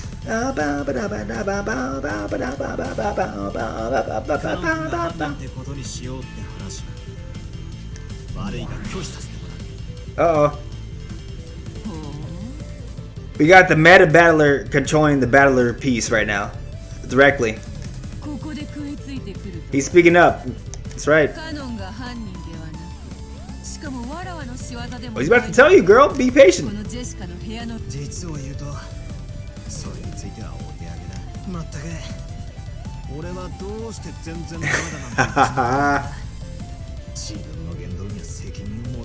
That's right.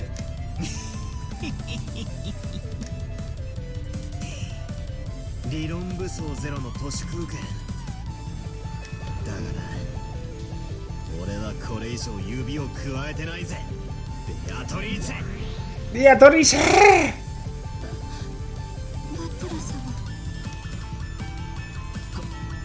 Kanon-kunは犯人ではないという証拠でもあるのかい? The expression that rose through those two faces was definitely one of anticipation. They didn't want to believe that Kanon was the culprit. They really believed in Kanon. So they were expectant because they wanted me to strengthen their belief in him even more. Nara, Batora-kunは他の使用人の誰を疑うの? Gohdaさん? それとも熊沢さん? よせよ、ローザおばさん。俺は熊沢のばあちゃんという人をよく知ってる。たまに仕事をサボってたりするが、いつだって人を楽しくさせようとする人だ。This is a slacker. Slackers don't kill. Exactly. Well, thanks for the backhanded comment. Yeah.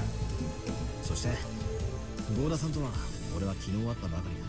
正直この人のことはまだよく理解していない。だが分かったことがある。私はこんなに楽しそうに飯を作る人を俺は見たことがない。同じなんだよ。熊沢のばあちゃんと同じだ。ゴーダさんは人を喜ばせるのが好きな人なんだ。 That's right. そんな人が自分の飯をうまいと褒めてくれた人、たとえ金を積まれたって殺すもんか。 Eddie Haskell's not a killer. He's a fucking bastard. He's not a killer. A killer wouldn't fucking try to make these parents happy that he's around.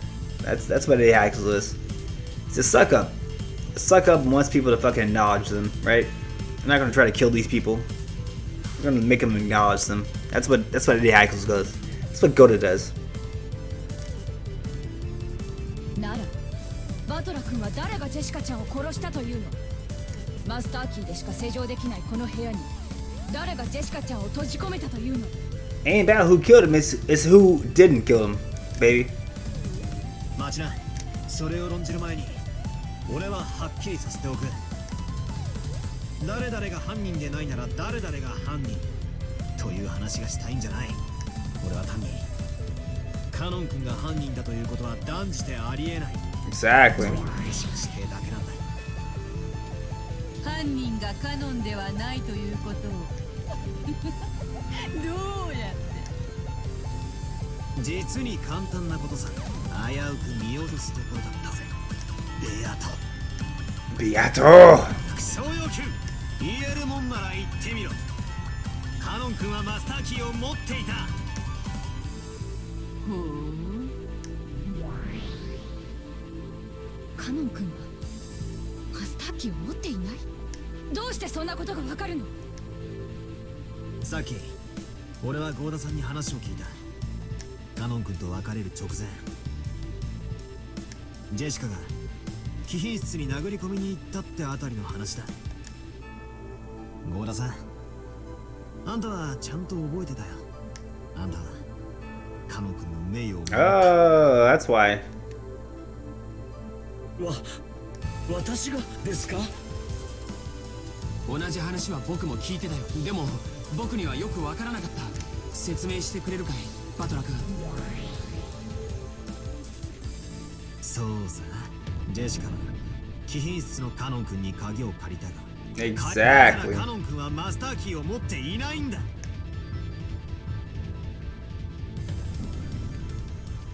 Beatrice made a mistake on your playthrough.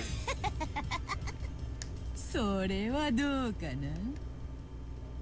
確かにゴーダの記憶上ではマスターキーをカノンに返してはいない。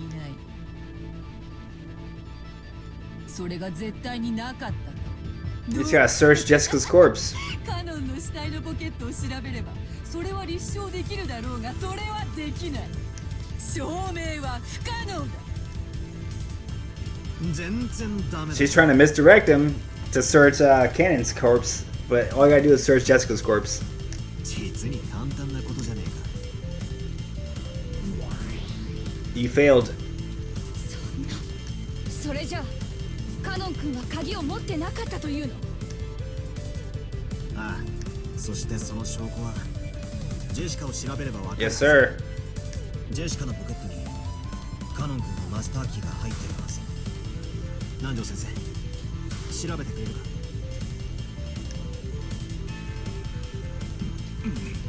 Indeed, I will. I know there's something Jessica and search in the jacket's pocket. Everyone was expectant. Good runnings, I found it. Please be there. ありましたぞ。 It is. This is it. はい、それがマスターキーです。 Make no mistake who you are. This is it. 間違いありません。 Without a doubt. Genji's statement, there was a small ooh of joyful voices. それがカノン君のマスターキーだ。 There we go. もう一度言うぜ。 It's not canon, it's everybody but canon. カノン君はマスターキーを持っていない。だから施錠できたわけがないんだ。 He's still one of the servants, though, apparently. 確かにステムカノン君がジェシカちゃんに会った最後の人物なのに疑わしいことに変わりはない。予想ぜ。そういうの。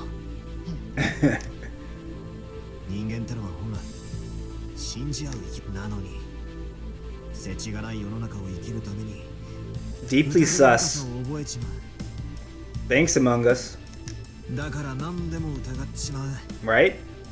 俺たちは悲しい生き物だな。その差がを俺は否定しねえ。だが証拠なき断定だけは許さない。疑わしきは黒じゃねえ、白だ。 Innocent until proven guilty. もちろん世の中は狼だらけさ。人を不用心に全て信じろとは言わねえ。だが黒だと断定するならば完全な証拠を用意しろ。 Exactly. それができない限り絶対に憶測で人を黒だなんて言うんじゃねえ。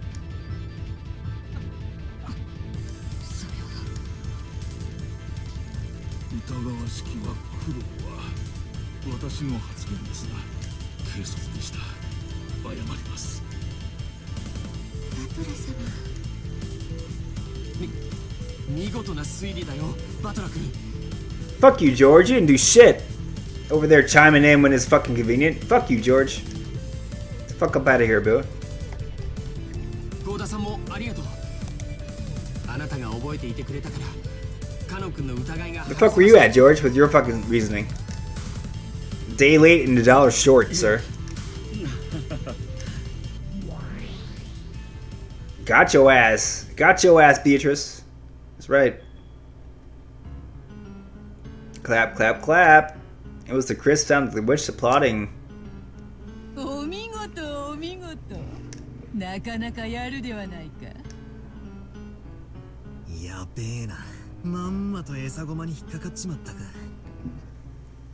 そなたは見事。カノンにだけはこの部屋の扉を施錠できなかったことを証明した。使用人は全員マスターキーを持つはず。それが根拠となりカノンが犯人扱いとなっていたのだから、少なくともその疑いは見事に晴らせたな。となるとジェシカを殺した犯人はそういう問題になっちまうわけだな。まんまと思い通りの展開に引き込まれて。 Yeah, now there's only one reason that that door is locked now. Magic. At that point. Magic, or you can suspect the suspects again. Like Kumasawa and Gohda. Or any other servant that might have had a reason to give the key to somebody like Nanjo or something like that. かかったな。 Yep. しかもそなたは他の使用人たちを誰も疑わないなどと大それたことを言ってしまった。さーて Oops. どう言い作ろうのか見ものよ。 Rosa's not gonna let that go. うるせえぜ。うるせえ。始めるぞ。どうせがっつり否定されちまうんだろうが、先にこの部屋が密室であることの定義を確認させてもらうぜ。よかろう。まず隠し扉の類は一切ない。出入りはこの扉からだけだ。扉の施錠はジェシカの鍵が1本と使用人たちが1本ずつ持つマスターキーのみ。2階ではあるが窓から出入りすることも可能だろう。しかし窓は内側から施錠されている。いきなりチェス盤をひっくり返させてもらうぜ。多分扉がどうこう施錠がどうこうって論法から入るのはお前の手のひらから出ない。好きにするがよい。さてさて何を復唱すればよいのやら。復唱要求。カノン君はこの部屋で殺された。うん。カノンはこの部屋で殺された。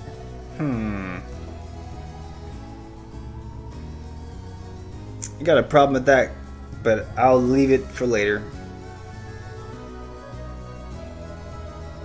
I'm not gonna say any more than that.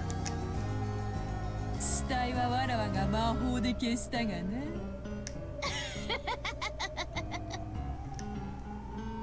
続けて復唱要求。カノン君の死体はこの部屋にある。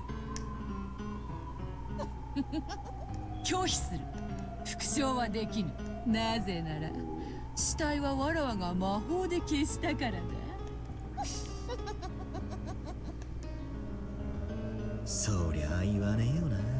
そこにどうせ秘密があるに決まってるんだ。クソ、謎の点はどこなんだ。マスターキーもなく施錠したことなのか、施錠された室内にいる2人をどうやって殺したかなのか、それとも2人を殺しどうやって脱出したかなのか。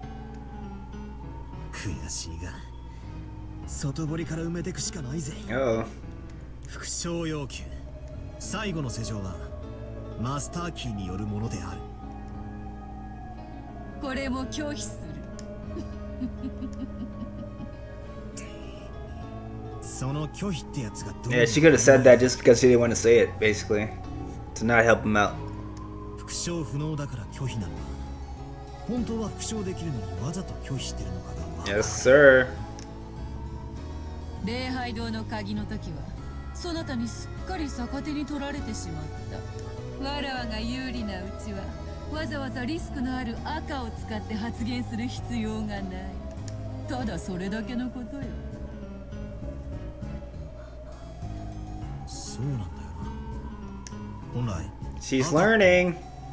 俺の陳説はあんたが封じるときに使うもんだったんだよな。わらわが有利になるように使うのは当然のこと。当然。上げ足を取られるリスクが分かっている以上無駄には使わぬ。さて次はどういう手で振る？ゴーダや熊沢を疑う手がおそらく一番。 He's not gonna do. You know that. He's not gonna do that shit. You know that. 誘導されているようでムカつくぜ。しばらく黙ってろ。考える。 Yo, you think outside the box here, boy. I know a couple ways he can do it, though. この扉は礼拝堂の時と同じだ。There's an easy, like, key trick. You tie a string around after you kill Jessica, like you're sewing the fucking sewing the thread on her fucking shirt, because it was found in her fucking shirt pocket, right? You tie a string around the fucking key, have a needle thread, fucking lead it inside her fucking pocket, take it outside the fucking room, lock the door on the outside with the key, throw it under the door, and then just pull it with the other side of the fucking thread until it fucking snaps shut inside of her fucking pocket. Pull the rest of the thread out, and damn, and bam, and damn, and bam, it's in her fucking key. Alright, it's in her fucking pocket. And that probably, most likely, is what happened. Whoever the culprit was who killed Kanon and Jessica in that room. That's probably what happened. It's a basic key trick for a locked room. It's like the most basic key trick ever. You use a needle and thread, and you just fucking use it underneath the door. If there's a gap underneath the door, I don't think he's going to come up with that. It's kind of an involved. It's not, like I said, it's one of the most basic locked room solutions ever. But I don't think he's going to go for that. And that's why I think Beatrice is going to use it on this one, because he's not going to go for that because it's so obvious, basically. So it might be a different way that he comes up with to explain it away, but I'm pretty sure that's the method that they use for this one. I don't see there being any other way to lock the door after you kill somebody, and putting the key back into her pocket after the culprit leaves the room. If you don't go through the window, right? I don't see there being any other way to do it. But I think he comes up with another, like, audacious way that he can explain it out, which could work too, but like it's less fucking plausible, basically. That's the way I just described. But keep my way in mind, because that's most likely the way it actually happened. 施錠時にはいかなる方法をもってしても出入りはできぬ。さらに言うと、部屋の外から鍵を使わずに施錠するようなからくりも通用する。 The way she said it in red too supports my theory. No trick could have the effect of locking the door from the outside without using the key. the way I did my trick, you're locking it from the outside, but you're using the fucking string to pull it back inside from underneath the door. So it definitely would work. Once you pull the string, it's a taut string, but like it's tied loosely, so once you pull it enough, it's gonna land in her pocket, and then you just, you know, yank it once it catches, and it fucking, you know, stops being tied to the key.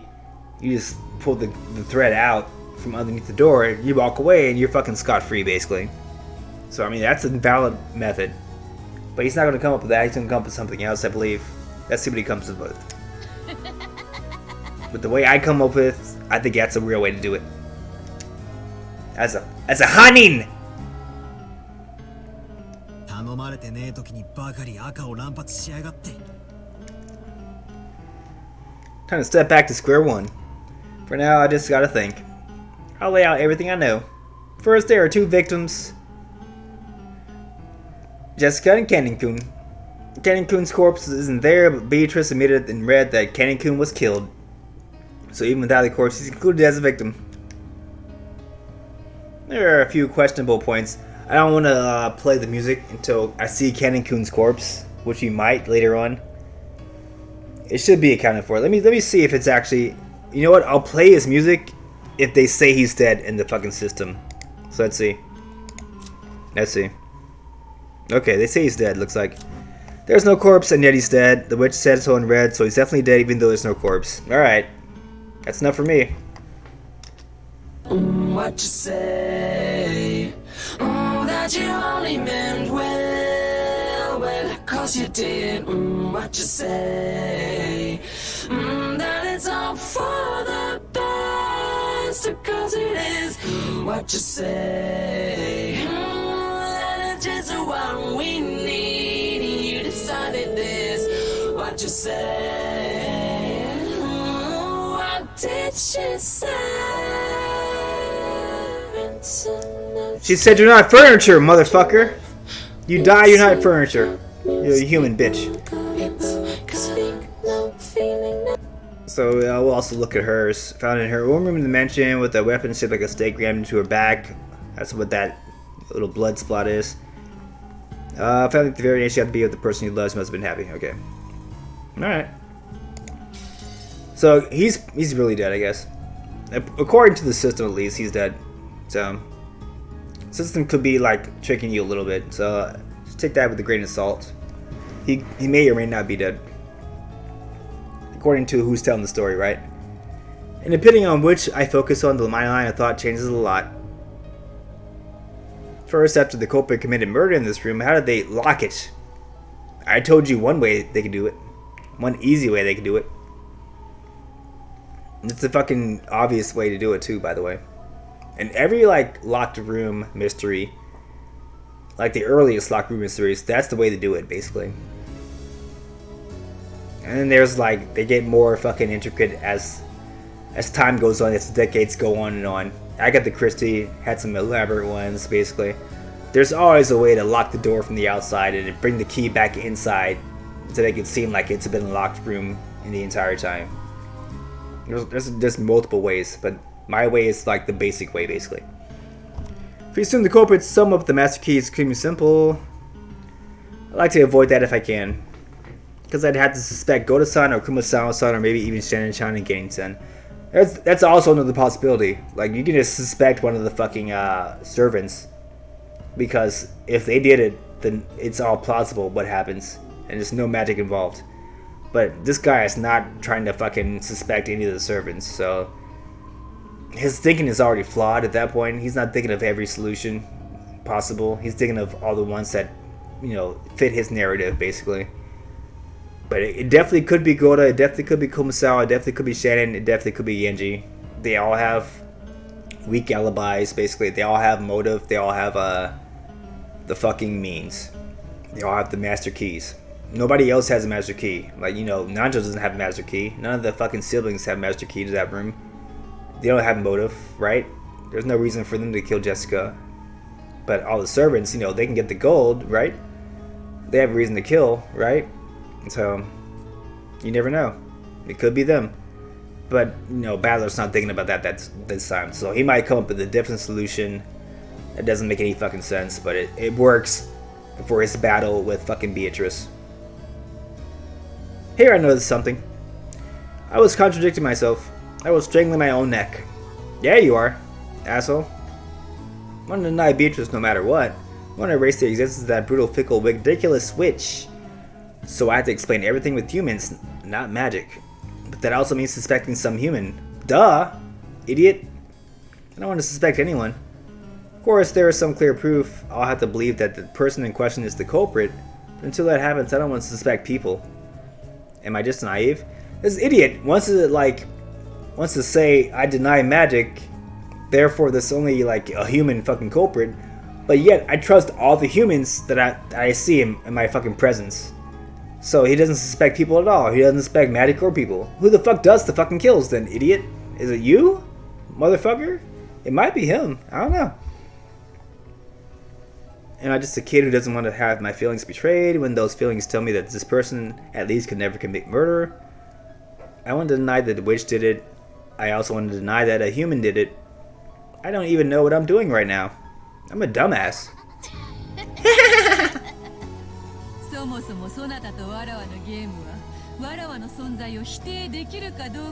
Exactly. You don't even have to fucking prove somebody's, a killer. You just fucking have to disprove that magic is involved, dumbass. So you can say Gohda did it. Doesn't mean he actually did it. You're just disproving the fucking magic. That's all you're doing.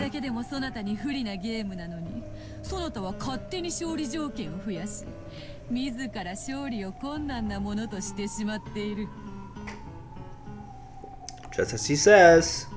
If I disargue that someone with a master key did it, this closed room can be broken easily. Real easy. Because it's almost probably what happened, to be honest. I'm not sure.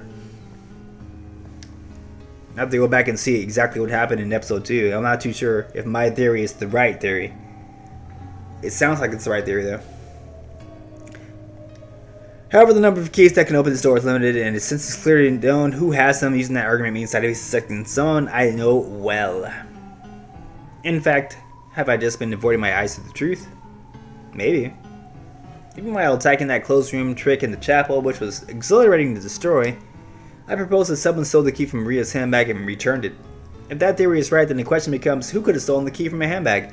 Yeah, literally somebody stole the key from the handbag then, at that point. So it's gotta be somebody on the island. So you're still putting shade on somebody. Even though you don't want to. That's fucking what you did. Ria's handbag was probably most unguarded while she slept. In that case, in addition to me, George Aniki and Jessica are also suspects. So George Aniki or Jessica is the culprit? It means Jessica killed herself in Kanon, if that's the case. Or George Aniki killed them both. Either way. Or maybe an accomplice? All of our parents have been killed, right? And yet, one of us consented to that and assisted in the crime? Was it you, Battler? Do you remember? We all lamented, mourned, and shed tears together in the chapel. And yet, one among us was lying? Among Us? This is where this fucking game got their fucking, got to start. I believe, man. I really believe. Among Us is all about suspecting each other. Your friends, your family, whatever. Whoever's playing with you. This is what this game is about too, a little bit. I think this game had its origins. Somebody playing this fucking game, Umineko, and getting a good idea one day when they were fucking high, right? Oh, let's fucking create a game called Among Us where people are fucking getting killed. Nobody knows who the fucking culprit is. I love it, dude. It's fucking... it makes so much sense, right? You guys heard it first here. Confirmed. Among Us. Inspiration was from Umineko. You guys should all play this game. Bam! Bam! On Virgil stream. First time you heard it.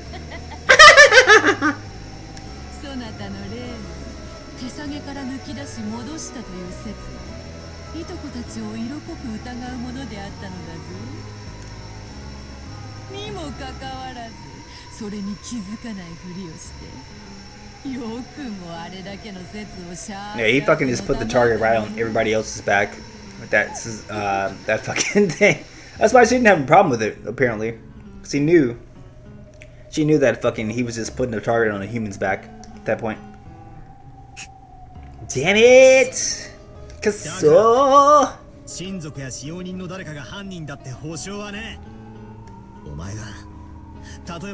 It literally does, man. It literally does. It's one of those. It's one of the people that are still alive.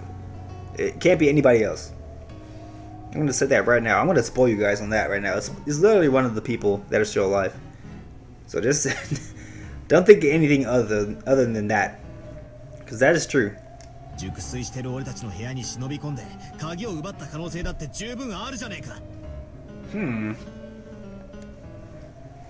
he's still saying which did it then at that point. それについてはそれでもよかろう。19人目の来客であるわらわを疑うことで彼らに疑いをかならばジェシカの部屋の正常はどうする？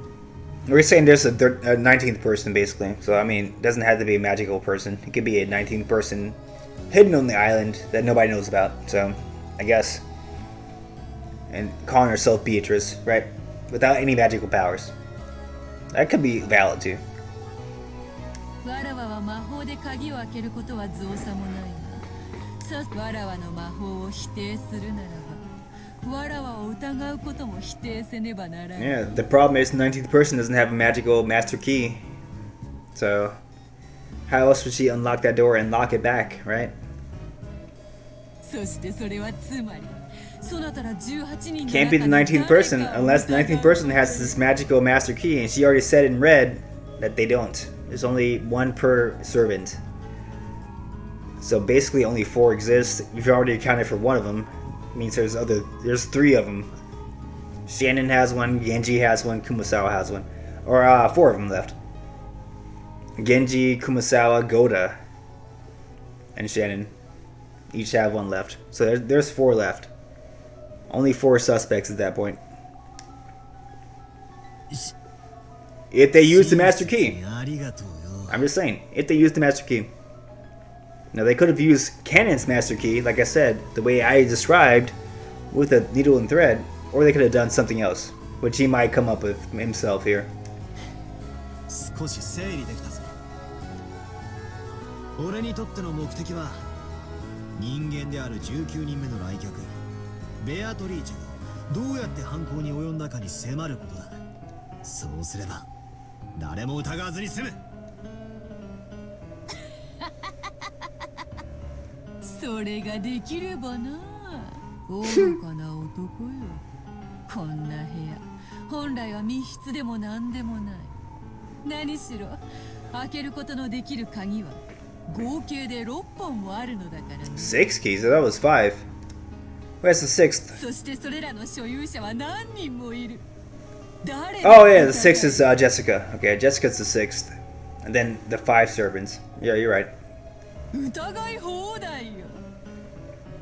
So they could have done the key trick with the Jessica key too.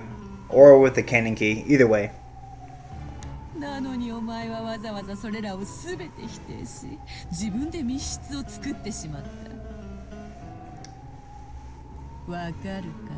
これはお前の思考的矛盾が生み出した密室なのよ。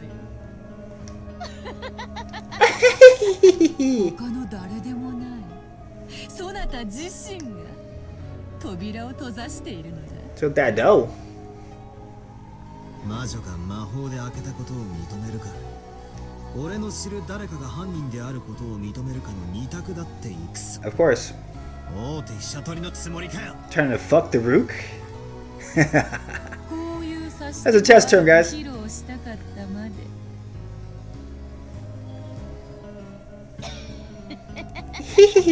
さてどうする後ろ宮バカ。What is he gonna do? We'll find out in a second, guys. BRB.